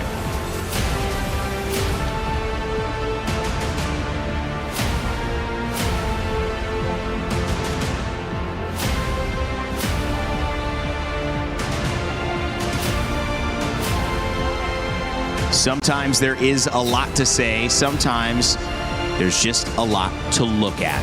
And that's a 9-minute win for Team Aurora Gaming. And I think that this certainly was a surprise for many of them and many of us heading into it. As we welcome you back to the desk to start breaking it down, we've got Brigitte and LaFell with me. I'm your host, Rain Day. And, you know, as we look at this, guys, it was... I think it was really well put by the casters. We expected a win was possible for Aurora, Brigitte, but we didn't think this was going to happen. Yeah, but the draft, I think, maybe made me feel like I was leaning more towards the possibility of Aurora winning. Just because of how unexpected, how surprising it was, and how much it countered, or not necessarily countered, but made things difficult for the lineup that Liquid put out. And Liquid with an 88% vote on your match pick'ems results. Make sure to keep giving us those ideas. Liquid obviously in the majority, but Aurora with that 12% surprise. That's what Midnight does though, isn't it? Honestly though, like I said during the draft, this is kind of what I saw coming. Two things, because I said that Herrera's going to be position 1, and then she's going to be using Sky Piercer because there's a lot of support. And like I said, with the draft that Team Liquid has, Esme is going to be farming, Claude's going to be farming, Yeast and she's going to be farming. So if somehow Aurora gets a very good early game, there was no chance that Liquid could really come back into the game. Yeah, the fact that they had to take their time a bit, had to play it slow, we failed to see the synergies that you would expect from this lineup. The way that they would just layer their skills all together, because you really can't expect them to be on the same, or at the same place at the same time. They had to take their time. So even when, let's say, you get to actually land an AOG or 2, or maybe a Falling Storm Moon, and even Sanji, it doesn't matter, because I feel like the damage is not just going to be enough. I'm still on the Belleric train. Again, this is 3 out of 4 games that Belleric has won today, and Pagu looked great on it as well. Uranus also really, really strong. But you're right, it was really the surprise came out with the Rafaela and the Rosa. How did that look for you, LaFell? What was the impact of it, and do you have to deal with it now if that's something Midnight's going to pull out again with Aurora Gaming? The crazy thing is, it's not just the Rafaela. There are other picks possible, because here's the thing. Rosa still went for the Flask of the Oasis. Once the Flask of the Oasis got picked up, they're waiting for another item, and that was the Sky Piercer coming in from the Herrera. Once they have both of them, the game was over, because number one, there's too much damage from Aurora, and there's nothing that Liquid could do. And then the healing, as well as the shields coming in from Aurora, there's too much. There's nothing Liquid can do. And number 3, the draft coming in from Liquid, they don't have the wave clear. They have to wait for 3 items on the clock, then they have the wave clear, because that's one of the weaknesses of Eudora. Eudora is good against heroes, not so much against minions. Yeah, and the way that they just drafted this and played this was just so you could see TNZ move faster around the map, farm faster, and end the game faster eventually. Because of just the, again, Rafaela and the Belleric just allowing him to do whatever he wants. I feel like that could not apply for Liquid, despite it being a revitalized lineup, despite it being very identical to the Liquid draft that we're so familiar with. This was just a different problem entirely that you had to deal with. I mean, I think Golden Road, let's not even talk about that. Let's just get on the road. I mean, currently they're stopped on the side with a tire that's flat, and they're trying to figure out what has gone wrong. Hopefully they have a spare idea coming into it, because Aurora Gaming have caught them off guard, are defending champions, trying to go back-to-back in Liquid, surprised, maybe even stunned, many would say, watching how that first game turned out under 10 minutes. And they have gone back in for another 10-minute break. LaFell, you had a lot to obviously say about that, but what can you show us about what went right and what went wrong for both Aurora Gaming and Liquid in Game 1? Here we go. Here we go. Here we go. Yes, thank you very much. Brigida, you're on the clock. Yeah, so for now, we have to go back into the draft and talk about how this really worked out and why it really counters what Team Liquid wanted to do. Because here's the thing, it's not that Liquid drafted wrong, it's just that Aurora, like we keep saying, thank you very much, by the way. And you see how it's such a good telestration segment. Everyone's cheering for you. There you go. Because here's the thing. Midnight, the thing is, he knows Liquid, he can roughly predict how they're going to draft, so they just draft around you if you want to go. At this point, you're not even doing telestration. You can hold your mic at this point. Okay. There you go. So I was like, what's it? Here's the thing, right? Here's the thing where this is going to be position 1. By the way, I don't know whether they're angry at me or they're cheering for me at this point. I have no idea. So this is position 1 coming in from the Harara. And one of the weaknesses of the draft coming in from Liquid is that this, and this needed farm. So if you have 3 members that needs farm, only 2 members can defend. And let me just say, these 2 cannot defend when it comes to the minions. So it became a point where the damage coming in from Harara is just a little bit too much, and there's nothing that Liquid can do. We're going to be looking at a clip here. Hold on. All right. So we're looking at mostly the damage as well as the sustain coming in from Aurora. Look at how, in terms of TNZ going in, he is basically going up against 4. Now, usually that's not such a great idea, but what if he just doesn't die? What if he just does too much damage and then there's nothing much that they can do? Because at this point, TNZ has 3 stacks or 30 stacks. Oh, perfect. 30 stacks of Sky Piercer. And let me just tell you, Rain Day, for you and for everyone else. Yes, please. If you have 30 stacks on the Sky Piercer, you basically can go in 1v3. The reason why you can go 1v4 is because of that heal. We're going to be looking at the clip here and look how instantly that they were able to get this win, and then the Rapid Riot, as well as we can see that Sigibum just goes in and destroys the backline. I would say we're looking at the 8-minute mark, but honestly, the second to third ult, that was checkmate. That was when Aurora already won the game. And not to mention, this is Flying Clouds maximizing Rosa using this Rafaela, where on the passive, you can revive one of your teammates. And now with the Flying Clouds, you get onto the stage much, much faster. So thank you very much, Brigida. That's basically the telestrator. That was good. It was a very short game, but perfect execution coming in from Aurora, utilizing the strengths of their draft and the weakness of Liquid's draft. And again, shout outs to my boy for holding the mic. You did a good job, even though you forgot to do it. Hey, I still did a good job. Hey, she was interpreting what you were saying, I was holding it. Yeah, and remember how you She's the banana, I'm the potato. Yeah. Huh? Oh, wait, actually, that does work. What? You're going off the rails, LaFell. I don't know where that. He's got too much screen time, guys. This is getting crazy. Yeah, I feel like everyone wants Brigida. So you want to talk? Okay. Rain Day. What was I saying? To me? Oh, yeah, I was saying something before this. But remember how you were asking us on our thoughts on whether or not Aurora are actually capable of doing it this time around. And we were both on the same page that yes, there's a chance, and we might slightly be leaning towards that. Game number 1, I think, significantly skewed our expectations for this series, but again, this is Liquid. This is Liquid, and mid-series adaptation is nothing new to them. Let's just hope that there does come significant adjustment, because I do agree that was a draft that demanded so much and was really difficult to pull off. And it's kind of rare that we've seen this in this tournament so far in our first couple of days, where draft has almost like a gotcha moment, a moment that you're like, whoa, I was not expecting that. Liquid might have been caught off guard, and they might have realized that and gone, I mean, everyone caught off guard. I mean, it's like they caught you. If you catch all 3 of the people up here, plus all of Liquid off guard, you have a chance to win. And if you do that, well, Liquid might have realized that, hey guys, we have to wrap this one up. Let's do our best, but we need to become come into game 2 much more prepared, because guess what? If they do not win here against Aurora Gaming, they're going to be sent to the lower side of the bracket. And that means one more loss could send the defending champions right back home. I gotta say, Brigitte, we're talking about the Liquid Stampede. At this point, we gotta talk about the Aurora Avalanche, because look at how much they just charged in. Yeah. They were an unstoppable force of nature. And I gotta say, like, a horse probably doesn't like snow. I guess so. We have to ask a horse. We have to find one first. I don't know how much horses they have in France. Oh, I saw one. Oh, you saw one? I saw one. Oh, cool. Maybe 2 stations away from our hotel, but there are horses. All right, we'll ask the camera crew to follow us for us to ask the horse. Do you like or dislike snow? But it does snow here, so they should be able to. I still haven't experienced snow. Same, but nonetheless, it doesn't make it any easier for the horse.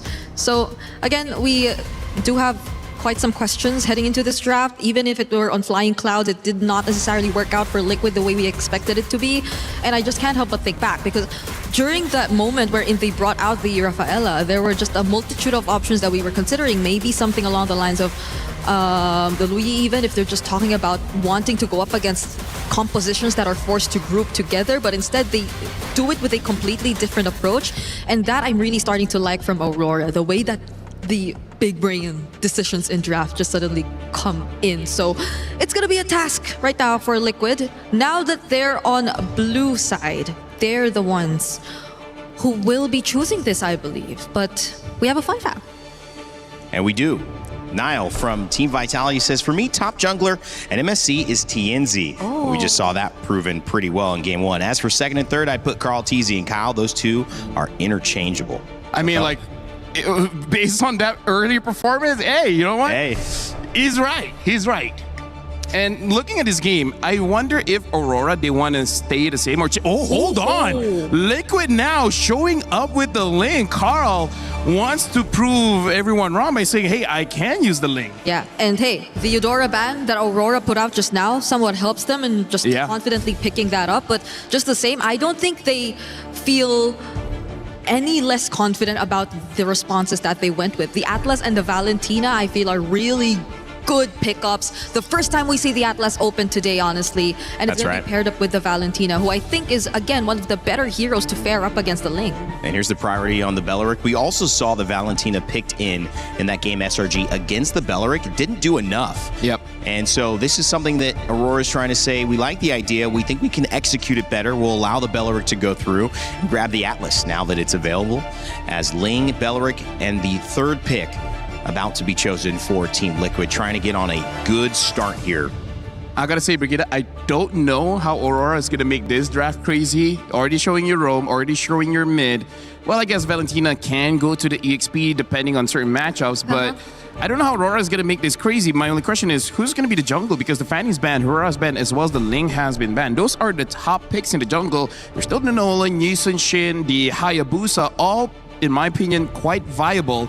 I'm just not entirely sure which one they're going to pick up, because before this, going up against the Ling, they do like to use the Hayabusa, but the Hayabusa is a little bit different now, shorter range, so not as effective as before. It's still strong, just not as crazy as before. Because that was the hero to at least match the Ling ever since. It was always been the Hayabusa Ling matchup, but considering right now that it will be much difficult to get out, since the heroes that Liquid currently are on could do fairly well in terms of chase. I think they would just opt to save their jungler for later and instead lock in the Paquito. They can take out the Esmeralda from this point onwards if ever they really just don't want to have that matchup. But I can't help but feel like even the Beleric is something we're not entirely sure of if it's going into Rome.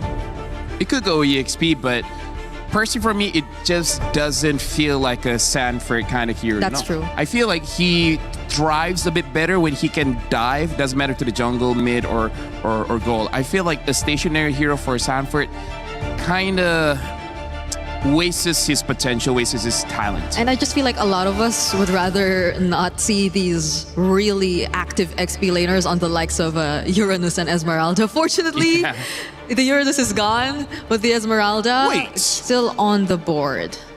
They're banning the Uranus. Uranus is an EXP laner, Paquito is known as an EXP laner. So does this mean this Paquito is a flex? It could go to the gold or to the jungle? Honestly, if you're up against Aurora, I don't know anymore. Hey, you know what? Big Brain Midnight. Big Brain Man Midnight. BBMM. Big Brain Man McKnight. Okay. He's trying, man. Okay, he's trying. The rule is never to do math live on broadcast, and that was close. I mean, you don't to have to be smart to be an analyst. You just have to be confident. Oh, okay. Even the board taken out. Yeah, that's interesting. Why the Uranus fan of all bans here? I feel like it could go to the jungle. So you think a Paquito jungle was... Or gold. Oh, right. Gold might be because the way that they're not banning out the Esmeralda... Yeah. Might they consider having them both on their side? Because does Liquid sense a possibility that that might be the plan? Horse's sense is tingling, maybe. I don't know. I don't know if it's worth it to ban the Esmeralda. It's not like Esmeralda... Actually, no. Esmeralda could still do good against Liquid's lineup here. It must be so difficult to draft against a team like Aurora. It makes you overthink. And have you overthink Esmeralda ban? Okay. They're on the same page here, Brig. Your overthinking has helped them out. So we're all overthinking right now. Do you like to overthink, Brigida? I don't want to, but I'm forced to. You're forced to I'm forced to overthink right now because of what Aurora did in game number 1, and understandably so. Liquid, hopefully it's not too much of being reactive that we're getting to see from them right now. Because at least for now, their first 3 picks look solid. But the Harley... Okay, in a way, an assassin. Yeah. Magic assassin. Magic assassin? Yeah. Not as great as the Ling, but still serviceable for sure. So now Liquid, after seeing that, at least they know this Paquito is not going to go to the jungle. So it's either gold lane or EXP. But I got to say that has to be an EXP Paquito, because if they don't have a marksman, imagine even if they win so hard, they're not going to be able to push. And pushing's kind of important to end the game. Yeah. Do you like pushing, Brigida? Turrets? Sure. Yes. Yeah. So you need a turret pusher. Maybe a Brody? A Brody or a Moskov? Either Brody or Moskov should be good here. Yeah. More for the Moskov. 2 picks coming up from Liquid. Oh! Zetian and Arlet. Oh, this is a very scary draft coming in from Liquid. There's multiple win conditions here. It's going to be quite difficult for Aurora to handle this. So we're waiting for a gold lane. Likely a gold lane. Moskov or... I like the Moskov. I like the Moskov too. I feel like the Moskov is a safer pick. Yeah. Brody is, if you think you can somehow snowball out of control and just end the game before Liquid gets a chance to fight back, but... What? The barrage! Another what? Midnight. Wow. Beep, boom! How we feeling, Brigida? Wow, confused. Where is it going? Like, who is who? Okay, maybe a Barrett's Roam? I feel like you need therapy after this. Or XP? What? Who? Like... Hey, you know what? Our job is done. Stunned. It's gold. It's gold Paquito. It's gold Paquito. We'll see how they're going to push out later. But Barats, I've heard, is a good counter towards the artist. So maybe that's just a lane matchup kind of thing. Maybe. Harley jungle, gold, Paquito, Aurora Gaming doing midnight things. My goodness, this series has not disappointed. Let's see if Game 2, Aurora Gaming can close it out and send our defending champions of MSC to the elimination side of the bracket. And for now, with the call, it's Naisu and Trex. Here we go. Team Liquid Philippines needs this game, and they brought a draft to be able to do that, Trex. But again, it's Aurora Gaming with a little bit of flexibility. Another interesting draft from Coach Midnight as well. What do you think of this one? We saw Barrett's go XP lane in the hands of Kid Bomba yesterday. We saw the fighter meta go into the hands of Team Spirit yesterday, and it worked well. Yep.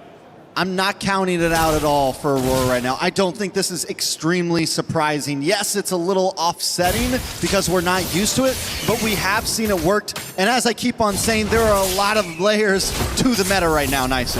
I think a lot of people want to see, Carl TZ using the Ling. This hero alone has made waves already in the current meta, but now in the hands of someone as skilled and as prominent as Carl TZ. Let's see how he plays it. This is already some rough pressure, though. Unar flicker dashes in. A lot of damage on Carl TZ. He's left his lane just for the invade. Rosa forced to use a flicker. A little bit of damage onto Sanford. Sanford flickers as well. Everyone backs off.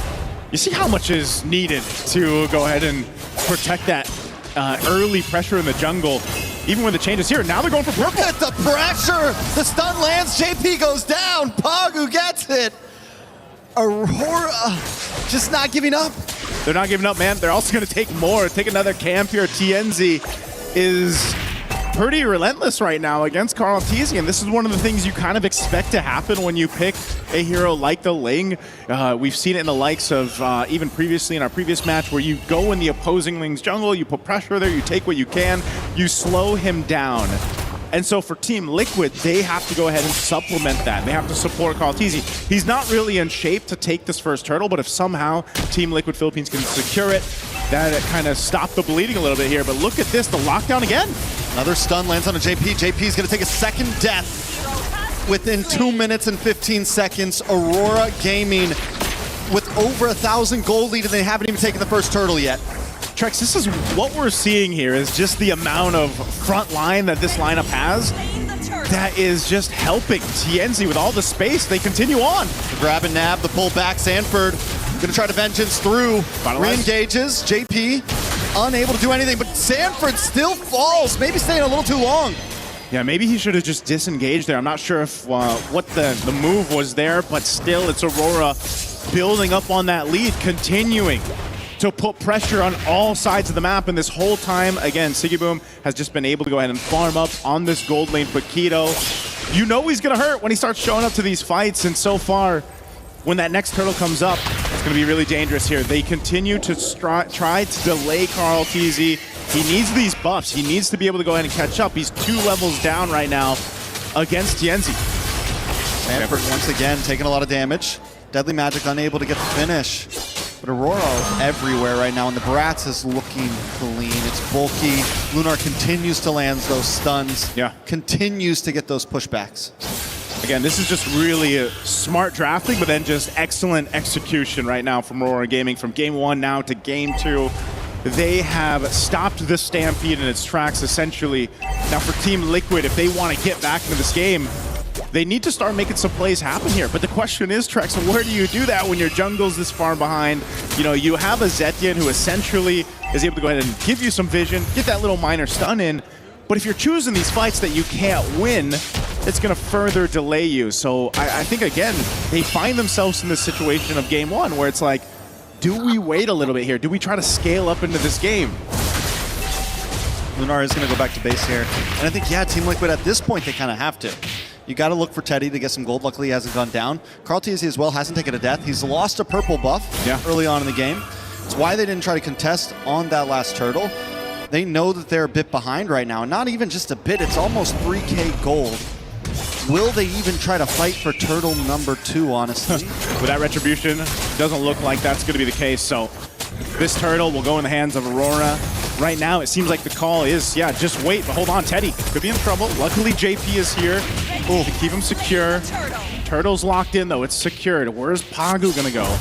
This is the best thing that Karl can do, though. Push that bottom side, get some extra gold, but there's a fight.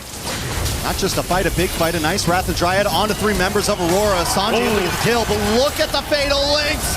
And look at the damage. Sanford trying to vengeance through, able to find one. Another. Sanford picking it up, but will eventually drop a double kill before taken out by Sigiboom. Well, this is happening, though. KarlTzy taking a purple buff of his own.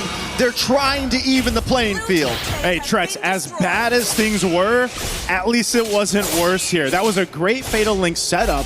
As we look at, well, we got a chance to look at the replay here. Look at the Fatal Links after that setup. This could have been way worse, but again, some maneuvering here, some finesse from TL keeps them from getting decimated here under that tier 2 turret. And it also, mind you, allows KarlTzy once again to get what he can, takes a buff, because he's got to play the catch-up game here. They need to be able to get just ready for that first Lord once it comes up. I wouldn't be surprised if we see them give up the next turtle too. Just again, give that call, do what they can, because they're losing real estate as well on the map, as now some of the tier 1s are falling. Yeah, and they have to start looking for some pressure on the map. I will say this, You can't count Team Liquid out until after the first Lord, at least in my book. As long as this gold lead stays around 2.5 to 3K, TL will always have a hand to fight with. I'm still waiting for that big moment for Carlteasy to pop off, though. He's been farming. He's able to come back a little bit. He steals a purple buff. Look at the damage. Does come down onto Lunar. Lunar's able to use the flicker. Tempest of Blades falls as well. And everyone pulled back in. The damage on Aurora is insane. But Evado Links in response. Still not enough as Teddy locks onto Pagu, chasing him down, but there's no escape today. A double kill into the hands of Sanford. Leave it up to Sanford to make that play. What a final slash he was able to use to set things up, but it's still Aurora. They take down a tier 2 turret. They're finally going to lose the turret in the mid lane, but Aurora now needs to be a little more calculated. They put themselves in that position. They know an Arlot's there, so they got to watch out for that. And so little by little, TL has brought themselves into a position now where maybe they can actually get a turtle, unless still it's that call of give them this one. Let's just get ready for that Lord. JP is going to give that information. Sanji's here as well. They don't want to get caught out here. Carlteasy's not even a part of this, though, as he wants to push down bot. Another turtle in the hands of Aurora as Carlteasy looks for more map control. Team Liquid have dropped that gold deficit down. It's only a 700 gold lead over the hands of Aurora. Sigiboom on the hunt for Carlteasy. Carlteasy will be able to get away. On the mid side, Aurora want to reclaim this mid tier 3. Even out the lane field. A nice Fatal Links does not connect. Purifies Zupopto. Look at the damage onto Lunar. Teddy goes down with Sigiboom over to the backside. He finds 2. The Sanford locking on though. Tianzi falls. Double kill for 40. Maybe a triple over to the hands of Sigiboom. Unofficial, but still able to possibly get that final hit. It is a brawl. It is a bloodbath. Aurora and TL. Who would have thought it'd go like this? Oh, Sanford. Okay, there's not much more I don't think he can do here. Just trying to clear this wave out, but he might take a couple too many hits. Sanford shut down. A beautiful shutdown into the hands of Sigiboom. The guy is a monster right now. 5-0-2. Oh man, look at this. There's the replay brought to us by SDC. Look at Sigiboom. Yeah, comes he from the back. joins this fight from the back, and everybody just lined up there right on target. Again, the bleeding was staunched a little bit because of Sanford's play here. But it's just that case of we're playing from behind. If you're Team Liquid Philippines, you have to be able to make these happen. And now Carlteasy gets taken down. So not the best timing here for TL to lose their jungler. I gotta say, Sanford's had some great plays, but there's also been a few times where maybe he stayed a little too long, used a few too many vengeances. Look at Pagu here, hanging on the bush. He's gonna finally show himself and back off. But they gotta watch out for those angles because Aurora's been so good at attacking from all sides. They're finally gonna be able to take this tier 3 as Pagu zones away Teddy. The tower drops. JP will drop as well. The Deadly Magic should be able to finish it, but no, he gets the health back. Teddy with a blazing duet as Sanford jumps into the backside. Aurora kind of in shambles here. Carlteasy shows up as well. Tempest of Blaze comes down. He takes out Sanji. Carlteasy still unable to get a kill though. One more hit. He's terrified. A double kill into the hands of Rosa. Aurora has their number. Great team fighting from Aurora Gaming there. They knew the plan and they stuck with it. Again, this final slash was great, but also the Blazing Duet wasn't able to get the efficiency it was looking for there from Teddy. TNZ with the fancy moves here to try to stay alive through this all, and he does. Just, again, the fighting that we're seeing from Aurora Gaming has been refined from the last time we saw them play here. And my goodness, they're making it look good. Aurora's making it look so good, saving the Terrified. All of those little micros. And the thing is, it's not just the small fights that they're winning, they're also winning on map placement. They have the whole package right now. Trex, this is insane. Look at across the board how much of a lead they have, but especially Sigiboom. You mentioned it, 7-0-4. He's up nearly 3,000 gold against Teddy. And that is not where you want to be. I mean, again, we talked about Paquito in the gold lane. These fighters being brought back into the gold lane when all we've seen for a long time was the Clutch, the Moscows, the Harris. Well, this, once again, changes things, the dynamic of the meta. And you see it in the hands of Sigiboom like this. I mean, where do you start if you're TL? Who do you focus on here? And I think that's the biggest thing. That's why it feels like the Aurora Avalanche, man. It's coming right at them. The force of nature itself. At your front door. Tower will drop. There's no holy defense to bring down this Lord. Aurora Gaming not going to force it, though. They're going to move on to the mid-tier 2. Should be able to take it. All right. Turrets take a little bit of damage here. The tier 2s will fall. Holy defense shields being held on, but that bottom one is the only one to stay. Conceal's going to be used. Where's Pagu going here? They want this base turret.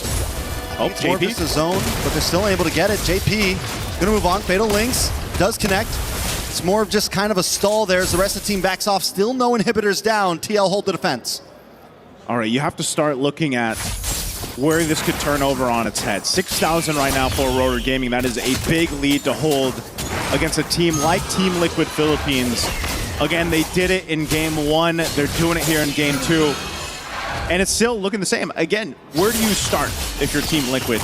Well, that Lord coming up in about a minute might be something, but do you take that risk? Do you take that gamble to go and just try to make that steal? You know, what we've seen before when the hands of Lings, where you can go in and get that miracle play, that miracle retribution. I think with the fact that they do have all of their inhibitors still standing, TL could maybe let this Lord slide. They do have some decent ability to defend in a siege. They have the big ult from Sanji. They can get the stuns. They have a Blazing Duet. They have Shred. They can play well in the pocket of their base. It's a hard base to crack. Not only on top of that, you have the Wrath of the Dryad, you have the Final Slash. They have a lot of defense measures. Trex, this is how far behind Teddy is currently. The Corrosive Scythe was just picked up. Usually you see that Trinity locked in. I believe he's got the Trinity now if we can take a look at the items, but you know, 12 minutes in, yeah, he just locked it. That's about 3 minutes behind right now. So that's the big kind of thorn in the rose right now of Team Liquid. You know, how do you deal with that? Now he's online, but even if he comes through, does he have a defensive item to withstand what Aurora Gaming is throwing at him? Yes, you mentioned the Wrath of Dryad, that's a big thing, but maybe you give up the Lord, you go for one more defense, you have a great high ground defense that you can play around with if you have to, but Daytona's welcome's used up here. Denno's welcome, does lock on along with way to the boss side. Look at the damage on a Teddy! Siggy Boom is just unstoppable. The target is locked and he never misses. Just gonna make it worse right now as 2 fall for Team Liquid. Aurora Gaming will go ahead and get themselves this Lord and get ready to approach the base of Team Liquid again. Again, this has been a really rough one for Teddy, the gold laner of TL, but just the team as a whole, because again, your firepower, once it's taken out, it's mainly into that quad. Carl Teasy might be able to help too, but he was also delayed, so just as a whole, across the board, Team Liquid has been playing with their backs against the wall. So Carl Teasy will cut the waves for where he can, delay this Lord push, and wait for the rest of the team to be up here. And Siggy Boom's trying to lock on. Will he get there? Yes. Tempest Blades drops. This move after Carl Teasy. A lot of damage comes in, but there's no escape. TNZ gets the final hit. Carl Teasy caught too deep in enemy territory. I've never seen a boxer punch the sky like that. My goodness, Siggy Boom. He picks up an immortality, 9-0-5. And now here we go. Lord making its way up top. Gonna charge into that base turret and take it down. 20 seconds still for Carl Teasy to be up here, and now Aurora Gaming with a 10,000 gold lead will look to end this series in a sweep. Aurora Gaming looking to end this. A big Fatal Links does lock on to Sanford, a Blazing Duet to do everything they can to defend, but Aurora Gaming have locked on the base, and the Stampede has been stopped. What can they do against this force of nature? The upset of the day happens. The champions go down, and Aurora Gaming take it 2-0. A very tough loss here for Team Liquid. And the Cavalry around the world right now seeing this, but I think it's a wake-up call once again for all the teams that are eventually going to be facing up against Aurora Gaming from Turkey here, because, man, what they're doing and what Coach Midnight is doing with this draft, how do you prepare for this? Who would have thought we would have seen this today? In the nature that it did, a sweep and everything else. Again, phenomenal execution here from Aurora Gaming. As you look at the highlights from STC, this was a game they had control on, and it all started in the jungle, putting pressure on that Ling of Carl Teasy, and they didn't let up. There were some moments, like you said, from Sanford to try to alleviate the situation with the final slashes, but just fell apart by being too far behind across the board. This just goes to show that this is probably one of my favorite metas we've ever been in. Oh, yeah. The amount of picks that are viable, not just picks, but strategies that you can approach every single game with it. And I mean, for the past 2 days, for the past few weeks, with all the games we've seen all the possibilities, and we've seen something where normally you see these picks and it's like, is it a cheese or is it actually viable? Because this looks viable. Aurora Gaming. It's just speechless. Speechless, man. I mean, I think a lot of people that have been tuning into this, you know, the hundreds of thousands of people online watching this, they're going to have a lot to say to about. But we got to go ahead and throw it over on stage with Rose to hear more from Aurora Gaming. This game has absolutely left everybody speechless. Aurora Gaming with a 2-0 up against the defending champions TL. And of course, right now with us on stage, we have the one and only Rosa. Hello, how are you doing? Ya aslında gerçekten şu an kelimelere dökemiyorum yani yaşadıklarımızı. Sonunda gerçekten olan aleti kırdık ve yenmeyi başardık ve çok mutluyuz açıkçası. It's hard to put into words what I'm experiencing right now because I really feel like we finally broke that curse. And this has been a great winning for us. I'm very happy. I agree, because if we look back to 2025, you know, you guys got eliminated by TL in both MSC and M7.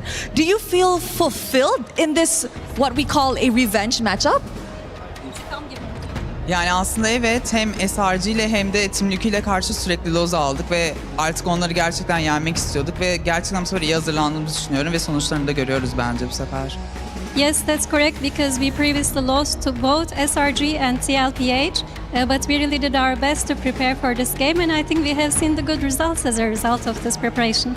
Yes, now let's talk about the preparation, because in game 1, we saw a very interesting pick coming out from the side of Aurora, where Rosa actually played Rafaela mid, and he's currently laughing at that. So tell me, first of all, what made you guys pick Rafaela? Ya aslında ilk patch note geldiği zaman Rafael'in yediği buff'ları fark ettik. İlk olarak support oynanmaya başlamıştı ama Assassin metasına geri döndükten sonra oynanılmaz bir hale aldı ve ben düşündüm. Yani mid olabilecek bir şey vardı ve scrimlerde denedim 10 maç gibi ve genellikle hepsini kazandığımız için ve güvendim ve aldım. Böyle oldu yani. So I saw that there were some issues at the beginning, and based on also what my experience was during the practice games, during the scrim practices, I saw that I could have this possibility. That's why I also put it into use here, based on the practice games that I previously played. Okay, Rafaela is a very interesting pick. So Rosa, tell me, will we see anything else that is interesting in MSC this year for Aurora Turkey? Aslında birkaç tane daha sakladığımız bir şeyler var ve şu an göstermiyoruz, hala var yani.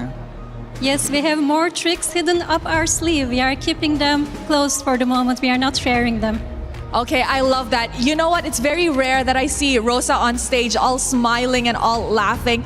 Congratulations on that well-deserved win. And now we will throw it back to the studio to break down what happened in this insane matchup. Throwing it back to you guys.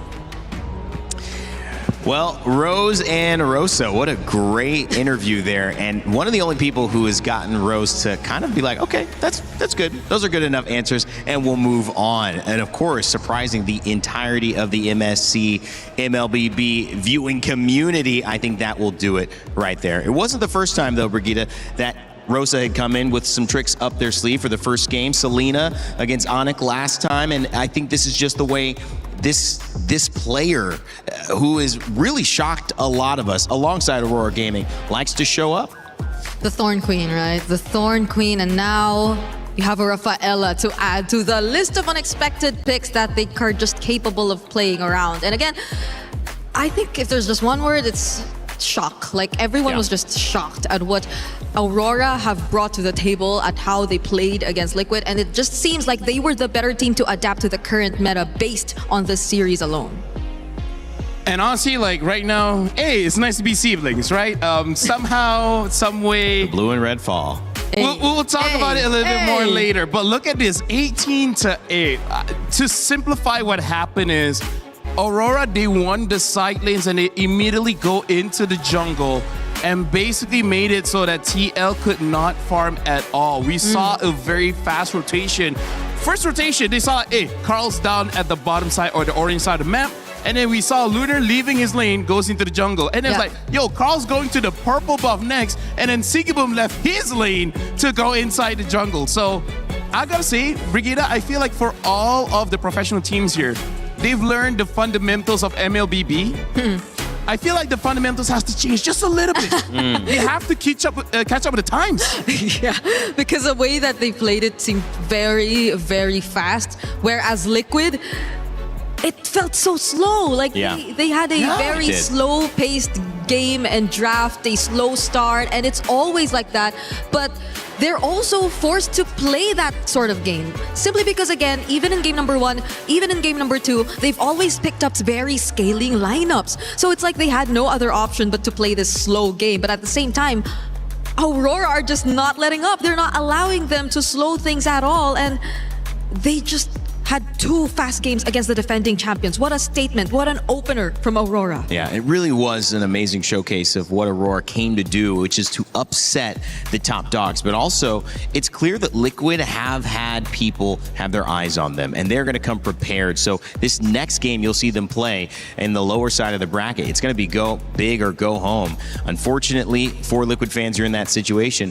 But fortunately, you do have another chance to go back to the drawing board and set yourself up for success. LaFell, let's break down what happened in that game between Aurora Gaming. Yep, you can get your co-star there to help hold that mic for you so we know exactly what they can take with them after a loss that was so shocking. Well, first of all, again, with Aurora, we have to talk about the draft here, where honestly, that draft is pretty interesting, but again, everything makes sense because we got the pick of, I would say these are the strong.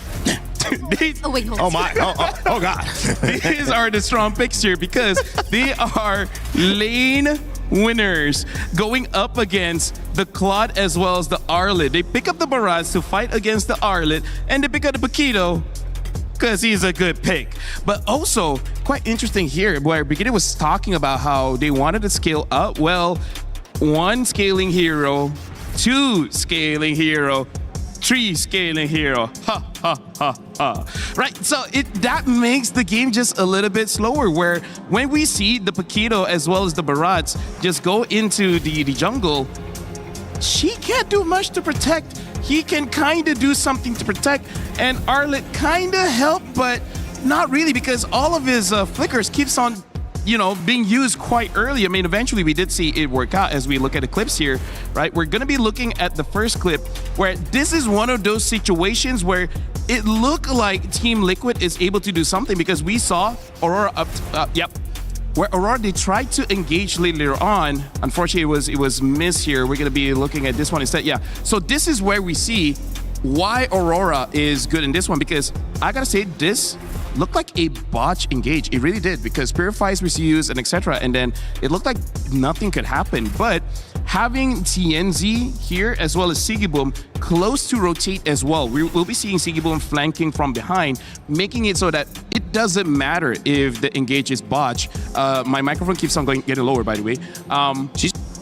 See how flexible you are, man. You know. I'm very flexible. We're going to be playing the clip here, but TLDR is that even with this botch engage, the fact that there's such a big difference in power makes it so that it will always work out. Sanford, big props to him. He still tried to make a losing situation. Oh my goodness. Losing situation, a winning one. Guys, you guys don't understand. It's a core workout, what you're doing right there. You're flexing the bicep. You're holding this core position. Okay. Brigida's just staring at the camera. Hey, you know what? Here's the thing. Having her own mini show next to you. We understand. Okay, we're the siblings here. You know, I'm SRG, you have Liquid. I lost, you lost. Now you have a mic. Day. I wore red, you wore blue. It looks like we're cursing it right now. So I think the best idea is for us to get off the panel. Probably to leave. Yeah, I think so. Even though I'm sad to let you guys go, and you both look great today. I think you're just, this has been a lot of fun. But yeah, every team you've rooted for. Has it been a lot of fun, Rayman? Well, let's not go too far. I mean, I was being nice. You don't have to push me on that. No, it's been more than a lot of fun, guys. Always a blast hanging out with Brigida and LaFell. You'll see them later on in the show. You'll see them even here in a little bit as well as we start to close out, wrap this amazing set of games we just saw. Pro Esports and Aurora Gaming take down your defending grand finalists and winners of 24 in Selangor Red Giants, and then Aurora Gaming take down Team Liquid, your winners who were in the grand finals last year. So everything that you could expect to go differently has gone differently. Onyx and Entity 7 coming up next as well. The winner of that game going to play the winner of this upcoming match, so stay tuned for that. It's going to be a lot of fun. And make sure if you have a feeling where that's going to lean, get your pick'ems in. You have a few minutes before we go live with that one. We're going to change out our panel in a moment, get ready with some new casters, and get ready for those new teams. So get your pick'ems in now to see if you are right, whether you think it's going to be Onyx, is it going to be an 87? Let us know. In the meantime, I want to let you know that if you've been seeing some cool skins in-game from some classic games, it's no coincidence. Street Fighter and MLBB have a crossover you do not want to miss. Human body was built to move. Not trapped at a desk in one singular posture for 12 hours a day. It's time your chair evolved. This is Secret Lab Titan Evo.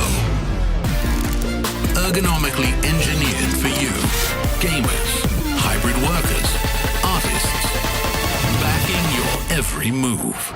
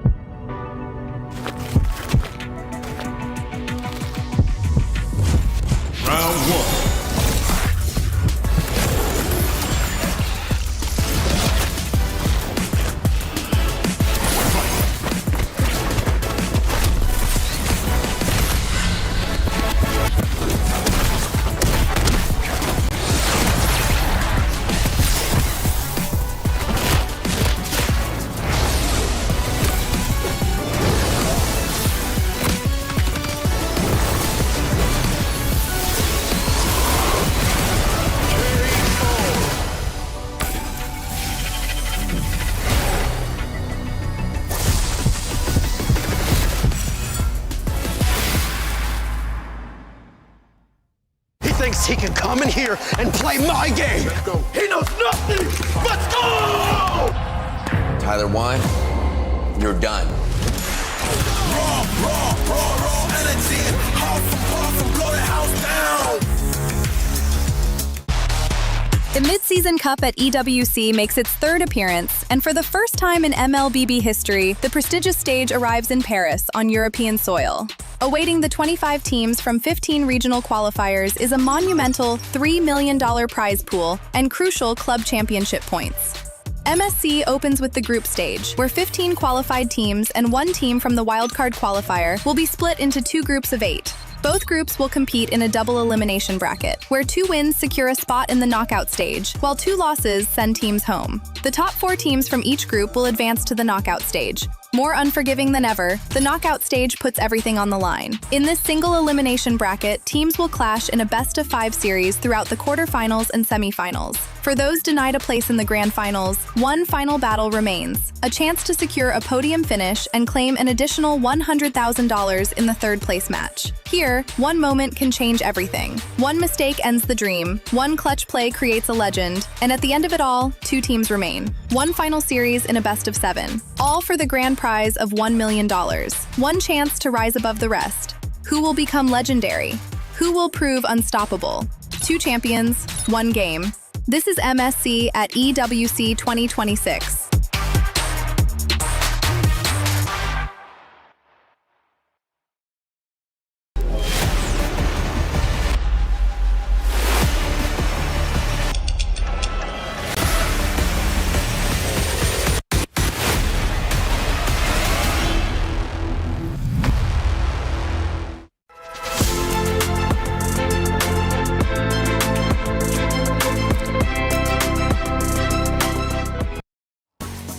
Two major upsets at MSC 26 already, and our third series is a banger as well. We're about to jump into the second half of the day at MLBB MSC here at EWC 2026. My name's Rain Day, and I am joined by a new panel with some familiar faces. Mirko and Rinmar joining me here. Guys, it was a scintillating morning, to say the least, Mirko. Some results that I don't think anybody could have planned. No, nobody. I mean, I went in today with SRG and TL both winning in my books, right? I just want to say, though, in that win, TL Page versus Aurora, say it with me now if you know the meme.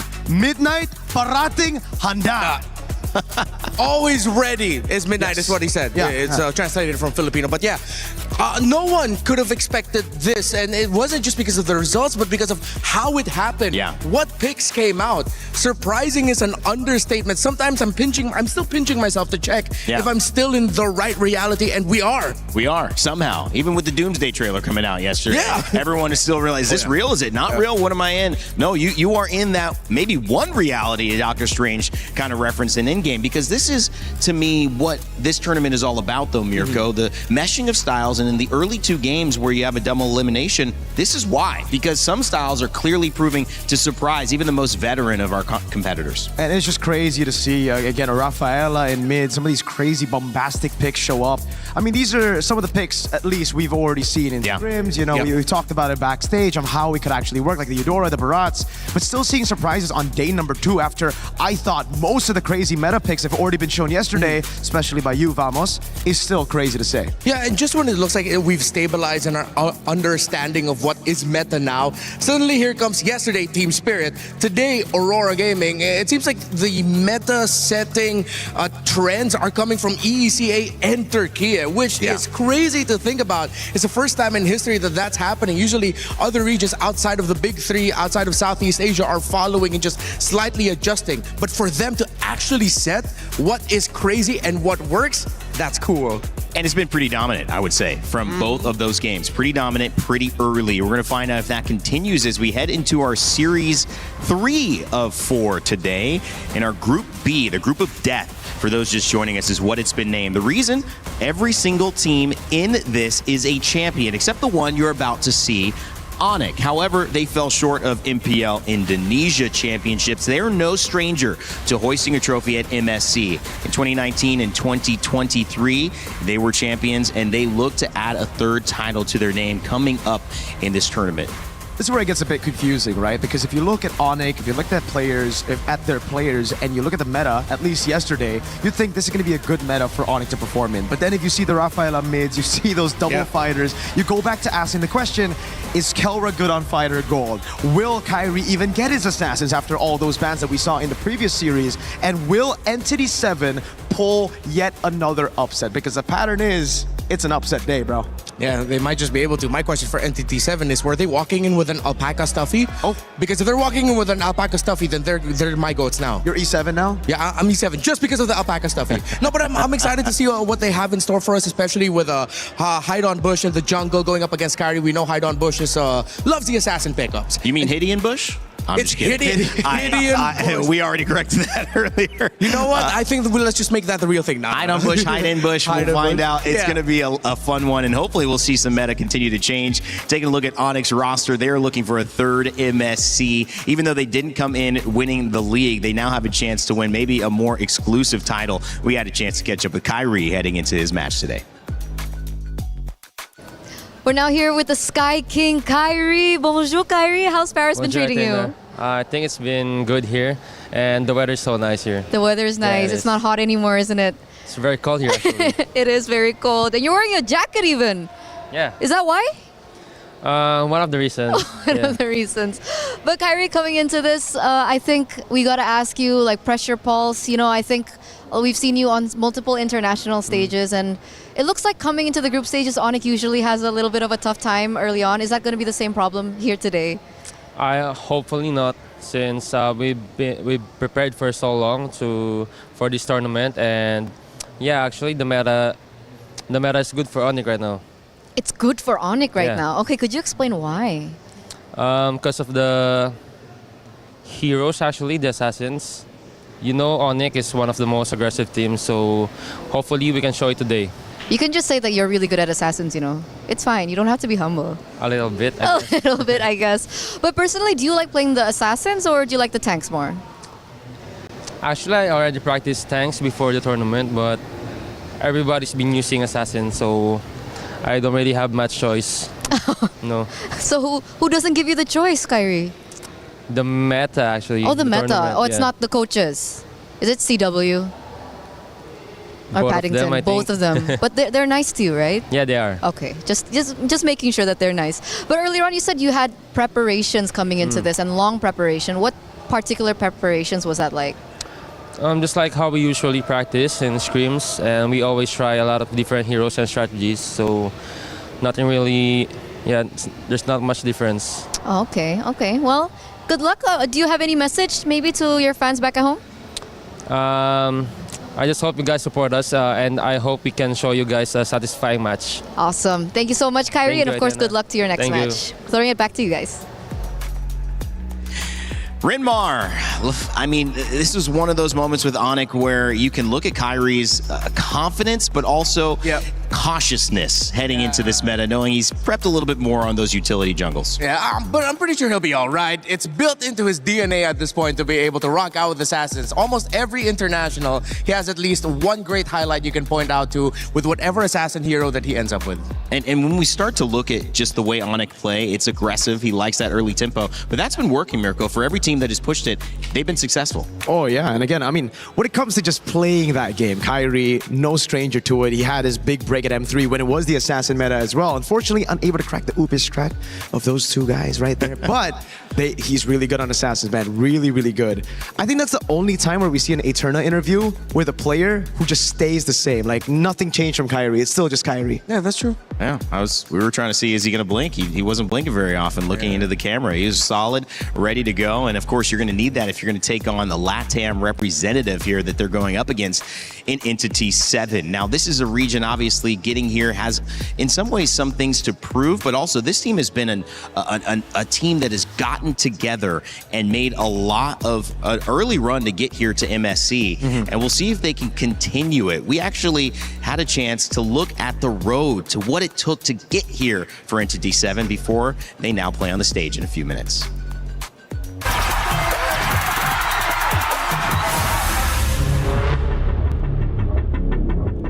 Yo me uní a Entity 7 en esta MST Amber Season 1 porque Akashi y Baggy me llamaron. Después fui con Shin y Hidden Bush. Este roster es similar al de la M7 con Black Sentence. Oh, now just two members down goes Detective. And ladies and gentlemen, we have Black Sentence. Com a junção que teve da América do Norte e América do Sul, eu acho que elevou o nível das duas regiões em si, porque a gente não se jogava junto contra. Eu acho que a América do Norte é uma região bem forte, inclusive tem players que já ganharam o MSC, então elevou o nível de todo mundo e a gente consegue chegar mais preparado para jogar o stage internacional. Este es el momento en que esa llave se convierta en de ustedes. Esa llave va a ser con la que ustedes abran la EWC.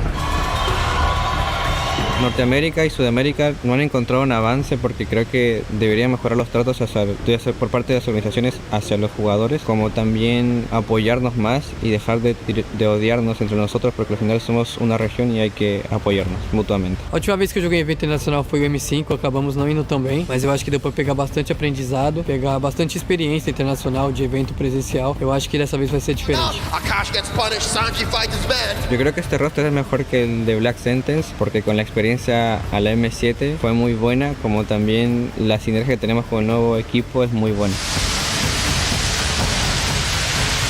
A Onyx é um grande time, estão sendo campeões faz bastante tempo na Indonésia, tem jogadores muito bons, ainda mais que entrou o Kelra. Eu acho que eles são muito fortes nas lanes, eu acho que a gente se pegar alguns heróis que tem pressão no começo de jogo, eu acho que a gente pode lidar bem contra eles. Para todos mis fans, espero que puedan apreciar a este nuevo y mejorado equipo gracias a la nueva competencia MCT Amber. Eu acho que os fãs podem esperar bastante coisa de nós, mesmo que caímos contra time forte e se ganharmos caímos contra o atual campeão do MSC, eu acho que eles podem esperar bastante coisa da gente.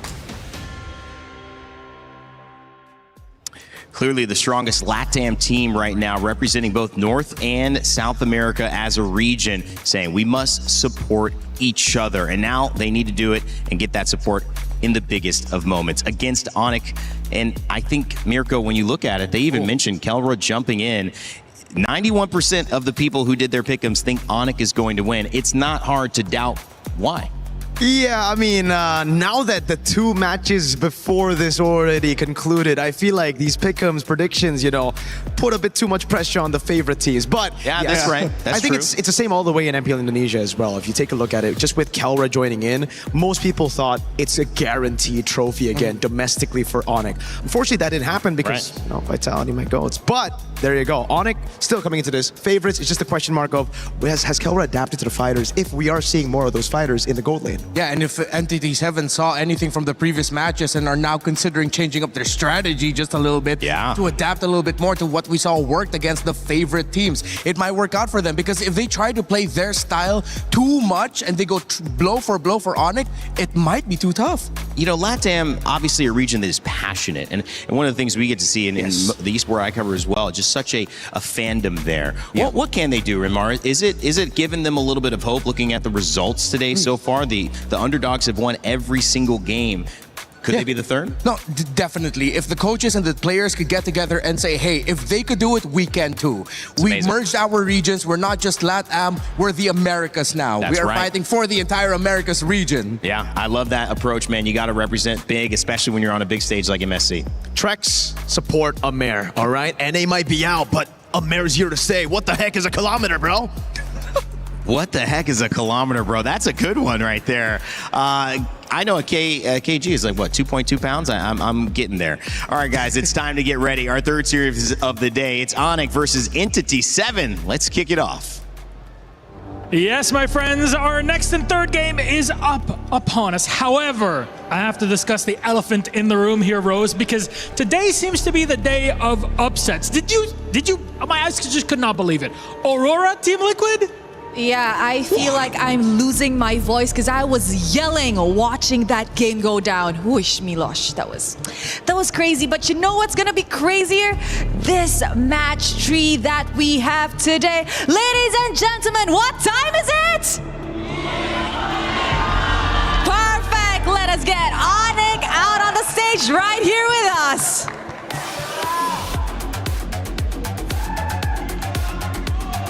The Sky Kings return to the MSC stage with one goal in mind. Reclaim what was once theirs. With the addition of the gold standard in the team, will it be a W in the bag or does another surprise await us today?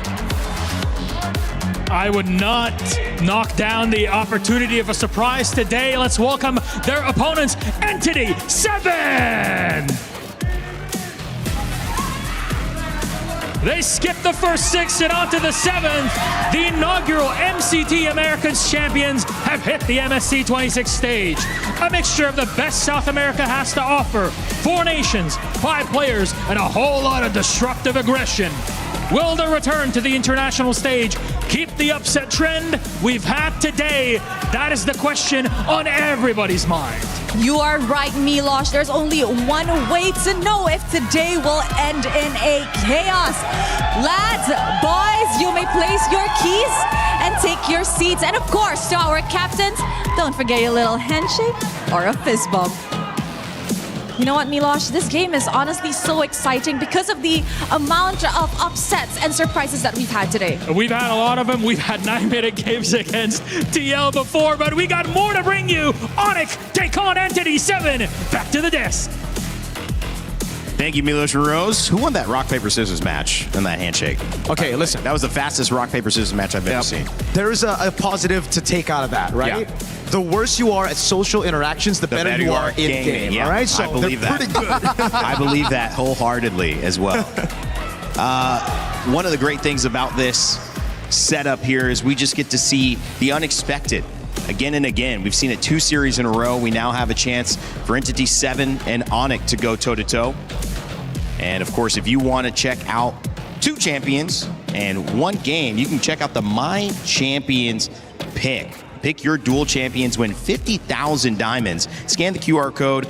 We'll have 5 winners with 10,000 diamonds each, so make sure to check it out. Maybe you will end up with the Grand Diamond prize, available and live until July 27th in just a few days. So make sure to check it out and join up. All right, Mirko, before the draft, what's the vibe here in the building? Is it that like upset feeling that we've got going on through everybody watching? I think it's exactly that, man. Yeah. After seeing back-to-back crazy upsets, you know, one better than the other, you have that feeling. I think it's in the air right now. It's in the atmosphere of the arena. I think the fans are feeling it as well. Oh, yeah. Entity 7, they walked up with crazy aura as well. They've got the confidence. Seeing the two upsets, I think they're going to be bringing up something special too. I think they have a lot of things cooked up.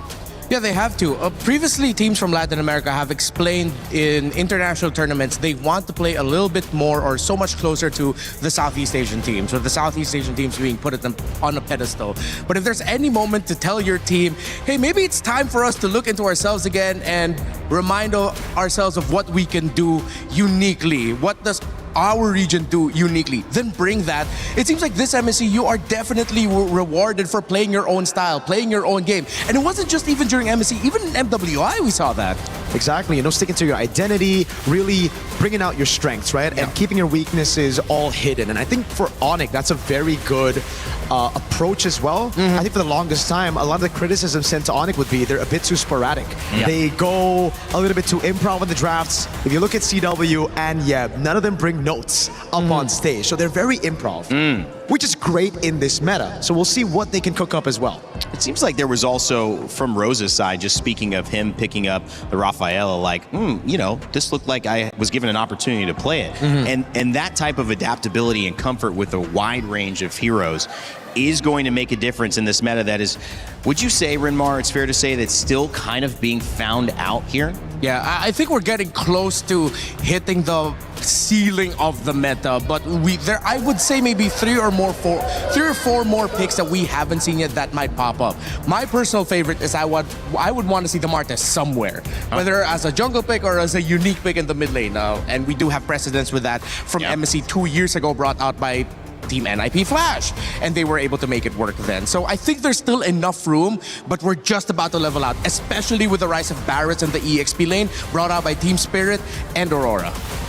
That's true. That character, hero, doing a lot to help round out this squad. But Paquito in the gold lane, going into that too, yeah. Fighter-heavy composition, surprising people, going, well, we need some more range here. We need something. How are we going to pressure?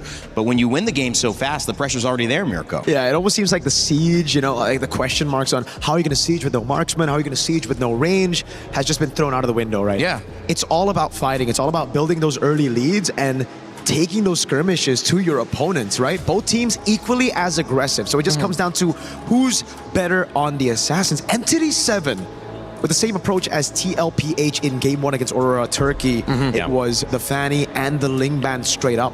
Yeah, but we do know that we still have the Hirara available and will be a point of contention. I see Freya available as well, depending if Entity 7 will ban out the Phoveus or not. So I think we're still going to go into the similar priorities. They ban out the Claude, so they really look at Kyrie and Kelra and said, all right, we're going to take out some of your comforts. I feel like the Claude might have been too much. Yeah, I agree. If they go for the Hirara first pick, though, this leaves Entity 7 with a very good approach, going for the Eudora straight up on Marcel. Oh, yeah. First time that it's been left open, I believe, yeah? It's always been banned out. The Harith Prio is quite interesting. Yeah, I feel like this is Entity 7 looking at Onyx comforts and going, yeah, we're just going to pluck them away from you, which might lean towards the dangerous territory that I don't want them to go into, which is to look too much into Onyx and try to deny. Hopefully, this still leans towards their playstyle. I mean, we look at Doom, we look at how he likes to play in the gold lane, and so far, this is a little bit more akin to just a few months back, a meta from 2 to 3 months ago, where if the Phoveus is available, you pick it up. You don't have to worry about the Freya showing up here because it's going to be up against the Phoveus, but who knows? Maybe Onyx might put that up in the gold lane. I don't know anymore. What is this meta? What year is it? Atlas, Valentina, Esmeralda banned on the side of Onyx. And you saw the Claude, Ling, and the Fanny taken away. The Hirara picked up for Onyx. We've seen her have such an impact. I mean, it's scary to go up against. I'm wondering now if it's going to be the Hirara combo down with the Eudora, because this combination should be very, very scary. Anybody that walks up is going to get completely bursted, and the fact, there you go, is the Eudora. The fact that they picked up the Harith after seeing the Marcel means that they are very confident they can stop the Marcel from getting a golden hour on the Harith, right? Because like at this point, I think we've gotten accustomed to Marcel's really wreaking havoc to a Harith composition just by delaying the Zaman 100%. Force. Yeah, it's always really tough for a Harith to deal with it. Oh. They get an Eve. This really is very throwback Eve to just 2 to 3 months ago. Mixing it up, definitely. Onyx is going a little bit more for what we're used to with this current metagame, while for NTT7 throwing it back. Maybe their last 2 picks, I think it has to be something a little bit newer, because if they lean a little bit too much into what worked 2 to 3 months ago, it's a little bit outdated. Well, that's the question. Group B going back into these first 2 series have seen surprise after surprise today. It wouldn't surprise us now if we see something different and interesting. These are the picks that have kind of thrown a wrench into the plans. Yep. But you know what they say, the best and the most well-laid plans. I wonder if CW would be... not CW, excuse me. Lutfi, there we go.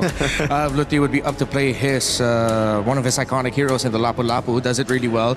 Against Harith, up against the Phoveus, you get the dive against the Eve. You get the strong crowd control, the damage. Should be good.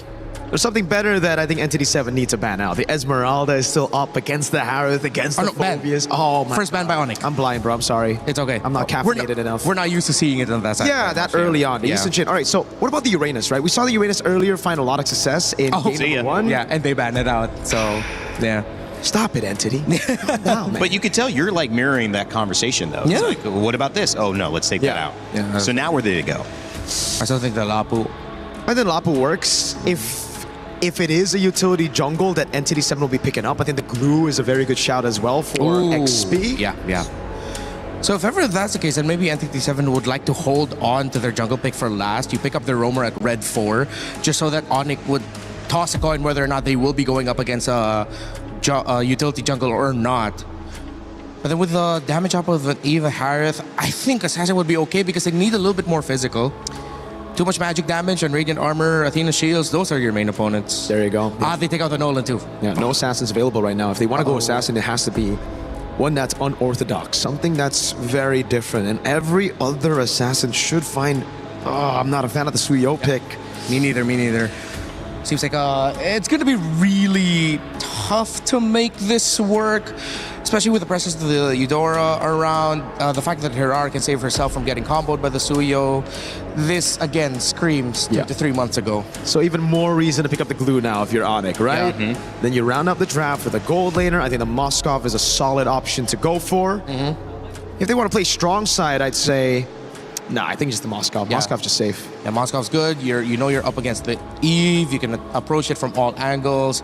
But here we go, Onyx. Baratz is back. He's back up. That's going to be going to the EXP. So Hirara isn't that much of a basic attack hero. So I think, And Granger, that's interesting. I thought they'd go for something with harder basic attack, but I think they're very happy. They just want to get that Granger and the Marcel combo together. I mean, they couldn't have gone so wrong with the pick. It's not a bad pick. Is there something that stops it right now, or do they need to pick that up still on Entity 7's side? Right now, I don't really see anything that can really stop this kind of composition. Yeah. It doesn't look like... I mean, the standard choice would just be the Belleric in Rome.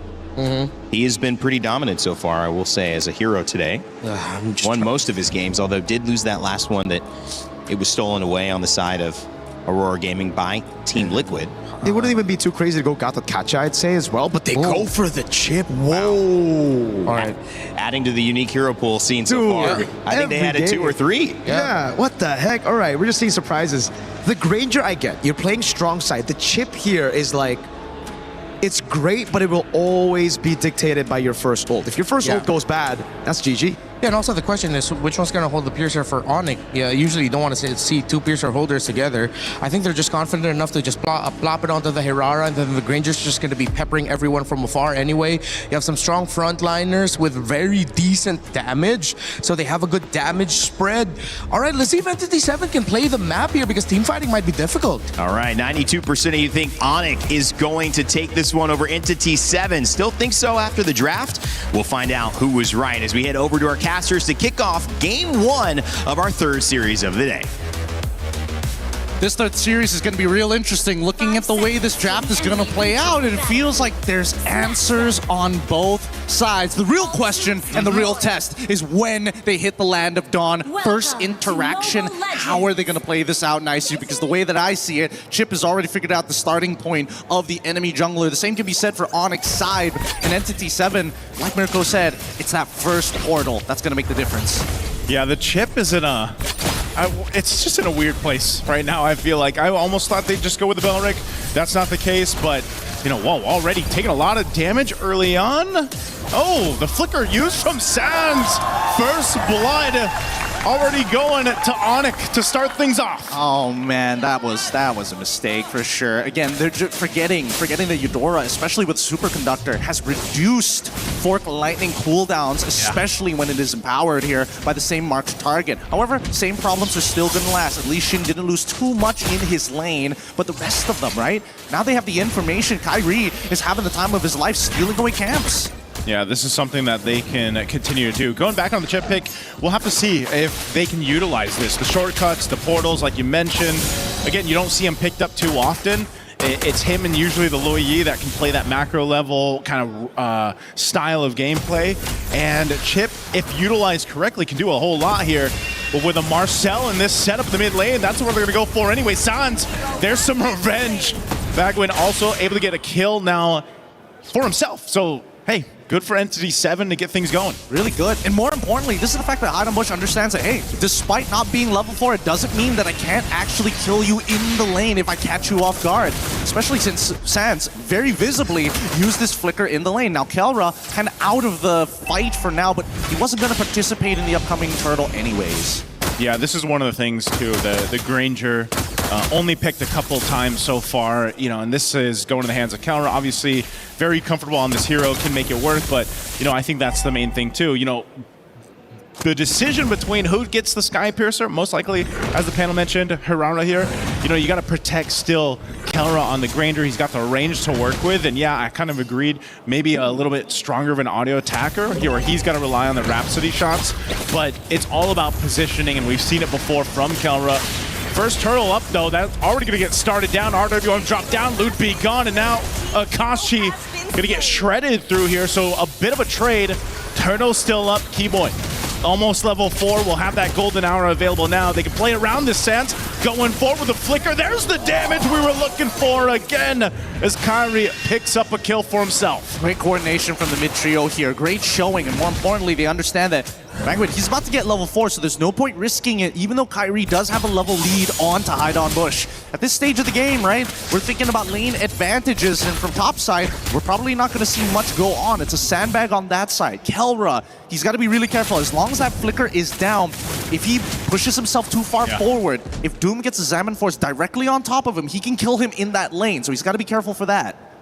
What I want to see from Entity 7 here is just playing around their strengths, which is really, you know, real-world manipulation. We've seen this so much with the Eve pickups. Kyrie sees, he's like, Heidenbush, I see you in that bush. I'm going to go for this anyway. A lot of damage coming through. Alley-ooping it over to Sans as he's able to cap off a kill. Get out of my jungle, says Kyrie. Yeah, the problem is that once you see the stun be thrown out, he has no way to kind of, you know, close the get out with any iframes at that point. Kelra now getting an early Sky Piercer is great. The question is whether or not he's going to be able to participate in the very first fight here. Because so far, Sans has kind of given the layup over to Kyrie. At some point, it's got to go over to Kelra. Yeah, eventually, but the strengths, man, and this is why the Eudora is so just a top priority pick right now. You're seeing it in action in the early game to be able to set things up in this manner and also kind of supplement a jungler like the Hirara in the hands of Kyrie is something that you can make work so well from the early game all the way to the late game. And now this turtle finally going to be started up here. It's been delayed pretty much out. They're going to go for another kill. Akashi once again shredded through. A golden hour is going to drop down. Now Kelra's a part of the fight. He wants to get the stacks he's looking for. Doom's got to defensively Zaman Force out. There's another kill for Onyx. And they'll finally make their way for this turtle here. Shin's got no option but to back off. There is a push in the mid, though, at least for something for Entity 7. How much damage did he actually get onto that mid-tier 1? No, just the plating. The plating is good enough. That's still a little bit of money. He's going to lose a decent amount in his own jungle as Kelra decides, you know what? I ain't wasting no time whatsoever. Give me the gold on that top side before the shielding times out. You're seeing it right there, Gideon. That's just how scary that amount of damage can be, that a flicker is burned out from Shin. Just because, again, that snapshot, that interaction with the stun, and as they go into the jungle again, E7, no room to breathe, even on their own side, as Kelra will pick up another stack. There's just so much CC to deal with, and nobody can really stop Keyboy from what he's doing. He's able to run through every single member of the side of E7, and until we see a full commitment, there's just no point. And now they're losing mid-tier 1, which is a pivotal point in the map. Golden Hour, drop down, Kelra lining up the shots, and it's right lined up for Shin, and out in the mid lane, Daytona's welcome into the team. They landed on through. Luffy's gone, but E7 looking to fight back down, running it for Sands. He's gonna have to burn the flicker. The re-engage comes through. Snapshots are there. Oh, Bagwin 1 HP. He'll get back to base. Could have been way worse for Entity 7 there. Way worse, for sure. But man, let's look at the goal difference here, because somehow Kelra has been more effective in these team fights in comparison to Doom, who's been struggling again, and because of that Golden Hour. Let's let this replay one more time, right? Golden Hour catches onto 2 members. They line up the shots perfectly, but by the time Akashi actually gets into the middle of this fight, they kind of don't have enough damage, right? You can see that Doom, unfortunately, tries to get this kill onto Keyboy, but they still have plenty of battle spells. So the innate impact that we see from Onyx is just too much to handle, and Doom ain't gonna waste a free Purify just to get out of a Golden Hour or walk around it. Yeah, for E7, they want to go ahead and start letting, Doom scale up. This is what we see with Harith, right? Eventually, you're able to do a whole lot with that Zaman Force. They just really haven't been able to have that upper hand fight against, this lineup that Onyx has. A big component to that, again, the Golden Hour. I'm surprised, Marcel, we haven't seen him pop up as much, especially back, Wildcard and then even in MWI. And it's like, he's still so useful with that Golden Hour alone. But even Chip can do something similar. A little bit of stun here on Keyboy. This fight for this turtle, though. Let's see if anyone's actually able to secure it. Highland Bush will just now pick up that Sky Piercer, though. I'm not sure if that's even going to get any value this time around. Considering what's about to happen, Highland Bush gets caught out just like that. I mean, these interceptions, they can't... Wait, hold on. Oh, they're just going for it. Another stack for Kelra. Akashi could be next. Infernal Pursuit, but there's a double now for this Granger for Kelra. Stacks on stacks, and that's going to be a turret. And just another objective. That's a huge miscommunication for the side of Entity 7. Onyx now going to take full advantage of this is Kelra now leading the charge by himself with the rest of his team to say, you know what? We're going to take everything. What are you going to do? Chase us? Doom trying, but he's not going to catch up to Keyboy anytime soon. Yeah, you're not going to catch a Marcel like that, So, yeah, I don't know. That was clearly a mistake, a misstep there for E7 to be on that side, to lose their jungler, but the punishment also is just more turrets, more space. Even in that replay, it just happens so quickly, and then you get collapsed on. And if you line yourselves up like this for E7, you're trying to keep things from getting too worse. It's just, Onyx does such a great job at giving those stacks over to Kelra too. They know that that's a big part of these team fights now. I mean, look at the health bars. They're just dropping as they try to get to the base. They try to get away, but Bagwin's down, and now Akashi gets blown up as well from the shots from Kelra. He didn't want to use his flicker either. Again, I feel like E7, they understand that their battle spells are like so key to their composition, but at the same time, they're not using it to save themselves. Now we have a 13-3 lead, a 5.7k lead at 8 minutes into the game, which is not, I'm not gonna lie, it's pretty devastating, on top of the fact that Kelra is almost max stacks at this stage of the game on his Sky Piercer. Yeah. Keyboy and Sans both just doing an amazing job throughout this game too to set things up. Look at the difference here now in the mid lane. They're actually able to get Ludwig, Keyboy, and Sans. Do they want to fight this? I know they got Kelra there, but still, you don't want to get overzealous and get punished here. You got a 6,000 gold lead if you're Onyx. You want to keep that together for this Lord here in about 30. First items priority. I like how Ludwig is like, I'm not going to think about sustain whatsoever. All I'm thinking about is maintaining my stacks. Get me a Guardian helmet, and I'll make something happen. He is a thick boy for a good reason, but also such a huge deterrent for E7. Like, what are they going to do as soon as he starts charging up the Daytona's welcome, right? On the opposite side, I do want to see whether or not E7, specifically Bagwin, he needs to get a backline attack onto Kelra. Yeah, I feel like he's been trying, he's been trying to find that positioning, but there just hasn't been that opening that they're looking for. And now at this point, it looks like E7's just going to have to give this Lord over to Onyx, let them do their things. Akashi's going to give the information. There's quite a few here. They're trying to push up top too, but Lord already secured by Kyrie. Bagwin gone. I mean, this is just not where you want to be. And now Daytona's welcome to keep Akashi in place. Lining it up again for Kelra to get a double again. And E7, it's looking really dire here in game one. I think this game is almost over. Onyx is in a point where their snowball is a little too big. And they're purposely delaying Hide on Bush. He will not be able to get with the rest of his team, and now his death timer is staggered. Yep. Already base turret's gonna be worked on. Doom trying to drop it down with his Amin Force, but still just delaying possibly the inevitable here. Almost a 9,000 gold lead as Lord is gonna approach this mid turret. The defense shield's still gonna pop, but the Lord is still up, and now the pressure's here. 15 still, 4 Hide on Bush to be up. They're gonna drop it down once again. Lootby, Daytona's welcome. Throw him into the wall. Kyrie, meanwhile, on the other side's working. Burns a flicker out. Akashi, no chance. And now looking to take out Doom as well. He's trying to avoid the shots from Kelra, but he can't avoid Kyrie. And they're looking for more. Finally, Kelra goes down, but Kyrie's here as well. It's a different KK connection. It's a maniac for Kyrie. And that's all Onyx needed in this game one. Under 12 minutes, they'll cap out game one against Entity 7. 21-6 the final score, and they're gonna farm one more before they close out the very first match. Egos were tested this time around. Entity 7 said, you know what, we're comfortable with this style of composition, but it doesn't matter how comfortable you are. If you're walking into counter picks, there are certain expectations that need to be understood. That real world manipulation was not going to find much value until the golden hour is down. The shortcut, same problem. So the question is, who throws out the ability first? Oh man, seemed like there was a lot of problems to solve there, Gideon, for Entity 7. Sometimes it was themselves, solving the problems of themselves. Their positioning, their choices on the way that they moved around the map there. I think that was one of the biggest things is, sometimes you end up delaying yourselves that chance to get back into the game or get a game started on your favor, because even look at the highlights here from STC, this is the main thing. You're playing against a golden hour, which really set things up for a Granger. All you have to do is line up those Rhapsody shots, and even, that'll get you the stacks you need, but then you don't have control of your own jungle, and the snowball just started so quickly here for not just Kelra, but the rest of Onyx here. Yeah, just everybody on the side of Onyx was really in tune with each other this time round, but I have to say, Entity 7, they can't go for compositions like this, especially knowing that you're playing into the Marcel. It's tough. It really is tough. And considering that the snowball always starts with Kyrie and Sans, they might want to start attacking the mid trio for the upcoming game as a form of adaptation. Because the laning phase, even for Akashi and Zalupti, basically nothing happened. Doom didn't find much of an advantage despite Kelra losing his flicker early on, but Kelra just played the lane so perfectly, right? Hey, fast clear the wave, go for the recall, and now Doom has nothing to pounce on once I get back into lane. Yeah, even this, they gave Kyrie, you can see a smile on his face when they lined it up for the Savage there for him.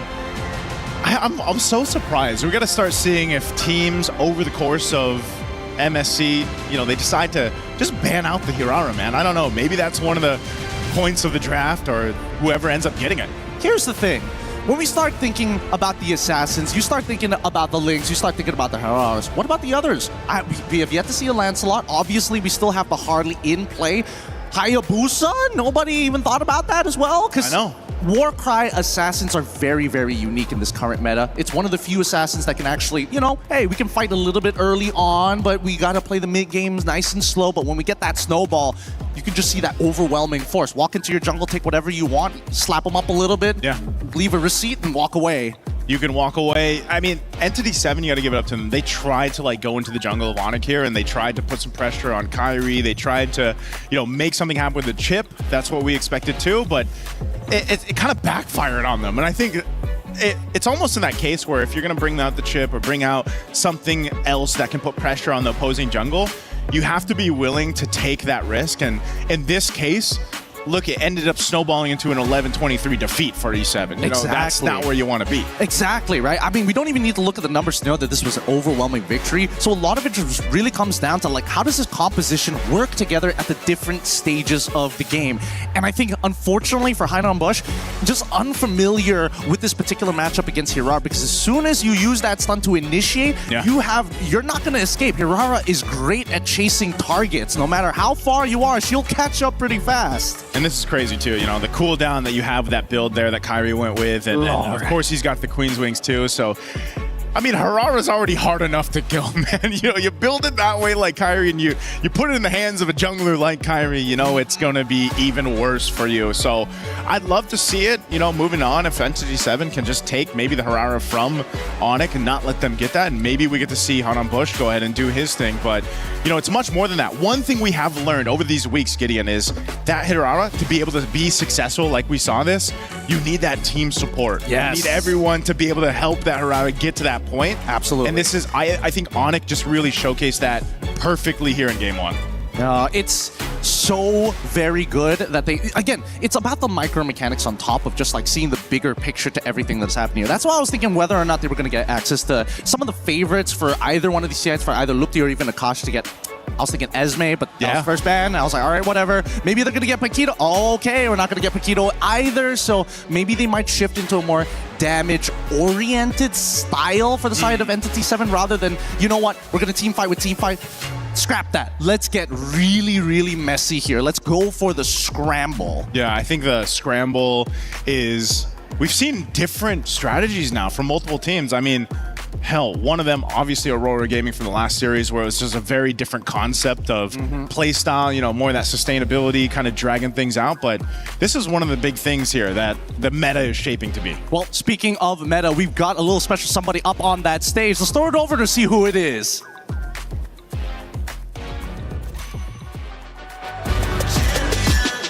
This ain't no regular thing. I came for the ring, you know what I mean. You see my name in the lights, better get right, I'm champion.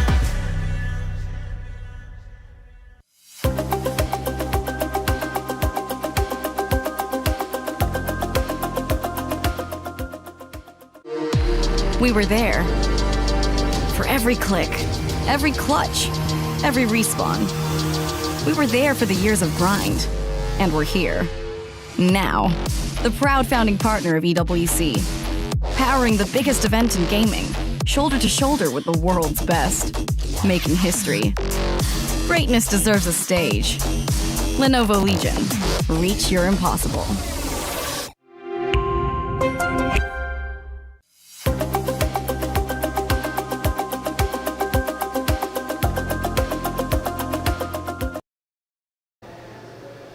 Eterna here, and now we are with Hide on Bush from Entity 7. Welcome. Bienvenido. Gracias. Thank you. No, Thank you. Well, this is really interesting because finally we get to meet you in person, and it's amazing to finally see a representation from South Amer. So a LATAM representation. What does this mean to you coming into MSC? Es muy interesante por fin poder conocerte y verte en persona. Esta es la primera vez que tenemos un representante de Latinoamérica y Sudamérica. ¿Qué representa esto para ti? Representa mucho para mí por los logros que he convertido, lo que he hecho en general. De ser coach, jugador, analista, es algo muy bueno para mí llegar a este punto y nada, me siento muy feliz. It is really big for me because I've been a coach, a player, and an analyst. So everything I've been doing throughout my career, this is a really big thing for me, and I'm extremely happy. All right. So you've done almost every single role. So what made you come back as a player?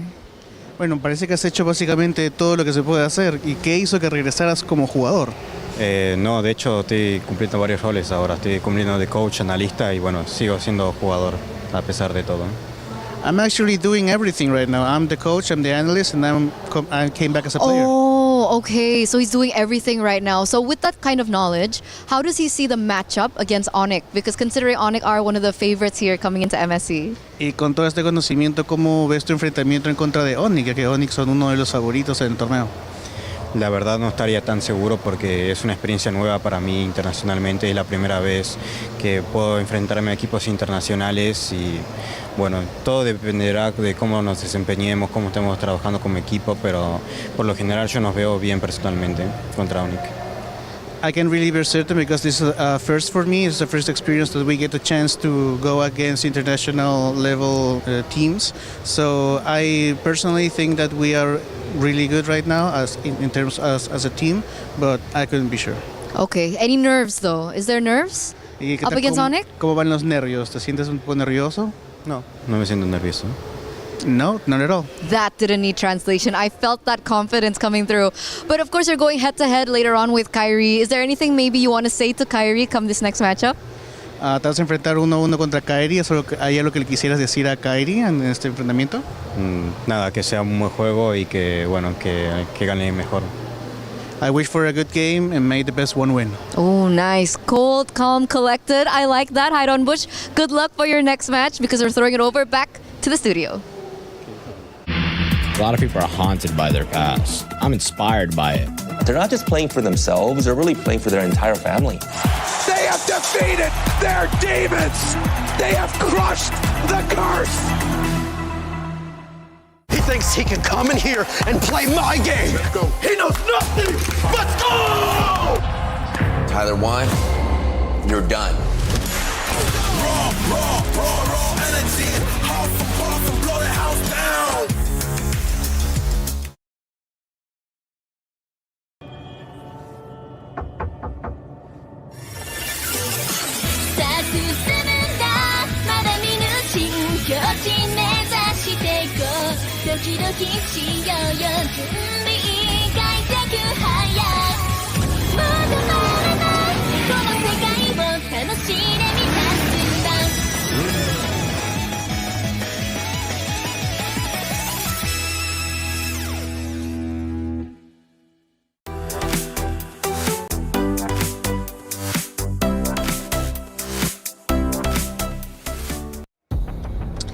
Back on the studio and here on the stage for a draft. Game number 2 between Onyx and Entity 7.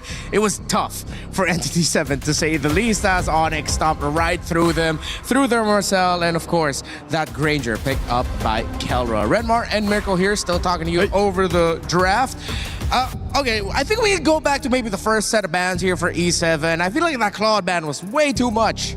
I feel like everything was a bit too much, Renmar, right? Because we have to take into account that, for me at least, looking at those drafts, Entity 7 were coming into game number 1, not trying to win, but trying not to lose, right? Because usually you would ban Fanny and Ling, and you would pick up a jungler in the first phase, knowing, okay, they went up on the Hirara, it's going to be closed out later on in the second phase for sure, but they didn't put enough respect onto the Hirara. They didn't even put any respect into the jungle. Yep. As a matter of fact, they even let go of the Eudora, which is kind of crazy, right?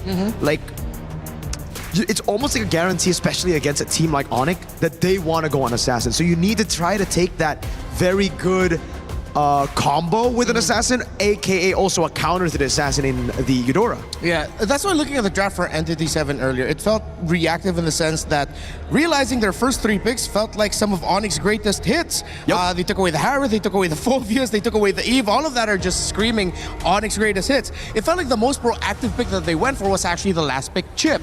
Though in the big picture, it did end up having difficulty with the team fighting being kind of awkward around the golden hour of the Marcel. It just didn't work out for them. So now at least they switch up the sides and they ban out the Fanny, they ban out the Valentina. I think, okay, with Onyx banning out the Atlas, they don't have the Atlas access anymore. Phobius is still open. Freya might not be the best pick. Would it be too much if they just rush to the Hirara right now? I think it's a bit too much again because, okay, there you go. That's better. I really like the Eudora, right? If you want to go up against Assassins, if you want to pick up an Assassin as well, the Eudora should be it. And now we're seeing it, you know, kind of escalate in Prio. Love it. Yep. But now for Onyx, I don't think they need to pick up an Assassin right now. They just go for, what are the other picks? The Belric's gone, Atlas is gone, Marcel's also gone. They go for the Cho, all right, straight up for Rome, a comfort for Keyboy. Yeah. And honestly, looking at the other picks from today, I felt like the Cho might be something teams might want to revisit as a priority, considering that there was one draft earlier in TL versus Aurora where the Cho would have looked perfect, but then it got banned away. So Onyx now, they're being proactive. They pick up the Cho, they still end up with a Hirara for Kyrie, and now why not go ahead put up a Ling, because there's a risk it might get kicked away. But I feel like you have to take that risk. Consider the Ling, so at least you get the Assassin versus Assassin, and if you cannot play in the objective fights, at least you play the map. And this is why, for me, I think it would have been better for Entity 7 to stay on red side. It's okay being the team to respond over with the picks. It's just you need to take these prio picks away, right? Marcel, first pick for Onyx in game number 1. That should have been the Eudora Hirara instantly for Entity 7. Now, there's so many picks up for grabs. Even if they get another let's say they go for a gold lane, even an XP lane and a Paquito, then Esmeralda just shows up for Onyx. There's so many ways to respond it over, and they pick the Harley into a Cho. Onyx, again, they know that this Cho will be good against anybody, against the Ling, against the Harley, and now as the Harley got the Kacha, I honestly feel like the Esmeralda or the Uranus will show up. There you go, those tanky, sustainable XP lanes. Great for Lutfi. Yeah, and now Team Entity 7 need to watch out, just constant invades, and even if it's not invades, just vision provided by the Uranus, leaving the EXP lane, showing up, messing you up, and just feeding all the information that Onyx needs. I feel like this Harley, at the end of the day, was just like, Coach, you know what? I'm feeling more Harley this time around. Maybe not the Ling. We saw Haidon Bush use it a lot during their last Amber season anyway, so that is screaming comfort. But Romid Trio, all magic. They need some physical damage in here through the EXP and the gold lane. And that's where it'll get very difficult, right? I feel like for Onyx right now, they should be comfortable playing one of those unorthodox gold laners, something of a strong side here. They ban out the Dairoth, so interesting. I guess they're thinking Entity 7, because they might not be able to get a gold lane with physical damage, that they'll look to try to put the physical damage into XP. That's why they go for the Dairoth ban, but there you go. The Eve gets taken out as well. Not too big of a fan of that, honestly. Yeah, I think that's because they're considering setting up for a carry pick. That's the only reason why they'd want to ban out the Eve right now. Not too big of a fan of that either, right? Because the Brody is what I'm thinking about for Onyx. Yeah. Oh, for Onyx? Yeah, because I think they are trying to get, I think they're reading into the carry pick for Entity 7. Yeah. With the Eve ban as well, so I think they might just be going for Brody.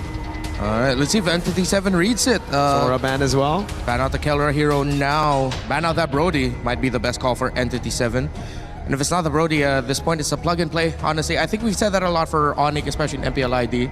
A lot of times, a lot of picks, you could just plug and play anything, and they'll find a way to make it work. With the Cho and the Hirara, with the Uranus as well, all of them can chase the Harley. I don't really even think that the Harley can make it to the backline of Onyx, so I wouldn't even be too surprised if Onyx go for even like something as crazy as a Farsa even up against these Assassins, because again, Juicin ban, Eve ban, they've taken away a lot of the safer choices in mid. The next best thing would probably be a Lilia if you're thinking safety. I think Onyx aren't thinking about safe. I think they're thinking about dominating. Yeah, if you want domination, of course, you still have the option of Sans to suddenly show up with the Kadita, get that Petrify up, hardcore pick-off combo with that Cho, and instantly if you delete the door, you delete someone. But they don't want to. They want to go. They don't want to go for that. It's fine. Safe. Safety's good. Safety's good. Lilia's great. And as expected, the Brody smells really good right now. It's looking really good. If Entity 7 pick up a Claude, Moskov, or carry, I think it's an insta Brody, right? XP. They need something. They need something to deal with this. Now, what is it? Paquito against the Uranus. All right. Pretty much. Unless this is gold, and then they like pick another guy. Surprise EXP, yeah. I mean, after all of this, the Esmeralda's still open. But then it's really just the Uranus. You dead lane that. Unless Akashi is feeling something else. I mean, I wouldn't even want to consider... maybe if you really want to reach the Brody, you go crazy with it. You put the Paquito in gold and you pick up something like a Bene. At least you have some form of dive and access. But oh, wait, no, yeah, it's Brodyable. But Brody. Now's the time. Brody. Yeah. If it's not Brody, safe choice would be Moskov, but after seeing the Granger, Kelra ain't about that safe game, bro. Yeah, we thought Granger has pretty much just bowed out of the meta. He pops up here and there, not always the best results, but he made it work last time. Pretty sure Brody, he'll be able to make it work as well. But Entity 7, they said they wanted to be aggressive. You know, aggro looks good for them. They have a lot of dive. That's true. Now, hear me out. Beatrix with a Cho. Yes. Pull up that skin, Kelra. We know it's in you, bro. Yeah. And speaking of, Naisu did bring up, it's the KK combo, just a bit different. I feel like in the drafts as well, it's very much like that M6 Onyx Philippines composition. The Brody gets locked in. We read that out quite early. And this was actually a pick that got them one of their only games. Their only game actually in the Grand Finals against Vitality. Oh yeah, they picked that up quite early on in the series. And now here it shows up in MSC. There is precedence for it. Super Marco and Team Falcons PH picked it up. Entity 7 seems like they weren't ready for the Brody pick, or were they? Maybe this very high aggro, high damage, all dive potentially fast tempo lineup that the South Americans, the players from Latin America, are known for, will be able to force a Game 3 for this series. We're gonna bow out for now as we head into game number 2, tossing it back on over to Gaidon Bush. Sorry, that's Gideon and Naisu. Thanks, The enemy reaches the Reptar. It's a great day to be here for Series 3, but also for Onyx, they're looking for the opportunities, but it's about that snowball. Yeah. And they have to play through Strong Side, which they start at level 1. They want to build the snowball right now. Ouch. Okay, Revitalize is burnt. I think they're happy with that, but that's going to be tough for E7 because this is always what we see. Early game pressure in the mid lane, trading out some battle spells. And so you don't have that Revitalize. It's nothing too crazy, but obviously it's going to kind of change your game plan here. Let's take a quick look at the emblems for now. Yep, so far the emblems is going to be Master Assassin, no Exo. Oh, no shit. hold on, in shit. trouble. Oh. You don't get a chance. You got, it's one of those moments where it's just like, yeah, you already, the level 1 got messed up. Yeah. So you probably shouldn't be the one opening up the bush as well, or maybe using the Fork Lightning as a means to open, but the same can be said about Vagwin, right? You just gonna have to just open up the map somehow. Yep. Look at the control, the tempo already. Oh, the sidestep from Keyboy. Oh, look at the pressure actually. Hide on Bush. Again, nowhere to go. Double for Keyboy 3-0 on this Cho. That's a roam Cho, by the way. By the way, Kyrie is already level 4, like nearly before the minute even started. Like this is a ridiculous start for Onyx developing a 1.6k lead less than 2 minutes into this game. And what sucks about it is that Hide on Bush has no camps to actually take. And then he goes up to the EXP. Guess what? No crab there. I gotta go invade. And Keyboy, he's sniffing it out. What it feels like is a Harley with no magic right now, man. Like he's starved out. You see that Keyboy is enough pressure. Okay, at least there's a caveat there. Our kill going to the hands of Shin. So a little bit of an overstep probably from Sans there. He did burn his flicker in that, but still, man, this is one of those cases where you give up this first turtle. You don't really want to maybe contest this just because of the fact that Hide on Bush has already been delayed enough. If he's delayed further, then we've seen that before be the case. Yeah, and honestly, nobody wants to fall behind, especially since Keyboy wants to maintain that passive from his roaming boots. In the meantime, though, I'm looking down on bot side, and Doom is also having a pretty tough time against Keller, who's got an amazing freeze by his tower. All right, as we expected, Turtle just gonna go in the hands here of Onyx. Meanwhile, over on the other side of the map, a little bit of trading going on there. Keyboy will be able to go ahead and take it. He's almost got the flicker available, and now that he's got the kick, he's got that Way of the Dragon. He's going to continue to be a nuisance there in the jungle. Up on this top side where Kyrie is, though, keeping tabs on him. Good protection, though, coming out from E7. They need to do this. They need to get these guys out of their side of the jungle, and they'll do that behind on Bush. Once again, Kyrie, level 7, goes through. Good thing, Hide on Bush able to get his purple buff. And great rotation here coming in from Kyrie as well. He's not going back up towards that top side. He just completely decided, you know what, we're going to cut through that mid lane. We're expecting Akashi to actually start participating in these fights, and now they're back on the invade. Doom's only level 3. Oh no, it gets worse. Shin going down here. The fight for the orange. Hide on Bush won't be able to get that one. And man, someone's got to help Doom here.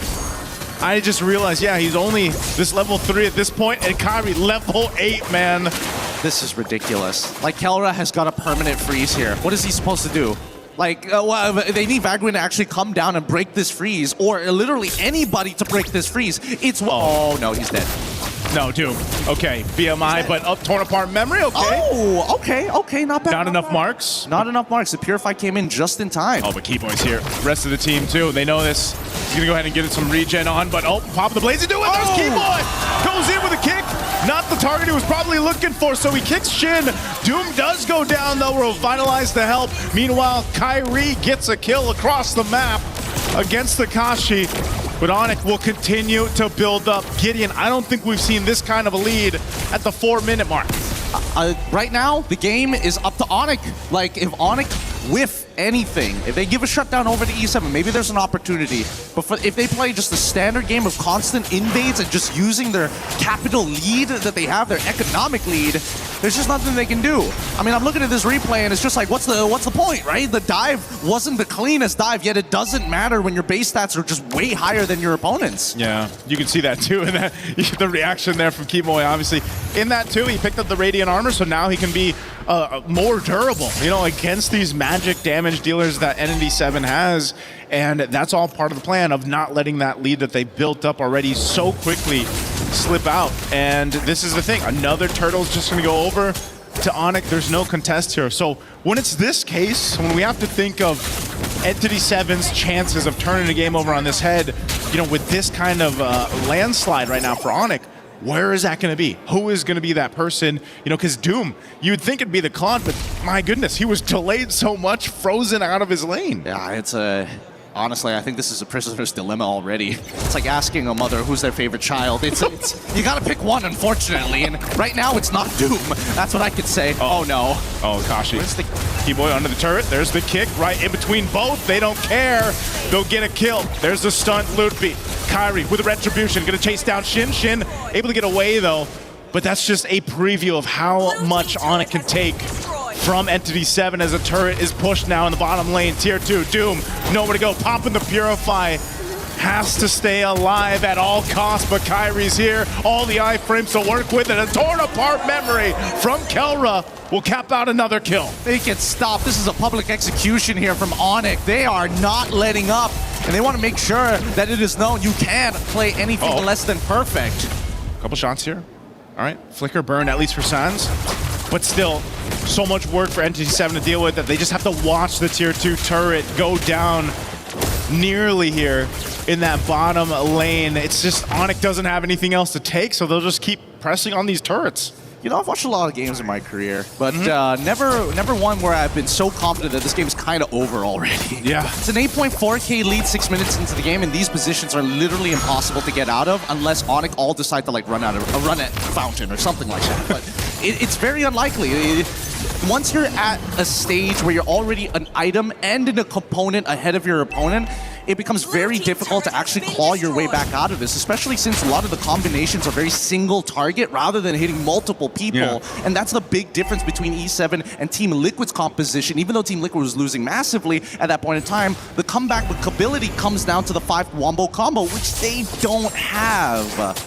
Yeah, and what you're seeing here too, you know, there's a phrase over in the Philippines that's used quite a bit. It's called Hunger Games. You hear the professional players say it, where they take everything from the jungle, pretty much. Akashi, they'll take him as well. They're going to be looking for Doom next. Doom will be able to get away with the BMI, but now Bagwin trying to run himself away, but it's just way too much.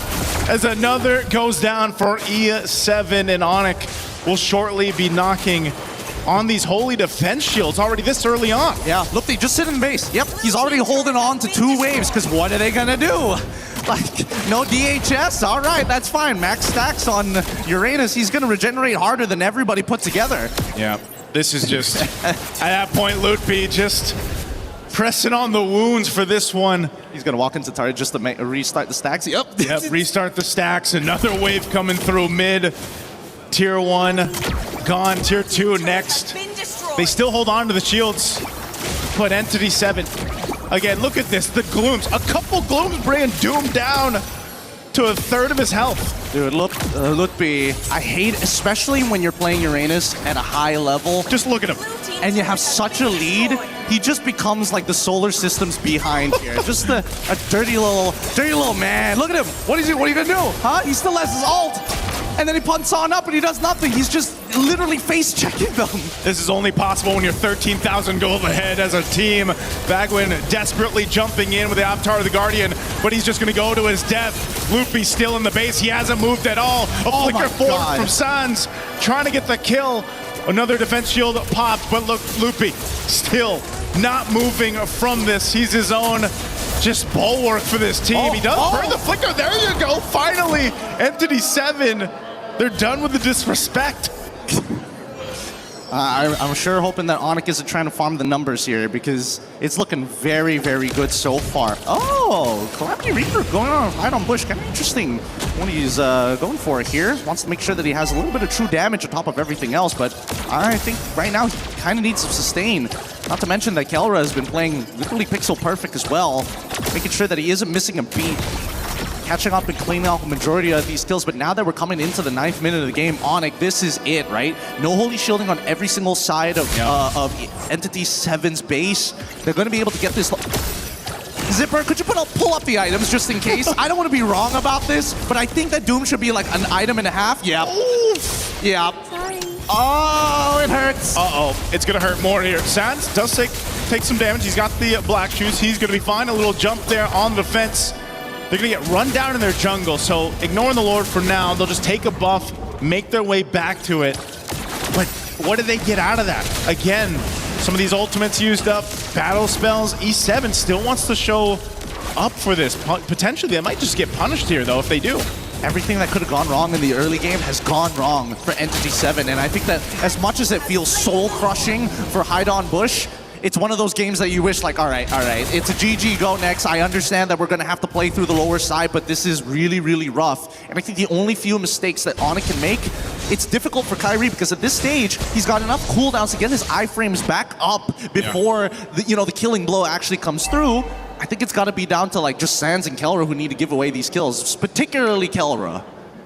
And I don't know if that's going to happen, man. He usually doesn't do that. It's usually not the case, but even if it was the case, Entity 7 just doesn't have the firepower. I feel like they almost have to expend too much for them to cap out a kill on an overstep that most likely won't happen from Kelra. Now for Onyx, with this Lord marching towards the base, the 14,000 gold too is even bigger than the Lord right now. Ludwig up again, leading the charge. There you go again. Just Shin deleted off the map here. 2 base turrets down. Onyx looking to cap it out here under the 12-minute mark once again. One more desperate attempt here from E7, but they'll just lock it down and come in cleaning as Onyx comes in to clean up the series in a sweep against Entity 7. An absolute massacre, a murder here up in the group stages. Onyx, they're not holding back their punches anymore. They've taken advantage of every little thing in this game, and those who gave away those kills were purely for donation purposes. Yeah. Holy cow. This is going to be an exciting MSC. You know, we've seen many upsets. We've seen those who are looking for former glory. They don't want to make the same mistakes past 2-3 years ago, even if we dig far enough. All of these players, they're looking for revenge. They're looking for the top spot. This was, again, interesting to go through the way that it did through the drafts, for the picks. But this is also the Onyx that I feel like a lot of people have seen shades of throughout their course of their journey up here to MSC in 2026 for EWC. But again, it's a refined version of them. You know, and I think a big part of that is they're playing into where the meta is currently. They're really honing in on that. But even the way they move around the map, Gideon, it just looks like they're cleaner than what we've seen previously. Yeah, no, they had tempo at every single moment in this game. They made sure that they checked the foundational bookmarks, and most importantly, they went above and beyond and reached further, right? Keyboy was allowed to do Keyboy things, which he hasn't been able to do as often in the recent years, but now it feels like he's back to his normal self. Yes, I will disrespect you, I will get everything out of you, and there's nothing you can do about it. Yeah, him and Loopy both, man, just having the time of their lives there. Again, think about that, how good of a start that is. A 3-0 start for Keyboy on the Cho. Just dominant, you know, able to go ahead and just do whatever he wants basically in the opposing jungle of E7 here. And that also just, again, when we talked about the discussion about the Hirara and how you have the most success with that hero, your team has to support that to happen, and they did it from the start. Yep. And from the start to the end, we're going to be now thrown over to our winners up on stage with Rose for the interview. Thank you very much, guys. And oh my, Onyx with such a dominant sweep up against Entity 7, a 2-0 game. And of course, we are on stage with someone who I last saw last year under the banner of Onyx Philippines. But this time, he returns to the MSC stage as Onyx. How are you, Kelra? I'm okay, I'm fine. Buongiorno. Did you miss playing in MSC? Yes, very, very much. I miss to play to MSC. I have to ask you, What's the difference with playing with Onyx Philippines last year and playing with Onyx this year? Okay, go! Pinagayuan nila, naglalaro akong kampi kay mga Indonesia ngayon at saka yung comms namin iba. He said playing with Indonesians, they have different comms compared to, I'm pretty sure, Onyx PH last year, where they would primarily communicate in Tagalog. Now, I have to ask you, today was a day filled with surprises and upsets. We saw incredibly fast games. We saw Rafael in the mid lane. I gotta ask you, what do you think about the meta right now? Yung meta ngayon, ano talaga depende sa team kung may sarili-sariling meta yung mga teams ngayon and wala talagang sinusunod na meta. Yung ngayon, kumbaga kung anong strength mo, yun yung lalaroin mo. He said that as of now, there's actually no specific meta. It's more towards playing towards your strength and just capitalizing on what plays out. You seem very happy to have a translator on stage, huh? Yeah. So, Kelra, aside from the meta, I want to ask you, your next opponent is going to be Aurora, who just 2-0 clean sweep TL just now. And if we look back to last year, when you met them on your opening match in Onyx Philippines, you guys lost against Rosa Salina. So what are the preparations for that matchup up against Aurora?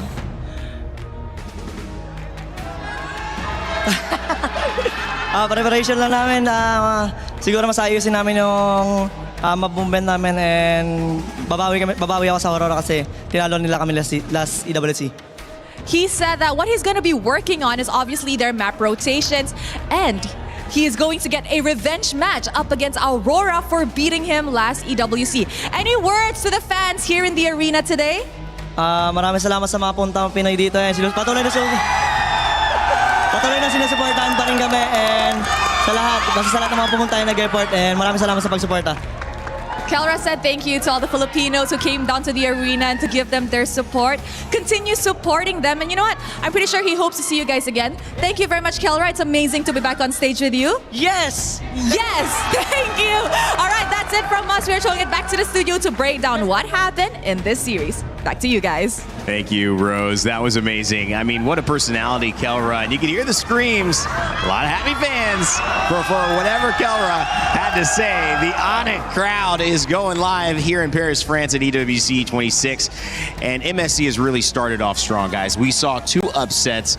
Mirko and Renmar joining me back on the desk. We saw 2 upsets to start off these series. Now this one, it wasn't an upset, but it was the fastest series overall. 2 sub-12-minute wins. Onyx, we said they were on, we talk about Golden Road. They're on the road for a championship, and it looks like they started off strong.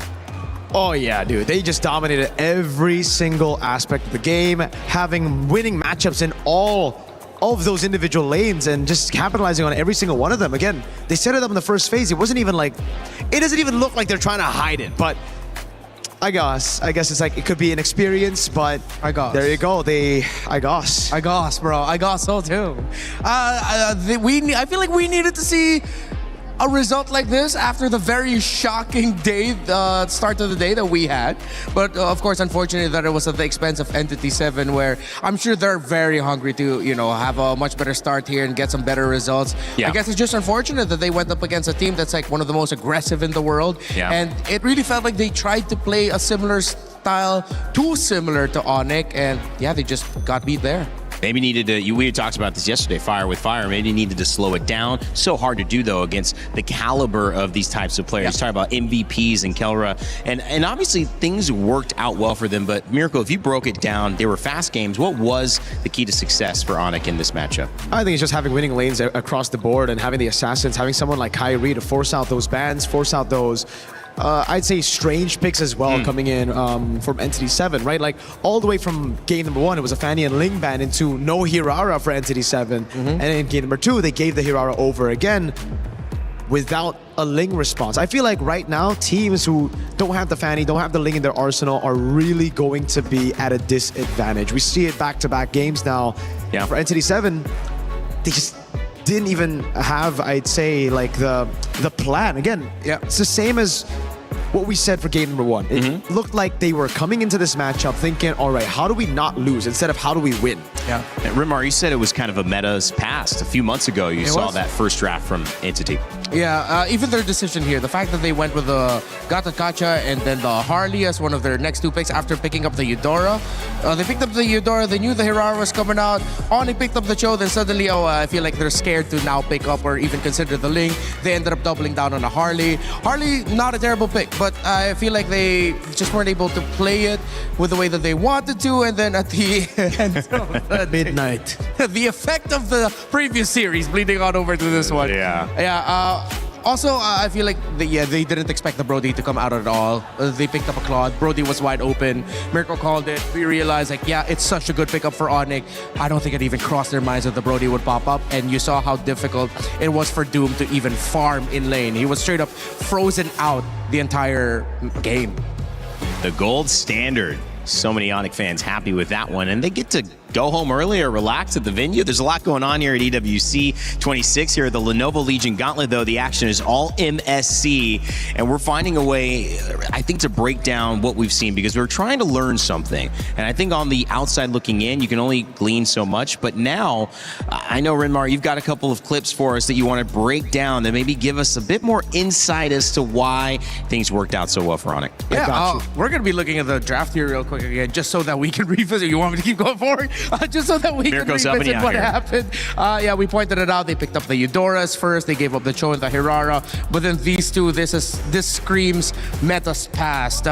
If they wanted something a little bit more proactive, if they knew that they had the Burst with them and that they're going up against Burst, it wouldn't be too crazy to consider picking this up. But then they were thinking, okay, but there's an Esmeralda. Then why don't you pick up the Esmeralda if you're worried that you wouldn't have an answer to the Uranus? And then with the Brody open up here, you knew it was coming. We knew it was coming out. Mirko called it. They still ended up picking up the Cloud, and then that just ended up being really difficult for them. I feel like they also leaned in a little bit too hard with taking away some of the best picks that you can go for here. For Suns, they took out the Eve, they took out the Juicin, but the Lilia was still wide open, and that was one of the safest picks that you could go for. So yeah, draft choices, a lot of questions, and I will double down on what Mirko has been saying. Well, we've been saying they were playing and drafting not to lose. Yeah.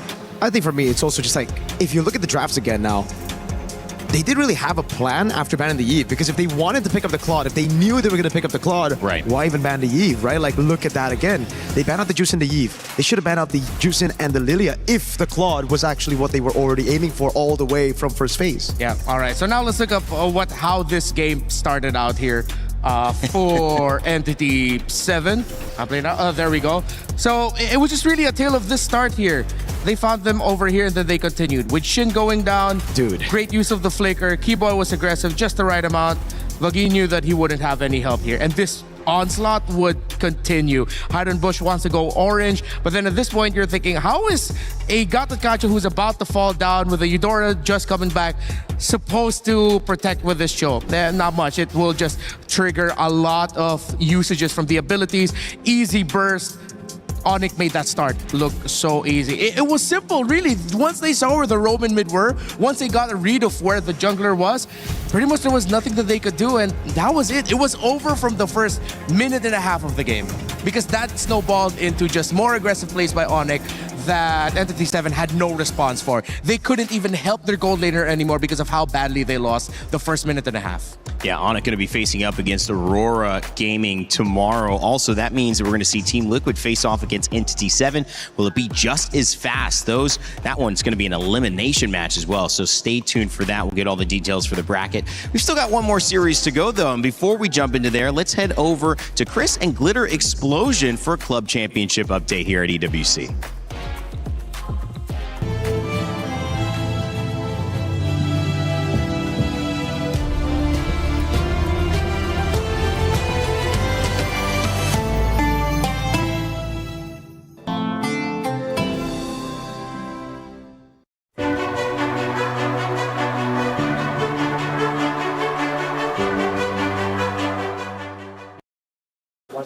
another Club Championship update heading your way. I'm here with Lauren once again. Your stage is very much rumbling away like ours has been as well, but big Club Championship update from you. Yeah, we have a lot going on. So today we're sending 8 teams home. 8 keys will be crushed as we head into finals. However, our finals could not be any more stacked with the current clubs at the top of our Club Championship leaderboard, okay? We have the defending champs Twisted Minds, but then we also have Vitality, Na'Vi, AGAL. We have Falcons just solidifying their spot. Yeah, this is going to be a pivotal game for the Club Championship side of things. Wow, I mean, which way are you kind of leaning with it? Because I know it's get very, very close with that one, but has anybody been standing out? We actually have a couple teams that aren't in CC standing out right now. We had Myth doing really, really well, but we do have Liquid in there starting to pop off. We see AGL has had some strong performance after a slower start, and honestly, defending champs Twisted Minds also look really good. This could really go any way. Excellent. I'm really looking forward. I'm going to be keeping up with everything going on over on Lauren's stage,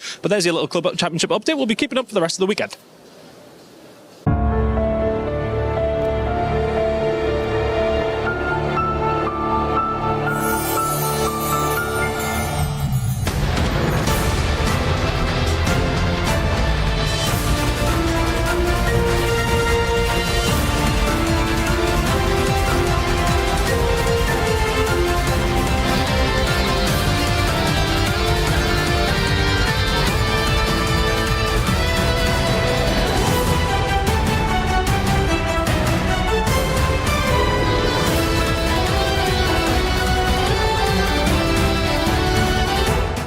He can come in here and play my game. He knows nothing. Let's go! Tyler Wine, you're done. Raw energy. Half for half and blow the house down.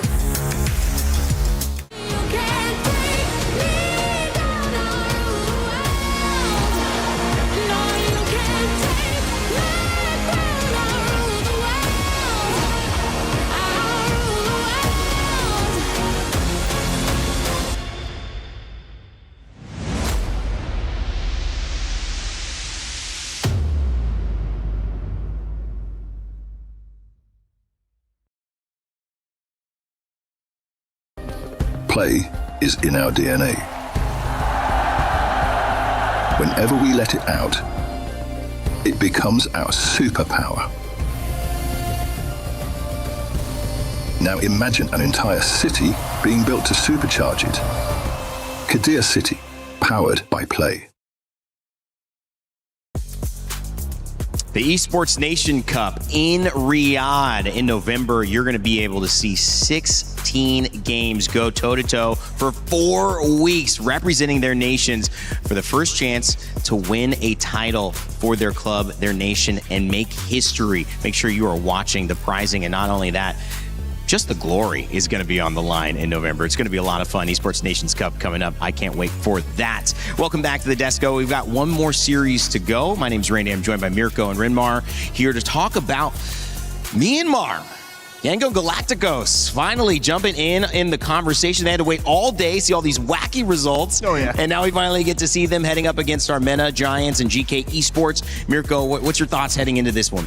Hey, Yangon Galacticos have always been a team on my radar, right? Got the honor to actually cast a lot of their games, a lot of their tournaments in the past, their qualifiers to international events, and they've always shown glimpses of brilliance here and there. They show tremendous domination, I mean, in their domestic leagues, but then when it comes to internationals, maybe it's because of the lack of the experience for some of their members, but they just don't shine as much as they shine in their domestic league, especially at M7. Very disappointing result. Coming into MSC though, again they had a dominant run, but it was with the utility jungle. Han was fantastic on those picks. Now that we're back on Assassins, there's still going to be a big question mark, because a big part of why they were able to dominate was because of their crazy hero pull on Blink as well. Yep. Him pulling off the Assassins in Rome is now no longer possible with the Assassins back in the jungle. There's going to be a lot of demands here for Young Galacticos to really grow. And we've seen it from even the top teams growing mid-tournament. Now, at least they're operating from the sense of we've had an entire day so far, 3 matches to be able to catch up of what's new. I wouldn't take it out of the possibility that they're just going to improvise at the last second and start introducing these new picks. I'm still looking out for Barrett's becoming a big part of the conversation. Meanwhile, for GK, I have the same fear for them. Yes, they had an amazing story in their win in MENA. The fact that they have 2 Mongolian imports, they were able to get a big win in the grand finals against a big organization in Falcons MENA. But then now here they are with not a lot of international experience. How are they going to be able to translate what they did domestically, internationally? And there's a lot of final days and final games that you can go, okay, great, our turn. This feels like one where you're almost like, do we have to play today? Can we just see one more team go? Is it really that crazy? Are all the upsets happening in Galacticos as we introduce their team up here on your screen? They are a squad from Myanmar. Through the MSL, they want to be here. Top 8 at M7. Can they continue that? Their journey to EWC, not like everybody else's, but like everybody else, they are here to win. Young Galacticos, look at this.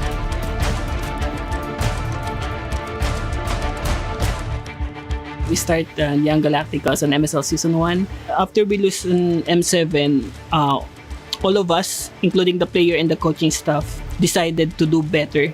I think we can win this one because of the mindset we adjust and the maturity of all the members of Young Galacticos.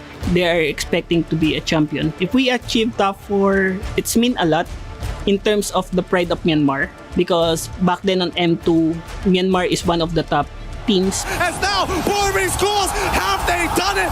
They have done the unthinkable, and now they make history. The first Myanmar team to make it towards the grand finals of the M2 World Championship. Bringing the Myanmar back on the top 4, it's mean a lot to the people. As a foreigner, what makes me decide to stay on Young Galacticos is because of the dreams of the players. After losing on M7, I think I am accountable for their dreams. I really want to show them that esports can change life. Rinmar, there's a lot to say about this team. Yeah, they're pretty strong. You almost couldn't hold yourself. Yeah, I couldn't hold myself. I was excited. I want to talk about Young Galacticos. I mean, yeah, with Stitch and Lina no longer being there, still Sanjay and Kai's, I feel like they stepped up to the plate really well for Young Galacticos. It's when we were talking about the worry for them, I'm worried for them. Like, how are they going to be able to translate what they did domestically here?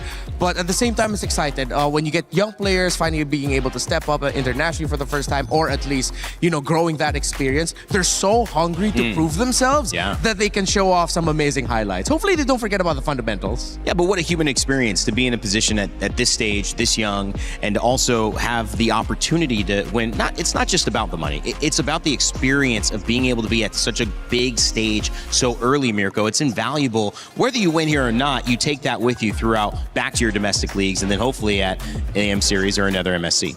And it's been so long, I think, too long since Myanmar found themselves at the top of the MLBB food chain, right? It was back in M2. You saw that clip earlier, Burmese Ghouls. They were also here in 2024 with with Stitch as well. So, I mean, they've had that experience. And I think those were the 2 members that I was thinking about that could bring the experience to the rest of the team. Unfortunately, in M7, they fell short again. The meta just did not suit them. And unfortunately, we find ourselves in a very similar meta where, again, they're going to have to face off against GK, where on paper, Young Galacticos are obviously the favorites here, but GK with Xeno in the jungle is a very well-versed jungler at playing those assassins. You know, he's played a couple of times as well. He was part of the VersoTime roster just a few seasons ago and just last season. So a lot of experience. Now with, I believe, Aizen in the lineup, it's going to help Xeno try to balance it out. Maybe for a lot of these imports, they would usually have communication issues, but with Aizen in the lineup, especially just them having that connection from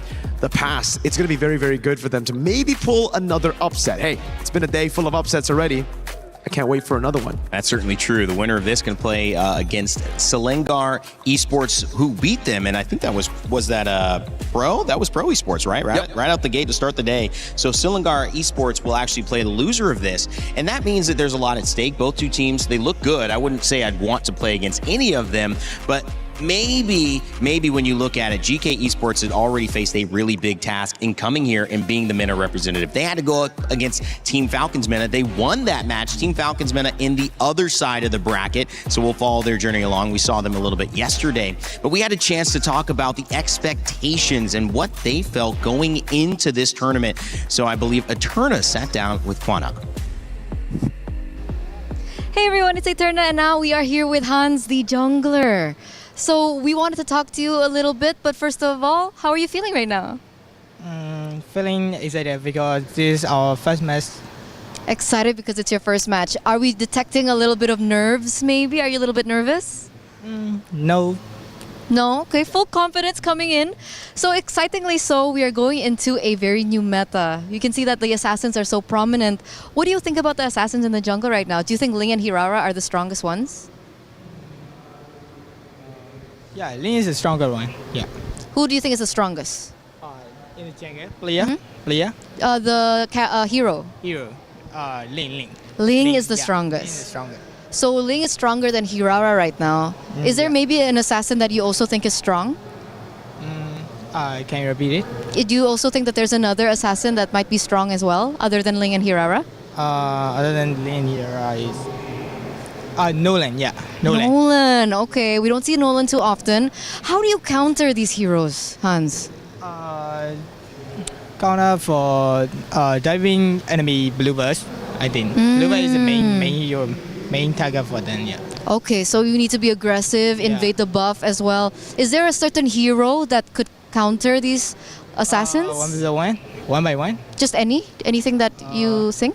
For the hero, I think Lee and Harley can win here. Yeah. Oh, okay. So that's some good insight coming in from Hans.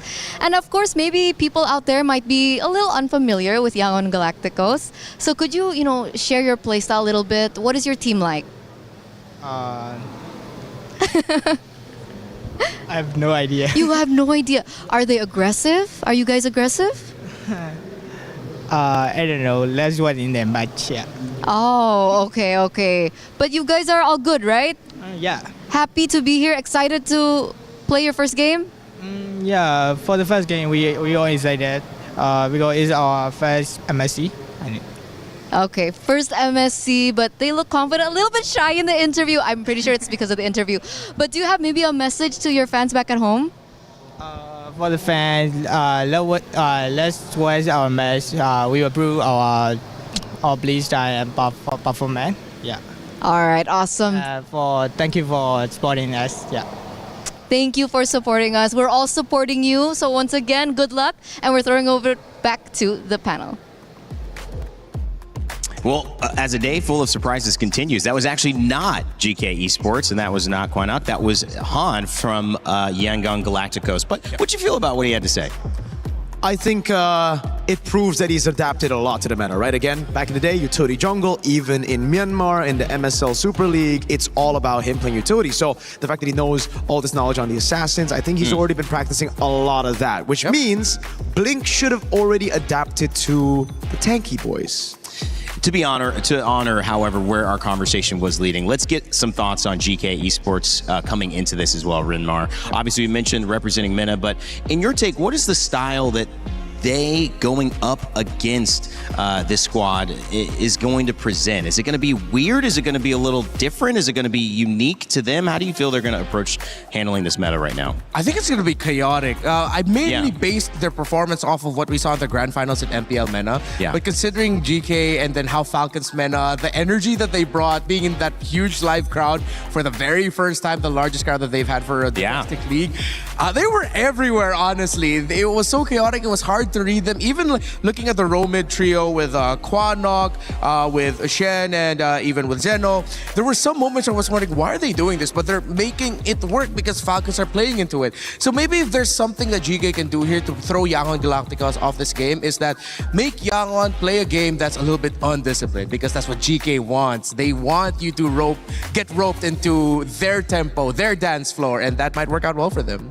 Is it true to think that Yangon Galacticos starts out as maybe a dark horse in this tournament, and maybe teams from Myanmar have done that in the past, but then always end up kind of turning that narrative around and being contenders? For some reason, it's always kind of weird for these Burmese teams because every time you expect them to be a threat, every time you expect them to be the dark horse, they underperform like massively. But when you come into a different tournament and you think, all right, Yangon, Burmese teams, they're not going to be too good this tournament, then they make it all the way to the grand finals, a top 4 finish, and they surprise everybody. So I'd say for the Burmese fans, for everybody around the world who want Yangon to do well, let's not expect too much from Yangon Galacticos. The reverse curse, right? Yes. That you don't want to say too much. You agree with that, Rimar? Yeah, that's why maybe I'm a little bit more calm with what I'm expecting for GK Esports. Yeah, 77% for Yangon Galacticos. So it seems like there are a lot of expectations for them. Have you not learned? Guys, no, predict Yangon's opponents every time, okay? But maybe this works. Maybe this works because every prediction has basically gone the other way today. That's true. This could bode really well for GK Esports, man. The reverse curse could be happening. reverse psychology. That's right. That's right. You're back at a 360. You're right where you started. Wait a second. This is why my degree is different. I'm more in the liberal arts. Yeah, exactly. Psychology. You got a degree? Oh, wow. Yeah. Oh, that's pretty cool, man. So you got a degree in what? Casting and MLBV, content and streaming, yapping, yapping, style. I got a master's at yapping. You got plenty of things, Mirko. People trying to get like you. All right, Rimar, Mirko, thanks for the prelude to this set. It's going to be an amazing series to close out our day. We have got so much action across our 3. I know 4 is going to be a bright spectacle as well. So without further ado, let's get started. You know what? Today we have had surprises, upsets, and we also had an 8.6k gold lead in 6 minutes into the game. Today is a crazy day, Milosh. There's a reason why Onyx are called the Sky Kings, and I think they really did prove it despite the best efforts of Entity 7. There's just teething issues, right? Day 1, you're on the big stage. Fair enough. I'm sure they'll bring it back. I agree, but you know what? Today is so crazy. And of course, to wrap up our day with the last match of day 2, ladies and gentlemen, join me in welcoming Yangon Galacticos. They are looking to establish themselves on the international stages once again. Yangon Galacticos is back and ready to show that the Burmese representatives are not here to play. Top 8 finish in M7. There is nothing wrong with aiming higher. Not too shabby. Let's bring them out. Their opponents on the other side. It's GK Esports. From returning veteran to rookie, their new roster shows so much promise. Building chemistry and stability can only be reliably done on the big stage, I tell you that. Can the pressure shape Mena's long-awaited breakthrough on the MLBB stage? You know what, Milosh? This will definitely be a match to watch out for everybody out there. Oh, yes.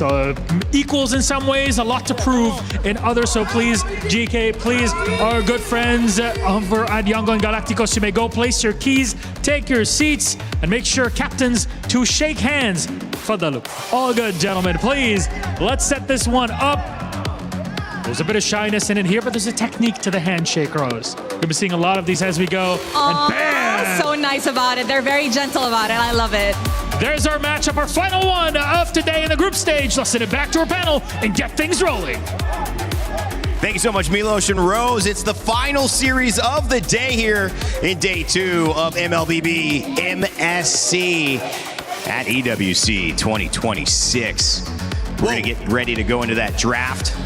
But it is going to be, for me, a really great end of the day, guys, if we keep being surprised, but we have a competitive set. That's what I want to see as a viewer, as a fan. I think the sets that we got today, even though they surprised us in some ways, when they went the distance, that was what gave us, I think, the best look at learning something long-term. Because when you get down to those teams, especially now that they meet after 2 winners meet, it's going to be a very contested set. And that's where those metas, I guess, core elements are going to be pushed to their limits. So where you might have to go to, sure, you're banning the Harara well. You're prioritizing how you're dealing with the Ling or using it. Well, what's after that? Like, what's the step after that now both teams are doing that? You only get to see that in a high-level contested match, and I feel like this could be the chance. And I know at the end of the day, it will be especially if you guys have the chance right now to go into shop to grab your new interactive effect that's available to celebrate Happy Rhino Day. So make sure to check it out in shop, and you can continue chatting about this series, Ramon. Yeah. Well, when we were talking about what comes after that, it seems like based off of the most surprising results, there's two names popping up more, Uranus and Barretts. And with having EXP laners that can play high invade, not because they're fast, but because you just can't do much to them early on if you don't have the right damage profile. And even if you get your power spike post first turtle, you still don't have the right damage profile to deal with the Barretts, to deal with the Uranus. It just pulls so much gravity towards where they are in the map that whichever team has one of those picks seems like they're more free to do things in the other side of the jungle or in the other side of the river, which means that's more resources, and the other team that's getting pressured by those picks, they're not doing much, which is weird now because when we look at how Zeno and Aizen, how they play together, we want to see them play explosiveness. You don't really get explosiveness with the Uranus and Barretts. It's more of like a slow creeping realization upon your opponents that they can't do anything against you. And that's why I think it's all about adapting to exactly that, right? Where you need to be explosive. And right now, it does feel like that explosiveness, you need to find it in the jungle.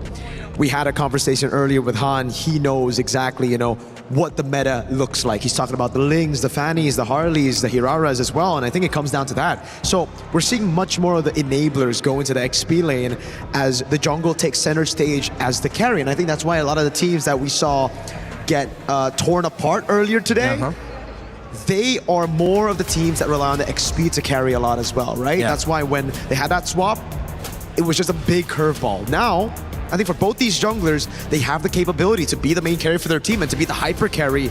Because a lot of times, when they lose out in the early game, you'd see the XP lane just completely sacrifice their lane and give it over to the jungle. Dangerous grass picked up for our map.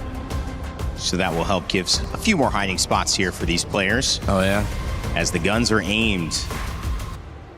You know, you mentioned guns. I hope we do get to see my Beatrix today. I know it's a crazy wish. Okay. It almost came out in the last one, but then the Brody was a better pick. But hopefully one of these two teams would grant me my wish. I mean, I've already seen enough of Kai after MWI, and I don't think we're going to see that anymore this time around. But let's see if it's still going to be in the equation. Speaking of the equation now, the Phobia's first ban means Yangon is either setting up for then the Valentina means they're setting up for either the Atlas or the Freya. So it's going to be up to the choice now of GK. The Arlott first phase ban is a head scratcher though. I understand if your opponent has some strong picks you want to respect, but there are some moments where you gotta put your foot down and admit that might be too respectful of them to ban out the Arlott in the first phase red side. Esmeralda banned as well. Normally, we've seen Fanny banned out in this first phase. Yeah. There's still one more. I think it just goes to show that these two really want the assassins out. They're just opening everything up. There's Freya, Atlas, Ling, Fanny, Hirara, that they're both not going to run out of picks and trades in the first phase. But GK at least took out the Freya already. That Arlott throwaway ban, maybe it was a throwaway. Maybe it just wasn't just a pure respect. It's Atlas that ends up with Yangon Galacticos. Let's see if Eudora Hirara is going to be the response for GK. Yep, it is instantly Hirara Eudora. So please, Han, right? I mean, M7, we didn't get to see Han on the Fanny. It was unfortunate because it wasn't the best pick for him back in the day, but he should be ready to redeem himself, right? After that interview as well. Yeah. But he may go back onto like the Lings, on the Harleys, right? Just because in the earlier interview that we heard from him, it was those two that he mentioned as a carry or as a counter towards the Hirara. Question is though, do you want to go and try to counter the Hirara with those two picks when the Eudora is sitting right there to help her out? There's a lot of help for the hero. I think I've been won over by Uranus as a pickup getting shown in the first phase. They get the Fanny. There's the Fanny. And you compare it up with the Uranus XP. Nope, they get the Roman. They get the Gourd right away. I think they were worried that they'll lose mid pickups, but they have so many to choose from. I'm actually quite a fan of this, right? You have that range advantage against the Eudora, and you already have an Atlas. Usually when you see the Atlas, it's already kind of a risk to take the Eudora. So GK are playing with that idea, and Yangon Galacticos just want to double down on the already good pick that they have against the Eudora. with extra damage. So whenever the Eudora gets caught in the Fatal Links, it's insta-dead, insta-delete. Yeah, so it seems like right now the Atlas and the Gord together is just going to stop the Roman mid of GK. Nice pick. They end up picking up the Moskov with Fanny on the other side. It's better off if they pick it off now instead of it just getting banned away by the Yangon Galacticos. Usually when there's a Fanny on one side, second phase, no marksman for the opposing team, they'll ban out the Fanny. They'll ban out the Moskov. Moskov grabbed by GK Esports, Meta representative. Fanny and Gord, both been banned a lot and either not picked on the Gord side, banned mostly on the Fanny side. Hey. How do you feel about this 3 so far for both teams?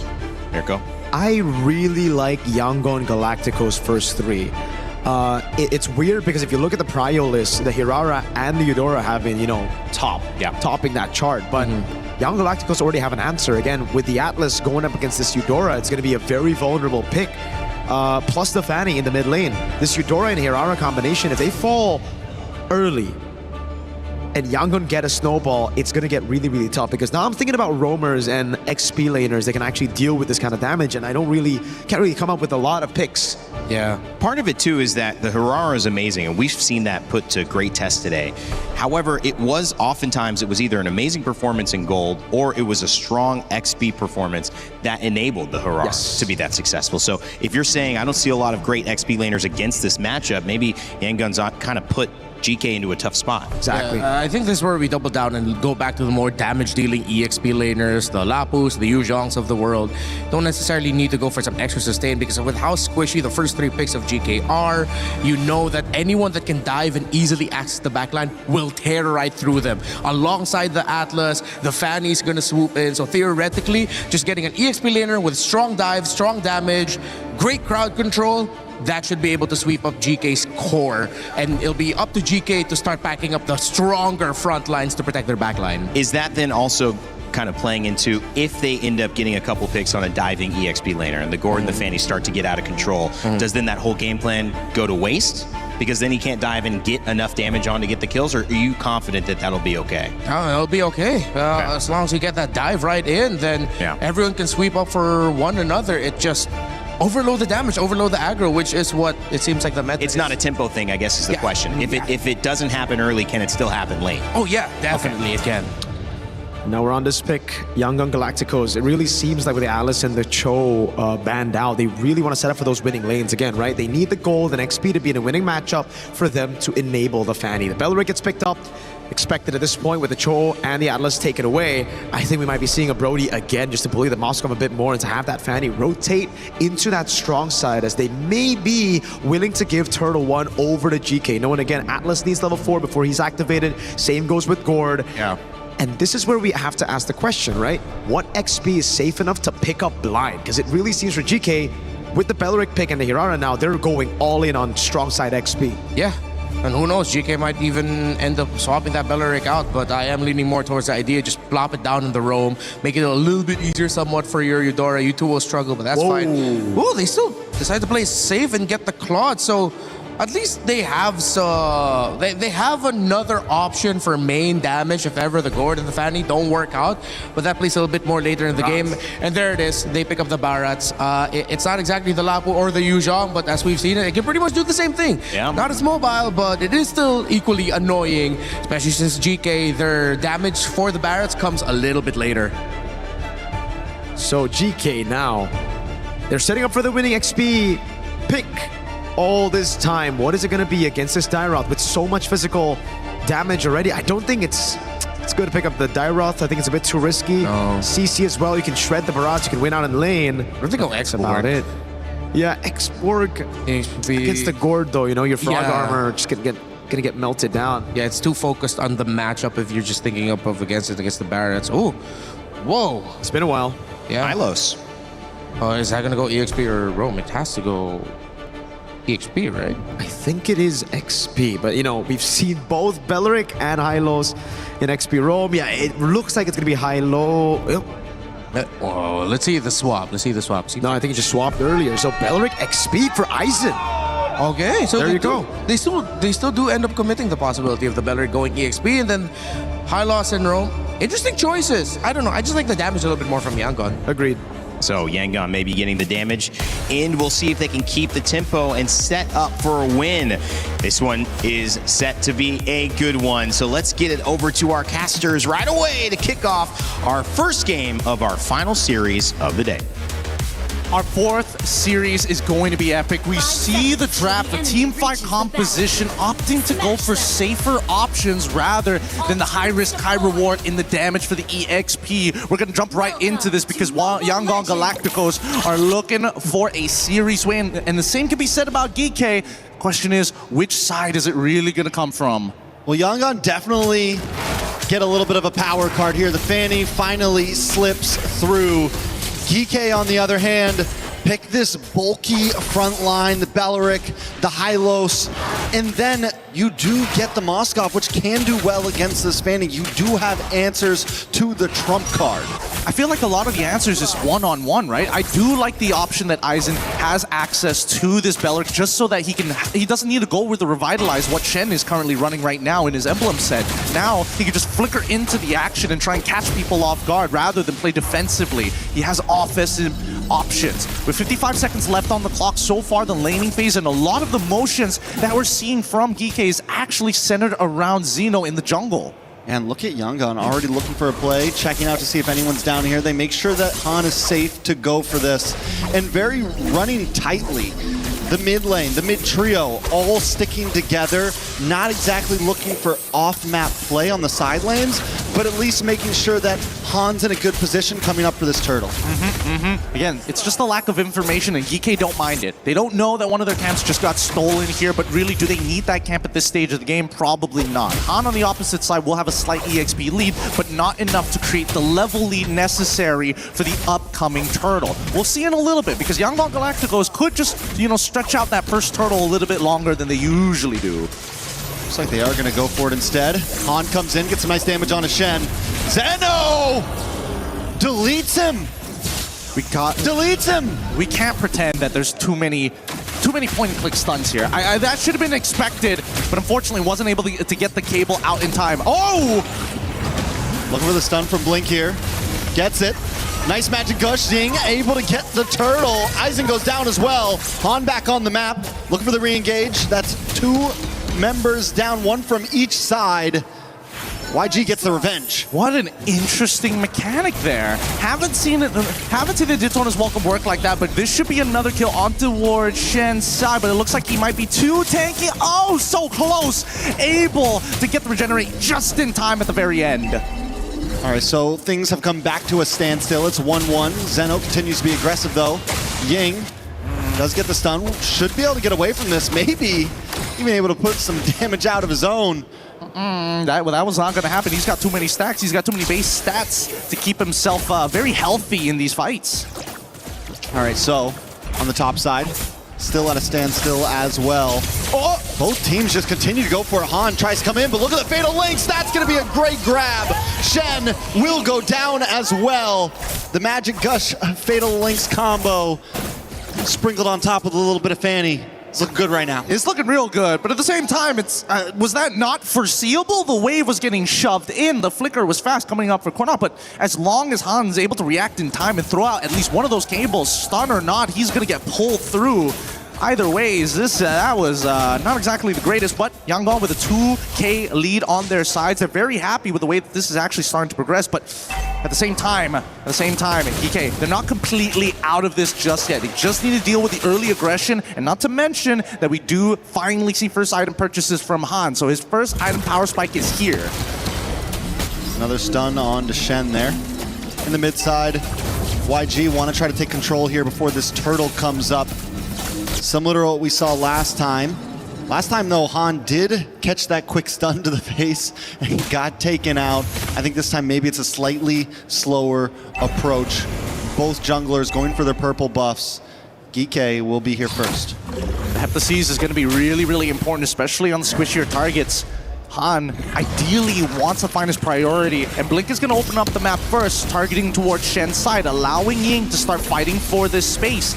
Again, the two frontliners for the side of Yangon, they don't mind dying here. As long as they can maintain the stacks onto Ying, he is going to be one thick boy, but Han ain't wasting time as well. They're making sure that he is still having some kind of camp, something to farm on the map so he's not just stagnant. Han has hit level 8 before Zeno, and will continue to farm. YG with no reason to rush this turtle right now. They've got a small lead. They can take their time, create space across the map up on the top side. Zeno might look, oh my lord, Han comes in, able to get the kill. Blazing Duet defensively, and now responsibly back to Zeno. Zeno just trying to get away. Han doesn't have any more energy to go for the fight. Zeno looks for the re-engage because he's walking into Blink. May not be able to get away from this one. They're going to try to close in. Zeno still dancing, finally goes down. Han's going to fall as well because Quanok comes in the nick of time. Great timing, great timing. The fact is, Zeno understood one thing. Hey, I'm going to be dead no matter what. If I can get a trade, that's honestly not that bad, and they were still able to pull it off. The unfortunate part is the fact that Quanok always has to flicker to close that distance, and I think this is starting to become a little bit of a problem. Yes, he does have pull yourself together, but at the same time, he's got no defensive tools to protect himself if Hans gets on top of him at this stage of the game. So he's got to be very careful with how he uses the stun. Second turtle at 6 minutes in, finally going down. YG with a 2.5k gold lead at this point. Geeke slowly falling behind. I mean, Zeno hasn't really been able to pop off. Yes, we've seen some deaths on Han, but he is making up for it with map control, with taking out members, making sure that Sanji gets a good start up in the gold side. The fact that we've now seen Yaga go down as well, the push on the top side is tremendous with a big magic gush onto Shen. Shen unable to get away, and even though it's the roam, every pick matters right now. Yep, they're getting so many things for free. Sanji, he's not going to die here, I think. Now with the Blazing Duet, they're looking for a bigger fight. Ooh, Blazing Duet onto Yaga. Yaga tries to dash through, gets on the other side of the wall, but Quanok still goes down. He came in to help and paid for his life. Yaga falls as well. YG just capitalizing on every little mistake from Geeke right now. Yeah, like everything that just doesn't seem to be going in Geeke's favor, right? They've tried to figure out ways to kind of edge out just little efficiencies here and there to try and minimize the damage being thrown at them. But now, Zeno getting the Sky Piercer, pretty good. But we need to see a full team wipe out here from the side of Geeke. That's how their composition is so strong. They got to fight as 5. Geeke, can they bring it together? They are all grouped up in this mid side, so there's your fight as 5. Even if they have to lose a tower, it should be worth it. Quanok, though, getting zoned back. Shen drops a glorious path, but Aizen's taken out by the magic gush. And YG continue just piece by piece dismantling Geeke. Yep, at this stage with the lead that they have, YG understand one thing. Take away their front lines if they got nothing left. They just want to break this mid-tier 1, and they're going to force it. Han dives in. Zeno looking to clear the waves, and he gets pulled in! 2 members taken out. Sanji in the backside with a Blazing Duet. Shen goes down. Quanok will be the last to fall. There's no escape right now from YG. The Yangon Galacticos, they're making sure that they're going to repeat a process that we've already been seeing consistently throughout today. Give us a little bit of a lead, and we're going to run away with it. If you're not going to respond and play for only team fights, we're going to cut your front line down. No matter where you go, the paper cuts keep surmounting until it's a gushing wound. A wide open one as well. Because this combination, they could see everything. Oh, you're going to back up? All right, you're going to flicker forward? No problem. Constant punishes from YG. So now with the mid-tier 3 down in the mid side, Lord falls as well. YG, I mean, they could try to go for a full inhibitor here at this point, especially if they take this tier 2 on the bot side, are able to push a cannon minion in to trip this holy defense. It's going to be huge for YG on this next push. The delayed Lord coming out of the next wave. They weren't able to get the holy defense, so that is one small bonus in all the doom with Geeke Esports, and down goes another one. Shen, oh my god, they jump in and both of them get pulled back. Aizen now will bite the bullet as well as Han pops a cutthroat, a Blazing Duet onto multiple members. Yaga, Quanok, Zeno, there's just no escape. Geeke Esports, they're getting dragged against the ground right now. They're just making the wrong decisions here. Like, they see the opportunity, but they're not thinking a little bit about the position that they're currently in. The lack of awareness is starting to hurt them at this point, on top of the fact that they have just a huge economic lead for the side of Yangon Galacticos. They're going to siege them underneath inhibitors. Yeah, they were able to pop that holy defense before, so now the Lord gets full, ample opportunity. Kai's does flicker back. Spirit Destruction comes through. No way he goes for it. Han will catch a stun to the face. They're going to move back on over to this purple and then look for the re-engage, get the stun, and in comes Shen to his death. A blazing duet from Sanji. And into the backside they go. A beautiful Tona's welcome. The tower falls, and YG want to try to end things here. They're going to lock on to the base, and Zeno can do nothing on his own. YG take game one. Oh my goodness, 9 minutes, 59 seconds. I'm praying that the end game screen is going to tell us it's the perfect 10 minutes, because that's where they were going for. The Young Galacticos didn't have much resistance after getting the early lead, but their coordination is what sets them apart.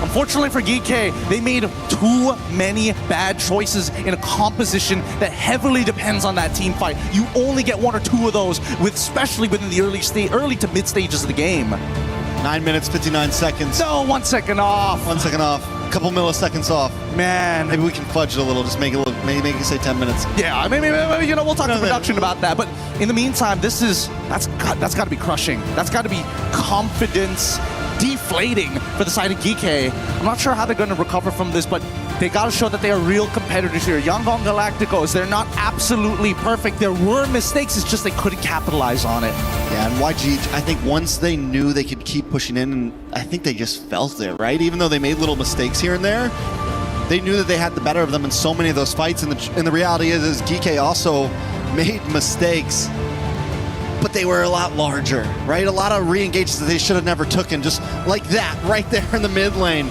Jumping in there, knowing that there still is that fatal Lynx out there, knowing the possibility of what could happen. We saw another one here where Aizen comes back in, re-engages. Where are you going, my guy? Where is the glorious pathway supposed to do? Do you think you're going to get out of there scot-free? No, absolutely not. Blink has played this game for too long to let roamers disrespect him like that and get on top of Sanji. We're going to be throwing it back on over to our studio. Break it down for this. This was a brutal one. It certainly was. That trophy standing on the stage, ready to be claimed.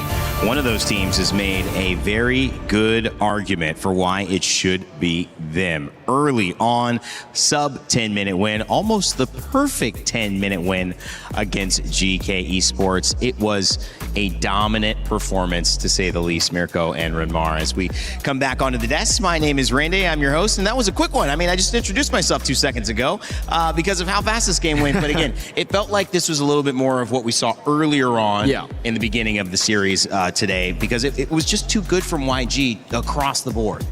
It was fantastic by YG, but also it was pretty bad, honestly, for GK as well. I mean, all of the drafts, we had our questions. We gave them the benefit of the doubt because we've seen a lot of wacky stuff today that worked out. Rafael Amid, again, shout outs to Midnight, Parating Handa. But again, the high-lows pick and the flex of the Belleric, that was very unnecessary. Again, it's kind of like the Eudora into the Atlas. The Hylos now into the Atlas. They're just trying, it almost seems like they're trying to feed as many bodies to the Atlas, especially with the Gord already there. It's kind of like Kaiser's, okay, I'm gonna get the Skypiercer early then. Yeah, I think that was the key word there for even a lot of the actions that GK committed within the game itself. Unnecessary timings, unnecessary aggression. They were looking so hard for that concept and idea of, okay, we gotta trade something out, even though they were able to get an early first kill onto Han, but then that didn't really stop the game plan of Young Galacticos. Once you get to the major objectives, it's so easy for this Atlas and their Gord to do whatever they want to do over and over again, setting up for the Fanny. But even if you don't set up for the Fanny, if the Atlas and Gord just gets someone low or forces out battle spells, you've already done your job. And that isn't even putting the Barretts into consideration just yet. The meta, as we've seen so far from today and yesterday, has a Barretts problem that no one can answer. The thing is about the Barretts problem as well, it wasn't even like the biggest thing in this game, which is crazy because, all right, yes, they were able to completely dictate the tempo and these neutral objective fights with the Barretts, but then you look at the other side of the map where Young Galacticos were very honest in the draft. They were like, all right, we are going to go for the Claude because we want to play strong side XP. That's why they picked the Barretts.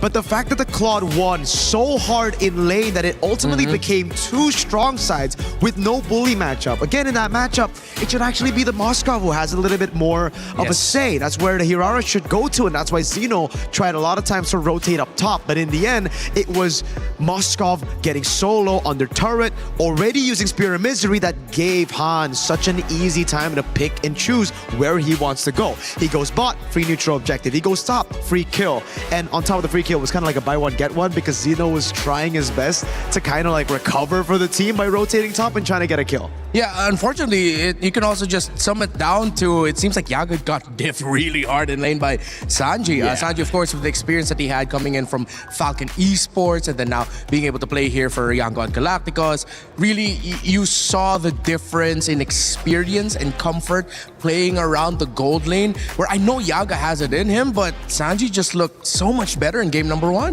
Talk about Han too. I mean, the Fanny has been banned most of the time, and you let it go. Han is known for that, and all of a sudden it's like, well, that's why it should have been banned. 7-2 on that game, but also pressure, comfort. There's so many reasons why you may want to mix it up. What do you take as GK letting it through, and also just like this draft, how it's set up so well for an early start for YG? For me, it's like, I guess we see early on why they actually let it go, right? Because they got the Eudora and the Hirara, the Urara combination, and it did pretty well at locking out the Fanny, but just as Redmar said, as the caster said, there was no capitalization, there was no conversion on top of that because of these losing lanes. The Barat's doing a very good job in XP to hold around that first neutral objective that stopped that conversion, and also the winning lane up top. So I see why they let the Fanny go. You understand it. Yeah. Yeah, it didn't work out. Yeah, and they even had the high loss with it, which over in the long run, though, the high loss realized, oh, I can't do much against this Atlas and Gord. I keep getting poked from afar. All this crowd control is forcing out my Revitalize way too early just when I want to use it. Oh, man, I've already used it. They brought me down so low. This was a really tough game also for Shen. Yeah, that might be, is that a learning lesson? Possibly. We'll find out because that was picked, obviously, with the Atlas exposed as a first pick. So that was a final pick for GK Esports. Coming into this conversation around what we can do heading into this matchup, they knew it was going to be a tough game. Yangon Galacticos Esports were certainly ahead in terms of your pick. Well, let's see what they had to say coming into it, because we had a chance with Eterna to talk with GK Esports Quanok before the game. We are now here with the mid laner of course, GK Esports. Welcome, Quanok. Thank you, welcome. How has Paris been treating you? It's actually like awesome. Awesome. Yeah. What's your favorite thing about Paris so far? I think buildings. I like the building style here. Okay, so this is your first time in yeah. Paris? Yeah. Okay, but it's not your first time on the international scene. No, it's like my third time. But it looks like you're coming in with a new roster. Yeah, well, my roster is fully changed. I have a new roamer, jungler, EXP, and gold laner. So, yeah, 4 new teammates. How has that been for you so far? It was hard actually to change the full roster with me, but finally we managed to win the MPL MENA again, and it passed, you know. Congratulations, by the way. Thank you. So how would you describe your new playstyle with your new teammates? Actually, our playstyle is more aggressive, and we always prefer to team fight, you know. Okay, so aggressive, team fight heavy. Yeah. We've been seeing that a lot, you know, coming into MSC, and I was wondering about what's going on with the mid laner right now. I think we saw Rafaela earlier on. Eudora has been very popular, and Vexana. So first off, what do you think about the Eudora pick that's been so popular? About Eudora, I think it's an S+ tier now. It's pick or ban, you know. It's so good against tanky junglers, so good against assassin junglers. It has continuous damage and burst damage, and can protect. It doesn't need much protect, you know. So I think it's a great pick now. Amazing pick for Eudora. What about the Vexana? Vexana is more situational. You can't pick Vexana every game. You only pick it for disengage or counter team fight. You can't pick. I mean, it's not flexible as much as Eudora. Okay, so we can expect more Eudora, but maybe less from Vexana. Yeah, of course. What's your specialty? My special pick? Yeah. Loi, but it's actually not meta now. Do you think we can see your Loi today? Possible scenario, yeah. You can. Okay, because you're up against Yangon Galacticos, and they're also known to be very aggressive. Is there any special preparation that you have up against them? I think it's gonna be in the draft phase. We're gonna ban some of their aggressive picks. Ooh, okay. So yeah, we'll keep an eye out for the drafts. Once again, thank you so much. Congratulations. Thank you. Congratulations for being here. And congratulations. Good luck. That's what I meant, guys. Thank you very much. Good luck too. Thanks. Back to you guys.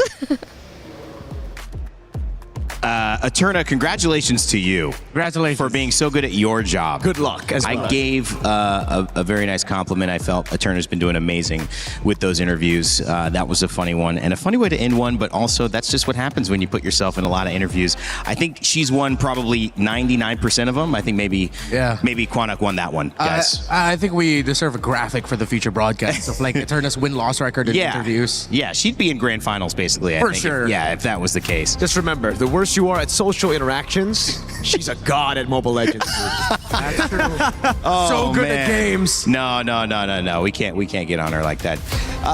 This was though a very fun kind of start for obviously if you were on the side of our winning team. But when it comes to GK and Quanok talking about just the meta, you could see that he has a very not simple, but like kind of common understanding, which everyone coming into this is. The Eudora is valuable. Yes. Playing around that, though, was not enough. And so that leads to the question, guys, what do you do at this point when the stuff that's clearly valuable, that's commonly known to work, isn't quite working? You really have to look back at then what you're doing within the game itself. Like, how come you're failing with these picks that you yourself think of as S+? Your timing, when you're throwing out your abilities in certain little skirmishes, how you're even trading out abilities within the laning phase. Why the high loss popped up. Okay, maybe I'm not going to dog at the high loss too much, but You have to. You do. If you don't, I will. It's a big talking point. I know it is. They were talking about aggression. They were talking about aggressiveness. Yes, theoretically, high loss is one of those heroes that could work out for constant potential invades, but then now you pick up the high loss with the Eudora because you see the Fanny, it becomes more of a defensive pick. You don't really get to play their game. And I think that was, something that GK also got to feel in the previous game is that they didn't get to play their style. They were reacting a lot, and if ever there's a pick that they shouldn't let through, maybe you let the R-Lot through and then you ban the Fanny, because they said they wanted to ban some of the best picks for Yangon Galacticos. I know we agreed that it looks like they had the idea to go up against the Fanny, but clearly it's not just about the picks anymore. The Fanny for Han is really good. Maybe it's one of those picks that you just have to ban straight up. This is one of those conversations that feels like it happens in 30 seconds because you need so much time to consider what exactly went wrong. There's so many ways to point the finger when you lose that quickly. There you go. And immediately you see the Atlas band, you see the Fanny band. This is what we're used to.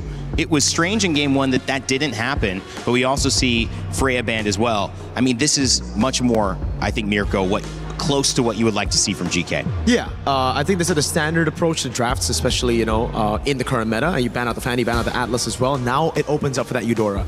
We did hear from Quanok, it's first pick or ban.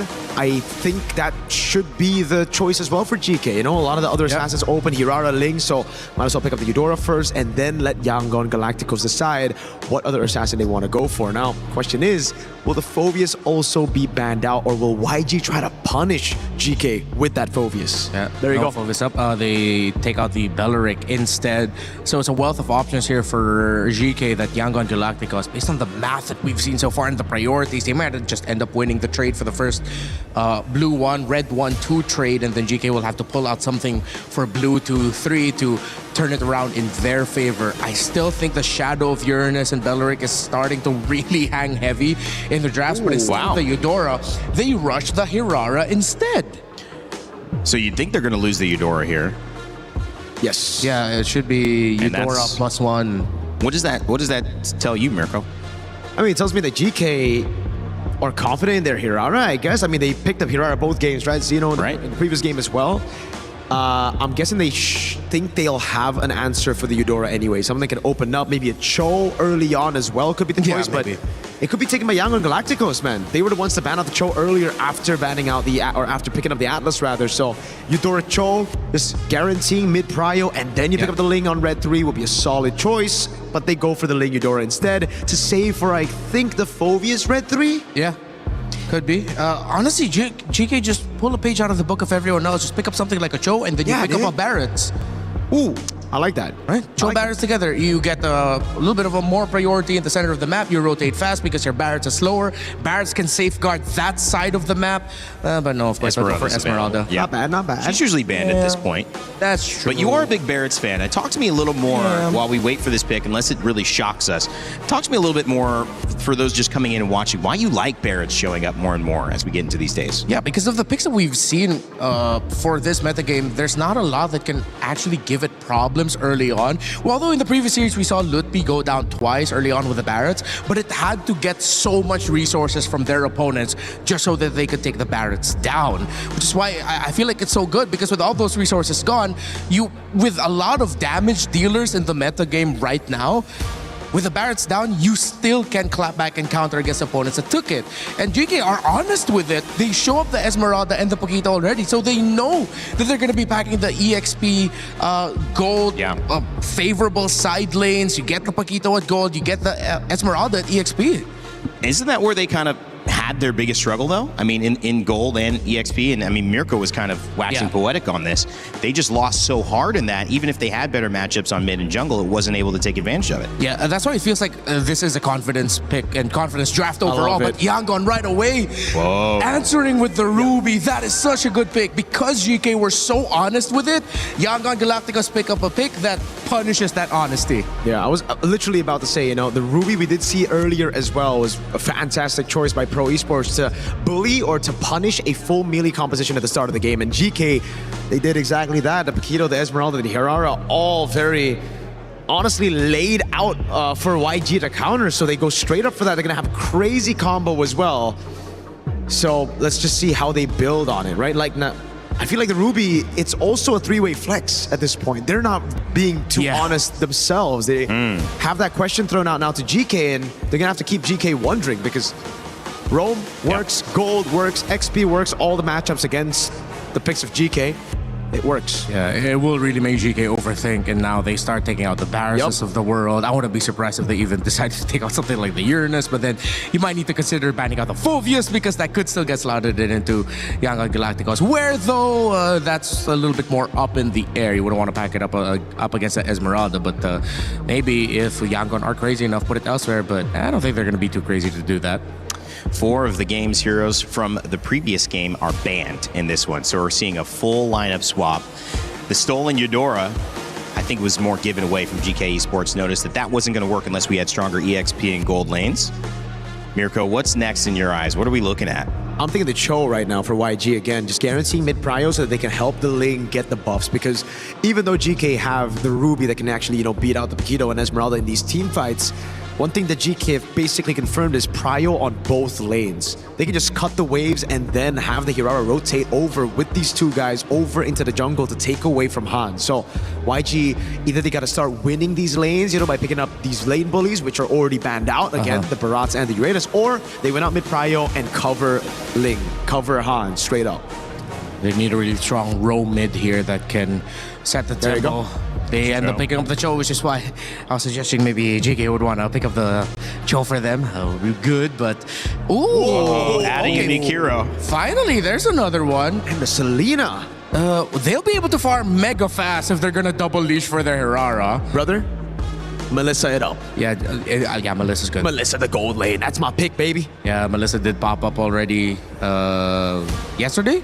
And I think for wildcards, if I'm not mistaken, we saw it once in MWI. It was Vamos yesterday. It was Vamos yesterday, right? Goat. Yeah. Only the Jawhead will be able to go through, but then you won't even be able to toss her. You're just going to pop the damage with the Unstoppable Force, but you'll be knocked out of her dome immediately if you try to get the toss up on the Melissa. Please, Melissa, please.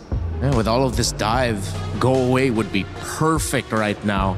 Unless they decide to play for range and pick up something like the Granger packet with a Piercer, but I would prefer Melissa. They get the click. Oh, this is such a tough click game though. Yeah, that's a pretty risky choice. Yeah, it's like you're choosing to say, I like this, please make it more difficult for me. I want to show off how good I am. Well, maybe they are that good. You should have known, Mirko. Saying Melissa, they were going to do something else. Once you said it, it was not happening. You know how you do. You know how it works.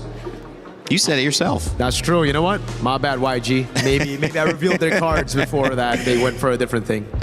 Clint, to follow through to finish out this lineup, it is almost an entirely new lineup from GK Esports trying to even the series against YG. Can they do it and send us to a game 3?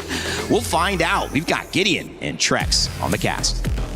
Thanks so much. Already here at match point for the Yangon Galacticos, and we've got quite a wild opportunity to see Selena and Jawhead within the same composition. We've seen many victims in ranked games getting absolutely demolished, but how quick they're able to kind of speed up. Wow, they're getting an ultra leash here. Like Xeno didn't need more help. We need this purple buff. That is it. There will be no invades. We will secure it, and we will do something after. But for sure, it's happening. It's crazy. It's a wild style of composition because for GK, if things start to go downhill, if they don't develop a lead, if the Yangon Galacticos are the ones who actually maintain at least a 2K lead, I think this game is sort of done for unless they can put some damage onto Sanji. But in the meantime, I like the fact that GK, they don't want to slow down. They're just going to play for that information and really work with the mid trio to get things moving across the map. Yeah, and they take some really interesting pathing. I almost kind of worry about this Zeno. With such a lead that they had, getting that purple buff immediately, they could have used that to have him just start in his own jungle, but they go for the litho, they go into the mid, hope that there's a possible mess up, and now that quick pace that they wanted to set kind of just evens out in a sense. And they don't mind that, right? They don't mind that. They're looking for lane punishes. I don't see them trying to contest for the very first turtle of this game, but I think, honestly, they need to put as much punishment onto Sanji as possible, right? Because as much as Yaga wants to one-shot him, it's hard to trade against somebody, especially at level 2, who can recoil backwards and also lock you down to get free damage on the trade. So Yaga, unless there is a commitment to an all-in to force Sanji to flicker away, most of the time, you just have to kind of sit in that bush, just wait for your time, get a quick push, and then move away. All right, Ying getting a little starved away. He's got to try to make his way in to get that card. Is able to get it, so everything back to normal on the bot side. Oh my god, they got a permanent freeze on top side. Like, what is it? He can't walk up. Like, Yaga walks up, he's going to get blasted every single time. But, I mean, he can close the distance pretty quickly, and we are at least seeing him. But down to the turtle. Blink. Taking a little bit of damage by everybody. A beautiful I'm offended, pulling them all in. Tempest of Blades connects onto none. Bahan still finds a kill onto Shen. Now Aizen forced to run away.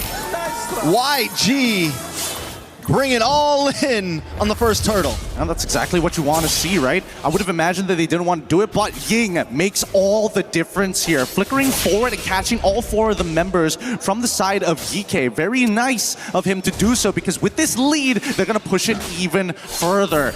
And that's the thing about Yangon Galacticos' composition, right? It is a little risky here and there, but it doesn't mean that GK missing out that first turtle is the end of the world. The real question is whether or not, oh, they get the blast down, and luckily for Aizen, he's able to tank the damage. No. Ooh. That's the passive, right? Yeah. The after effect.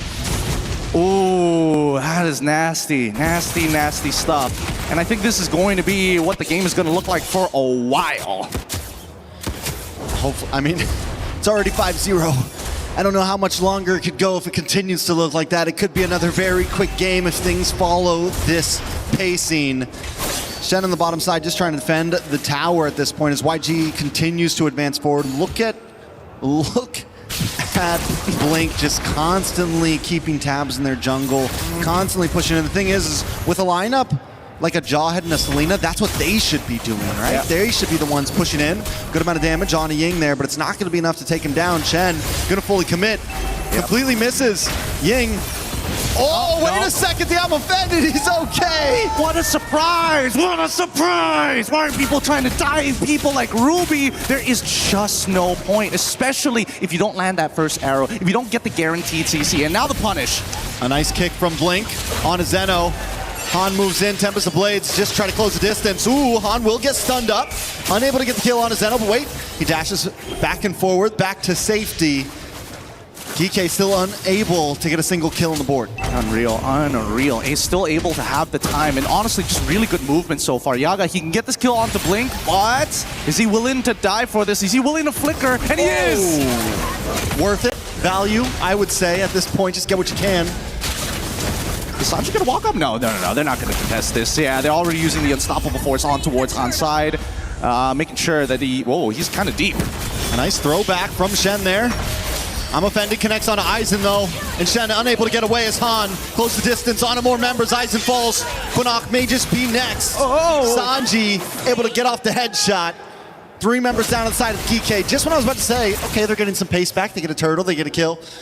This happens. Every single time. And the worst part is that this has occurred. This is not like a new thing for the Yangon Galacticos. They did this in game number 1 as well. And they were also able to get the mid-tier 1, which is the most important structure on this map for the first 8 minutes of the game. Now, with the missing mid-tier 1, they get to walk into the jungle for free. Like it's, hey, tourism pass for everybody. Everybody's got a Malaysian passport. And, I mean, and the fact that that's the first one that gets taken before any side lanes go down is even more of a statement here by YG. And with the composition that they have, with all of these strong frontliners like the Ruby, with Blink being able to dash through, having that just makes their composition work even more. Now they take out the tier 3 on the top side, and even more movement around where this next and last turtle's gonna come up. Han's gonna take it in front of his face. Aizen just doesn't have enough damage for this. He's 3 levels down, not to mention that at least for this Ling, Han is having the time of his life, uncontested. And for the majority of the abilities coming up for the side of Gike, the burst damage is very target locked, so he just has to hold up his Bladed Tempest and dodge it. Yaga can at least try to get a tower for himself, but it doesn't mean much at this point. They have, I mean, at this point, you got to regroup. It's a 3,000 gold lead. There is still plays that could be made, but they definitely need to stick together a bit more. We said it last game. Once they started falling behind, you have a composition that you want to sit around. Everyone needs to kind of work together, get those combos off. They don't have any big range with the marksman. They sacrifice that for the fighter off lanes. Turtle is up now. What can they do about it? Initially, I thought maybe playing for the strong side in this Paquito, because he can hard shove this way, but now it's kind of 50-50, and here we go. Turtle contestation. Shen, look for the engage, gets the ejector. Unable to get the throw onto any though. Turtle does go down, and so does Aizen. Ying now gonna move on. A beautiful flicker in from Yaga. Yaga able to get some nice shots off, but won't be able to get away from here. YG just collecting heads one by one. There was a potential outplay angle for Yaga, but he did not want to lose out on his flicker for the next upcoming fight. And I think at this point, having the Selena is great because now you can watch Yangon Galacticos in first-person view steal away your camps and still not be able to do anything about it. This is rough. This is really, really rough. And I want to be positive for them, but at the same time, with the composition that they have, like, they don't have a lot of comeback mechanics unless those arrows hit. And even when those arrows hit, there's a pretty good chance, unless it hits Kaiser, unless it hits Sanji, everybody else has a response. Blink can block arrows. Ying, as we've seen 3 times already, has flickered I'm Offended to catch multiple members. Like, if GK cannot punish that, they should not fight them during the neutral objective. And the Ruby just destroys everything that Gike wants to bring here. Every little bit of dive. And if they do get past the Ruby, there's still the quick stun from, ooh, nice kick. Does land down onto Aizen. Still the quick stun from Kai's. Still the quick second skill, small stun from Sanji. It's so hard to break through. And even if you're going for those targets, you have Han jumping onto you. So it's a tough match. Even if GK was able to kind of even things out here, it's just a hard match to fight. They're living on a prayer. That's the truth of it. And even Yaga, right? He's in this 2v1 scenario, finally gets to go, uses his flicker. You're up against Ling. He's going to chase you down. Like, there's so many weird decisions happening in this game that has, honestly, I think game 1 has absolutely crushed that confidence. And after that first turtle, it's just PTSD. It's all happening all over again. Game 1 replaying in their minds. YG gonna slowly continue to pick apart this map. Lord will be up in a few seconds. They've taken the tier 2 on the bottom side. They haven't lost this. Oh no, they lost their top tier 3, so little something for GK. The arrows, I don't think I've seen a single arrow hit. Some of them have hit. It's just, you know, it hits somebody like Blink. It's hit Ying a couple of times. Both of them just laugh at it. Again, no they want you to come in. Exactly, that's the problem. They're like signaling them, please, this is the airstrip, land the plane here. I'm Offended. Onto Aizen. Han gets the engage. Yaga is there, gets some nice damage, but Aizen still goes down, unable to connect, and Yaga kicked back, taken out. Sanji will get that kill. They're just sharing them at this point. GK unable to do anything in the face of this team right now. I think I figured it out. I think that GK haven't realized it's not the fact that they have this huge economic lead on the side of Yangon Galacticos. It's the fact that they're walking up as if there's people behind them, and Yangon is like, wait, we already have full vision. We know you're by yourself. And this keeps on happening. GK is trying to fake them out with their positioning, trying to fake them out as if like, yes, I'm a legitimate threat. The truth is, it's already been exposed. The satellite sees everything. So what do GK do? I mean, I guess we pointed out they just continue to not do it. A little bit of a 1v1, the anime fight. Han wins once again. Shen, I mean, even Shen unable to really engage. Goes for Blink this time. Doesn't get the toss. A lot of damage on a Blink with Sanji's just free hitting from the backside, and I'm offended with the flicker. More damage lands on Aizen. Sanji getting aggressive, dashing in. Shen just trying to zone them away, just trying to defend the base. A Lord is coming soon though, and YG's not done yet. At this point, it's not just living on a prayer, it's putting lipstick on a pear, and now they're looking for a little bit more. It's Han finally to get the shutdown! Finally, Yaga connects. No one was there to help him out. Ying wasn't there to slow him down, and GK Esports getting another kill on the board. Shen with the toss.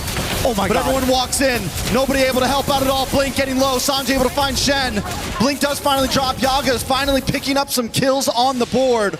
All three, the only three of GK's kills are in the hands of Yaga. And now there is some legitimate hope. They were able to get the right spells. And Yangon Galacticos, unfortunately, a little too over-eager. But look at this, right? He gets on top of Han, kills him, no problem. But here's the moment where Yaga wants to come in, and guess who saves the day? It's Blink, who blocks the shot to save Sanji's life here. Yaga was thinking about getting the empowered shot and flickering right on top of the correct targets, similarly to what his Jawhead did.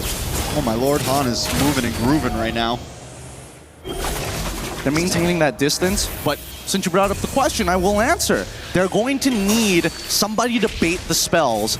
The only problem is I don't think that the Yangon Galacticos, when the Unstoppable Force comes out of Shen, they're just going to wait until it's done, right? Oh, Aizen down. Han able to get the kill. Blink looking for the next target. Ooh, beautiful flicker! Calling the dash preemptively, but Yaga to the backside. He flickers through. He wants Sanji. He's able to get Quinnock. Sanji goes down as well, and Yaga's picking him up. But Kai's finally gets the shutdown, and it's a full team wipe for YG. Pretty good idea, but they could not collapse at the exact same time. There's just too many delays with the help of Ying, covering so much space. He's 3-0-16. This Ruby pick has absolutely demolished their comp as they start knocking on the front door. GK, what are you gonna do about this? You need 6 seconds. I don't think there's much GK can do. With the minions crashing through, YG does decide to back off. They're not going to force it. But the jungle's gone. There's no bust for the side of GK, and Lord is up. Does GK go for this? Honestly, they've been going for it nonstop, so I wouldn't put it past them to try to take this fight. I honestly think they should do it again, right? Force this fight underneath by the Lord.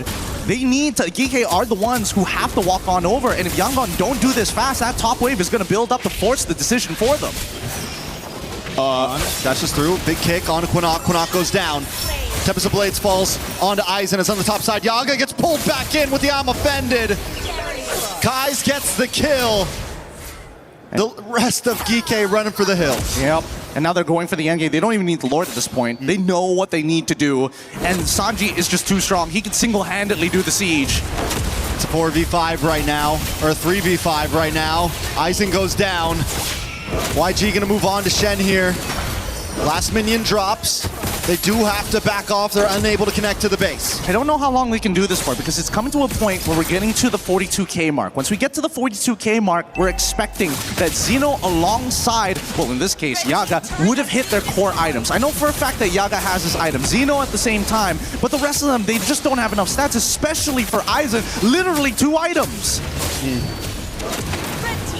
But I mean, in the end, right, Aizen, I think the big problem for GK, where's the major damage? You have some physical damage. Quinnock was never able to come online, and even then, towards late game, the Selena's always going to start to fall off a bit, you know? And it wasn't able to get that value you would get out of it in the early to mid. And at this point, without a marksman, without any kind of range, And with just physical damage as your major damage dealers, even once the core items come in, where does Geeky go with that? The physicality of their damage isn't the problem. It's the fact that this Ruby has literally blocked them at every single angle. Like, Yaga wants to close the distance, but he can't because he's melee. So at this stage, it really is just whether or not Ying can get moved out of position. Ying pulls Zeno back in. Zeno goes down. Aizen about to get hit by the Tempest of Blades as Han dashes under the tower to get the kill. Lord connects onto the base, a big kick onto Yaga, and that should be it. YG with one last empowered wave will move on to the base. They want to make things fast, they want to make things quick. YG take game number 2 and win the series. Oh, the outclass here. The Young Galacticos take the game 2-0. They had an incredible answer to the draft so far. And honestly, I think that was the problem. Those first 3 picks was just too honest and no punishing ban on this Ruby. There were just too many problems to think of and they fell for it. I think this is one of those, go back to the pre-preparation room, relook at the priority list for your heroes for the types of compositions you want to develop. Very well done by YG. Definitely some things that need to be looked at from Geeky Esports. They will have another chance to fight, but YG will move on to the next round up in this upper bracket and are that much closer to securing playoffs. Yeah, man, that very first turtle could have been played so differently, so very differently, but Ying catching so many people there put that first nail in the coffin. And then when the invades come through, that's when it gets harder and harder to play. Like, EK, it's not like EK played it super terribly. They had a really good idea of what was necessary. However, they didn't check those boxes. You can't skip any of the steps with this style of composition. It must be step 1, 2, and 3, not 1, 4, and then back to 2. Yeah, it was definitely, I think, draft is the key issue. In game 1, we saw some mess-ups in terms of gameplay. But by game 2, a lot of things just started to fall apart across the map. We've seen it before happen, right? We've seen teams clean themselves up. But at this point, it is major that they do this. This wasn't just a loss. This was a bad loss. Yeah, it's definitely going to hurt the confidence for sure. Luckily, we know that our competitors here at MSC have the strongest mentals possible. It really just comes down to realigning what the research tells you and pre-preparing for so many of these games. But that's the true nature of competition. And with competition, of course, there must be victors who we have up on stage for the interview. You know who it is. Of course, our victors from the Galacticos, and it's Blink joining us here with, of course, our Burmese translator with us. Coco, thank you very much for joining us. Gentlemen, question first, Blink. Now, you're one of the most experienced roamers in Myanmar specifically, but it's your first time playing at MSC. How has that experience been so far for you here at EWC? အဲ့တော့ပထမဆုံးဂုဏ်ပြုပါတယ်MSC အနေနဲ့ဒါပထမဆုံးဝင်လာတဲ့အတွေ့အကြုံရှိတဲ့မြန်မာပြည် game ပြိုင်ပွဲဝင်တယောက်အနေနဲ့ဘလို့အတွေ့အကြုံခံစားရပါလဲကျွန်တော်တို့ကတော့ MSC ကတော့ပထမဆုံးသွားတဲ့ဟာပေါ့နော်ကျွန်တော်ပြိုင်ပွဲတွေကတော့ကျွန်တော်သွားဘူးရပေါ့အခုကျွန်တော်တို့နိုင်သွားတဲ့အတွက်လည်းအရင်ပြောပါတယ်ဒါပေမဲ့ကျွန်တော်တို့နိုင်တာအခုခဏပဲပြောတာပေါ့နော်နောက်ပွဲအတွက်ကျွန်တော်တို့အကောင်းဆုံးပြင်ဆင်လာခဲ့ပါမယ် I'm so happy to be here for the first time and we are going to prepare for the next match and this is the first time for me but we are going to go forward. Of course, you played at M7 most recently, huge internationally, but I want to talk to you when it comes to metagame because Barats and Ruby, we've been seeing them more and more here. Do you think that the meta is developing more towards them here at MSC? အဲ့ဒီတော့ဒီ MSC မှာဒီလိုပြိုင်ပွဲအနေနဲ့ရွေးချယ်ခံရတာဟာတကယ်ကိုယ့်ရဲ့အတွေ့အကြုံအနေနဲ့ဘလို့ရှိပါလဲဗျအခုလိုသွားတဲ့ကျွန်တော်လည်းဂုဏ်ယူပါတယ်ဒါပေမဲ့ကျွန်တော်ကိုယ်တိုင်လည်းတာဝန်ရှိတယ်လည်းခံစားရပါတယ်အဲ့အတွက်လည်းကျွန်တော်တို့အများကြီးစူးစမ်းသွားပါမယ်ဗျ I was so proud of myself and I felt like I have more responsibility for this match. And why is that the case? Do you feel that it's just the pressure on being in the international stage that puts that on you, or is it the whole team is kind of working together throughout it for a victory? ဒါဟာဘာဖြစ်လို့ပါလဲနိုင်ငံတကာပြိုင်ပွဲဖြစ်လာလို့လားနောက်ပြိုင်အဖွဲ့တစ်ခုလုံးကကိုယ့်အပေါ်မှာတာဝန်ရှိနေတယ်လို့ခံစားရပါလား ဒီပွဲမှာမဟုတ်ပါဘူးကျွန်တော်တို့ဥမာ local ပွဲတွေဆိုလဲဘယ်ပွဲဖြစ်နေဖြစ်နေကျွန်တော်တို့ကတော့တာဝန်ရှိလို့ခံစားရပါတယ်အဲ့အတွက်ကျွန်တော်လည်းအကောင်းဆုံးစူးစမ်းနေပါတယ်ဗျ not only for this match and all the match that we have experienced in the past and I was so much responsibility for this so we're trying our best And you absolutely will do, because not just in this match, but in our upcoming game, I mean, you guys are playing against Pro Esports. Did you expect them in the upper side of the bracket, or was it more SRG that you were waiting for? အဲ့ဒီတော့ဒီလာမဲ့ဒီ Pro Esports မှာပေါ့နော်ဒီ SRG နဲ့ပတ်သက်ပြီးတော့ဘယ်လိုမျှော်လင့်ချက်တွေရှိပါလဲ သူတို့လည်းတကယ်ကောင်းတဲ့အသင်းဖြစ်တဲ့အတွက်ကြောင့်ကျွန်တော်တို့လည်းအများကြီးပြင်ဆင်လာမှာပေါ့နော်ဒါပေမဲ့ကျွန်တော်တို့အသင်းကိုတော့ရှော့တာတော့မလုပ်ပါနဲ့ကျွန်တော်လည်းအကောင်းဆုံးကြိုးစားလာခဲ့ပါမယ် Of course they are one of the best team. So but for us also don't think that we can be easy. So we will come with the best. Oh, that's a lot of strength to look forward to. Very much looking forward to that game between yourselves and Pro Esports. Thank you very much, Blink, for joining us on the interview. For you and the entire team, congratulations to Yangon Galacticos. They start off with a huge victory over GK. Back to the panel to wrap it all up. Don't think we can be beat. We are coming with our best, and that is a great sentiment to close out the day and close out a win here for Yangon Galacticos. They take the W 2-0 over GK Esports as we look to wrap this up. I'm Rain Day. Welcome back here to the panel as we look to close out an amazing day of upsets. Mirko and of course Renmar joining me. Mirko, I mean, you have actually a little bit of analysis for that game before we kind of head into end of day closing, but you know, it's just a clear one-sided win for YG. Oh yeah, I think honestly this is a mismatch, man, especially if you see that game, right? In game number 2 especially, it comes down to GK trying to all in onto one win condition, but it was completely taken out. So I need your help now, Renmar. All right. So let's start first with just the composition. I'm going to go through the map here and we're going to look at the composition and we're going to see no marksman. We're going to even see a double down on the early game with the Jawhead and the Selena. So usually when you see these two fighters, hold on. Usually when you see these two fighters, it comes down to tempo. You have the Selena and the Jawhead controlling in mid. I want to have your eyes set into the mini-map, right? The Paquito should be cutting up top together with the Esmeralda. Now, honestly, I'll give props for YG for actually stopping this from happening. As you can see right now, early on, Blink has already positioned himself in that bottom lane to deny that XP tempo advantage for the side of GK. But if we play this clip again, it's still all right for GK. They get the tempo onto mid, they rotate onto the first neutral objective. Obviously, Blink was late as he was trying to delay or trying to deny that cut in the bottom lane. He tried to delay the turtle, it didn't work out in the end, and this is where you see a big problem. I think the casters pointed this out constantly. It's just bad decisions on top of bad decisions. Notice how the Paquito, again, up top, if you look at the minimap, does not rotate, does not cut, does not get in this tempo and utilize the tempo advantage up top. And if we look all the way back at the emblems, it is also, in my opinion, a bit of a bad decision from GK's side to go for Quana on Wilderness Blessing instead of Season Hunter.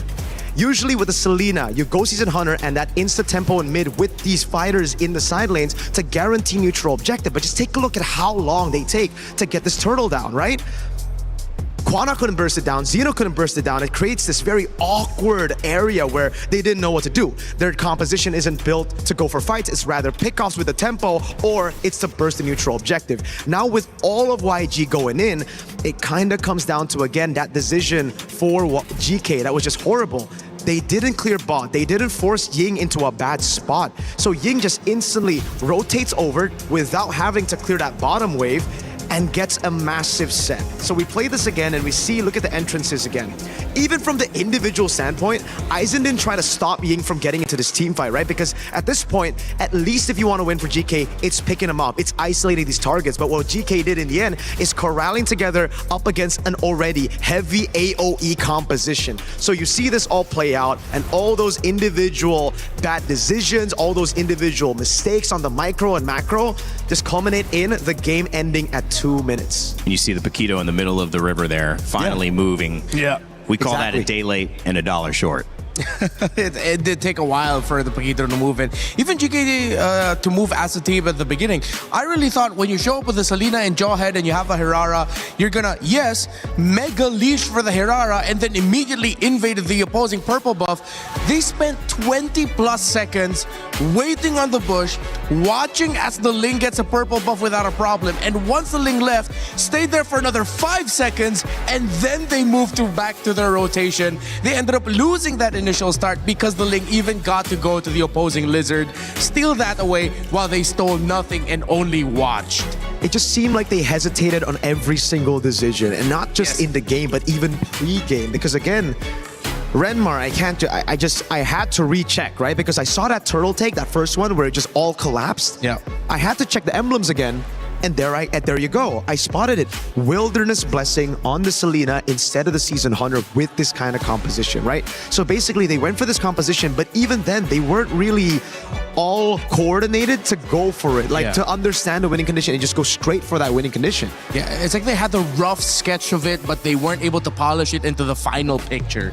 They just had the initial ideas of, all right, we want to go fast, but how do you want to do that? What steps are you going to take properly? Gideon was making a big point about taking the proper steps, and they misstepped. Well, today has been anything but clear in terms of the path to walk. We thought Selangor Red Giants might do what they did. They did for a game, but it was Pro Esports who would steal that one. Definitely the most contested set of the day. That puts Pro Esports in the upper bracket. Aurora Gaming, also 2-0's Liquid. And we see Onyx versus Entity, the fastest 2-0 of the tournament so far. Both sub 10-minute games, I believe, or around 10 and then an 11-minute or so. I think we've had a 10 and then a 14-minute. Yep. But here is what it looks like for the bracket for Group B. Yangon Galacticos have put themselves in the upper bracket to qualify for the knockout stage versus Pro Esports. They will play. And then Onyx is going to be going up against Aurora Gaming, who basically sent the defending champions, Team Liquid, to the elimination match, which will be Entity 7's opponent now. And GK Esports, who we just watched, will face off against the Selangor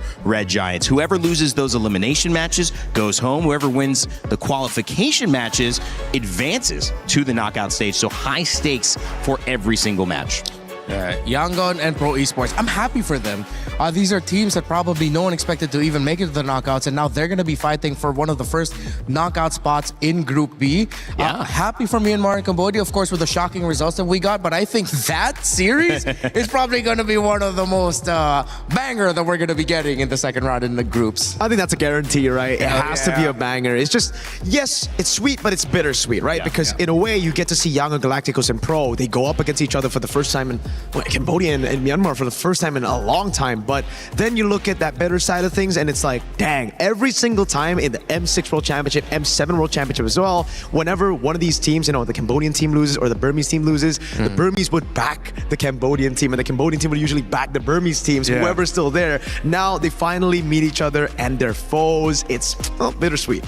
Setting up a great storyline, however. And of course, for you, you've been having your eye on a storyline with our tournament pick'ems. You've decided who is going to win each game. And look at that. Team Liquid with 69% of the tournament pick'ems results. There's still a chance.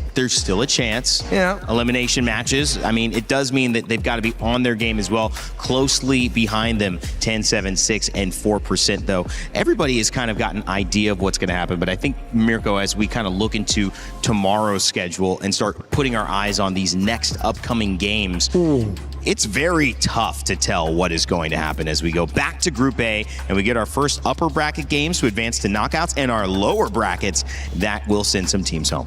Man, again, it's going to be a bittersweet day. You're going to see a lot of teams make it through. You're going to have to say some goodbyes as well. But one thing's guaranteed, just like that Pro versus Yangon matchup, tomorrow's going to be a banger. Look at the schedule. Yeah, Vamos, Spirit, Vitality, Falcons, they're already going to be fighting out to see who's going to be advancing into the knockout stages. Well, of course, Rippers, Guangzhou Gaming, Falcons Meta, Ignite Gaming, well, we're going to have to say goodbye to 2 of those 4 teams. So if the start of this tournament was maybe a slippery slope, kind of trying to get your footing, do you feel like we found a foothold here after today, closing our thoughts with day 2?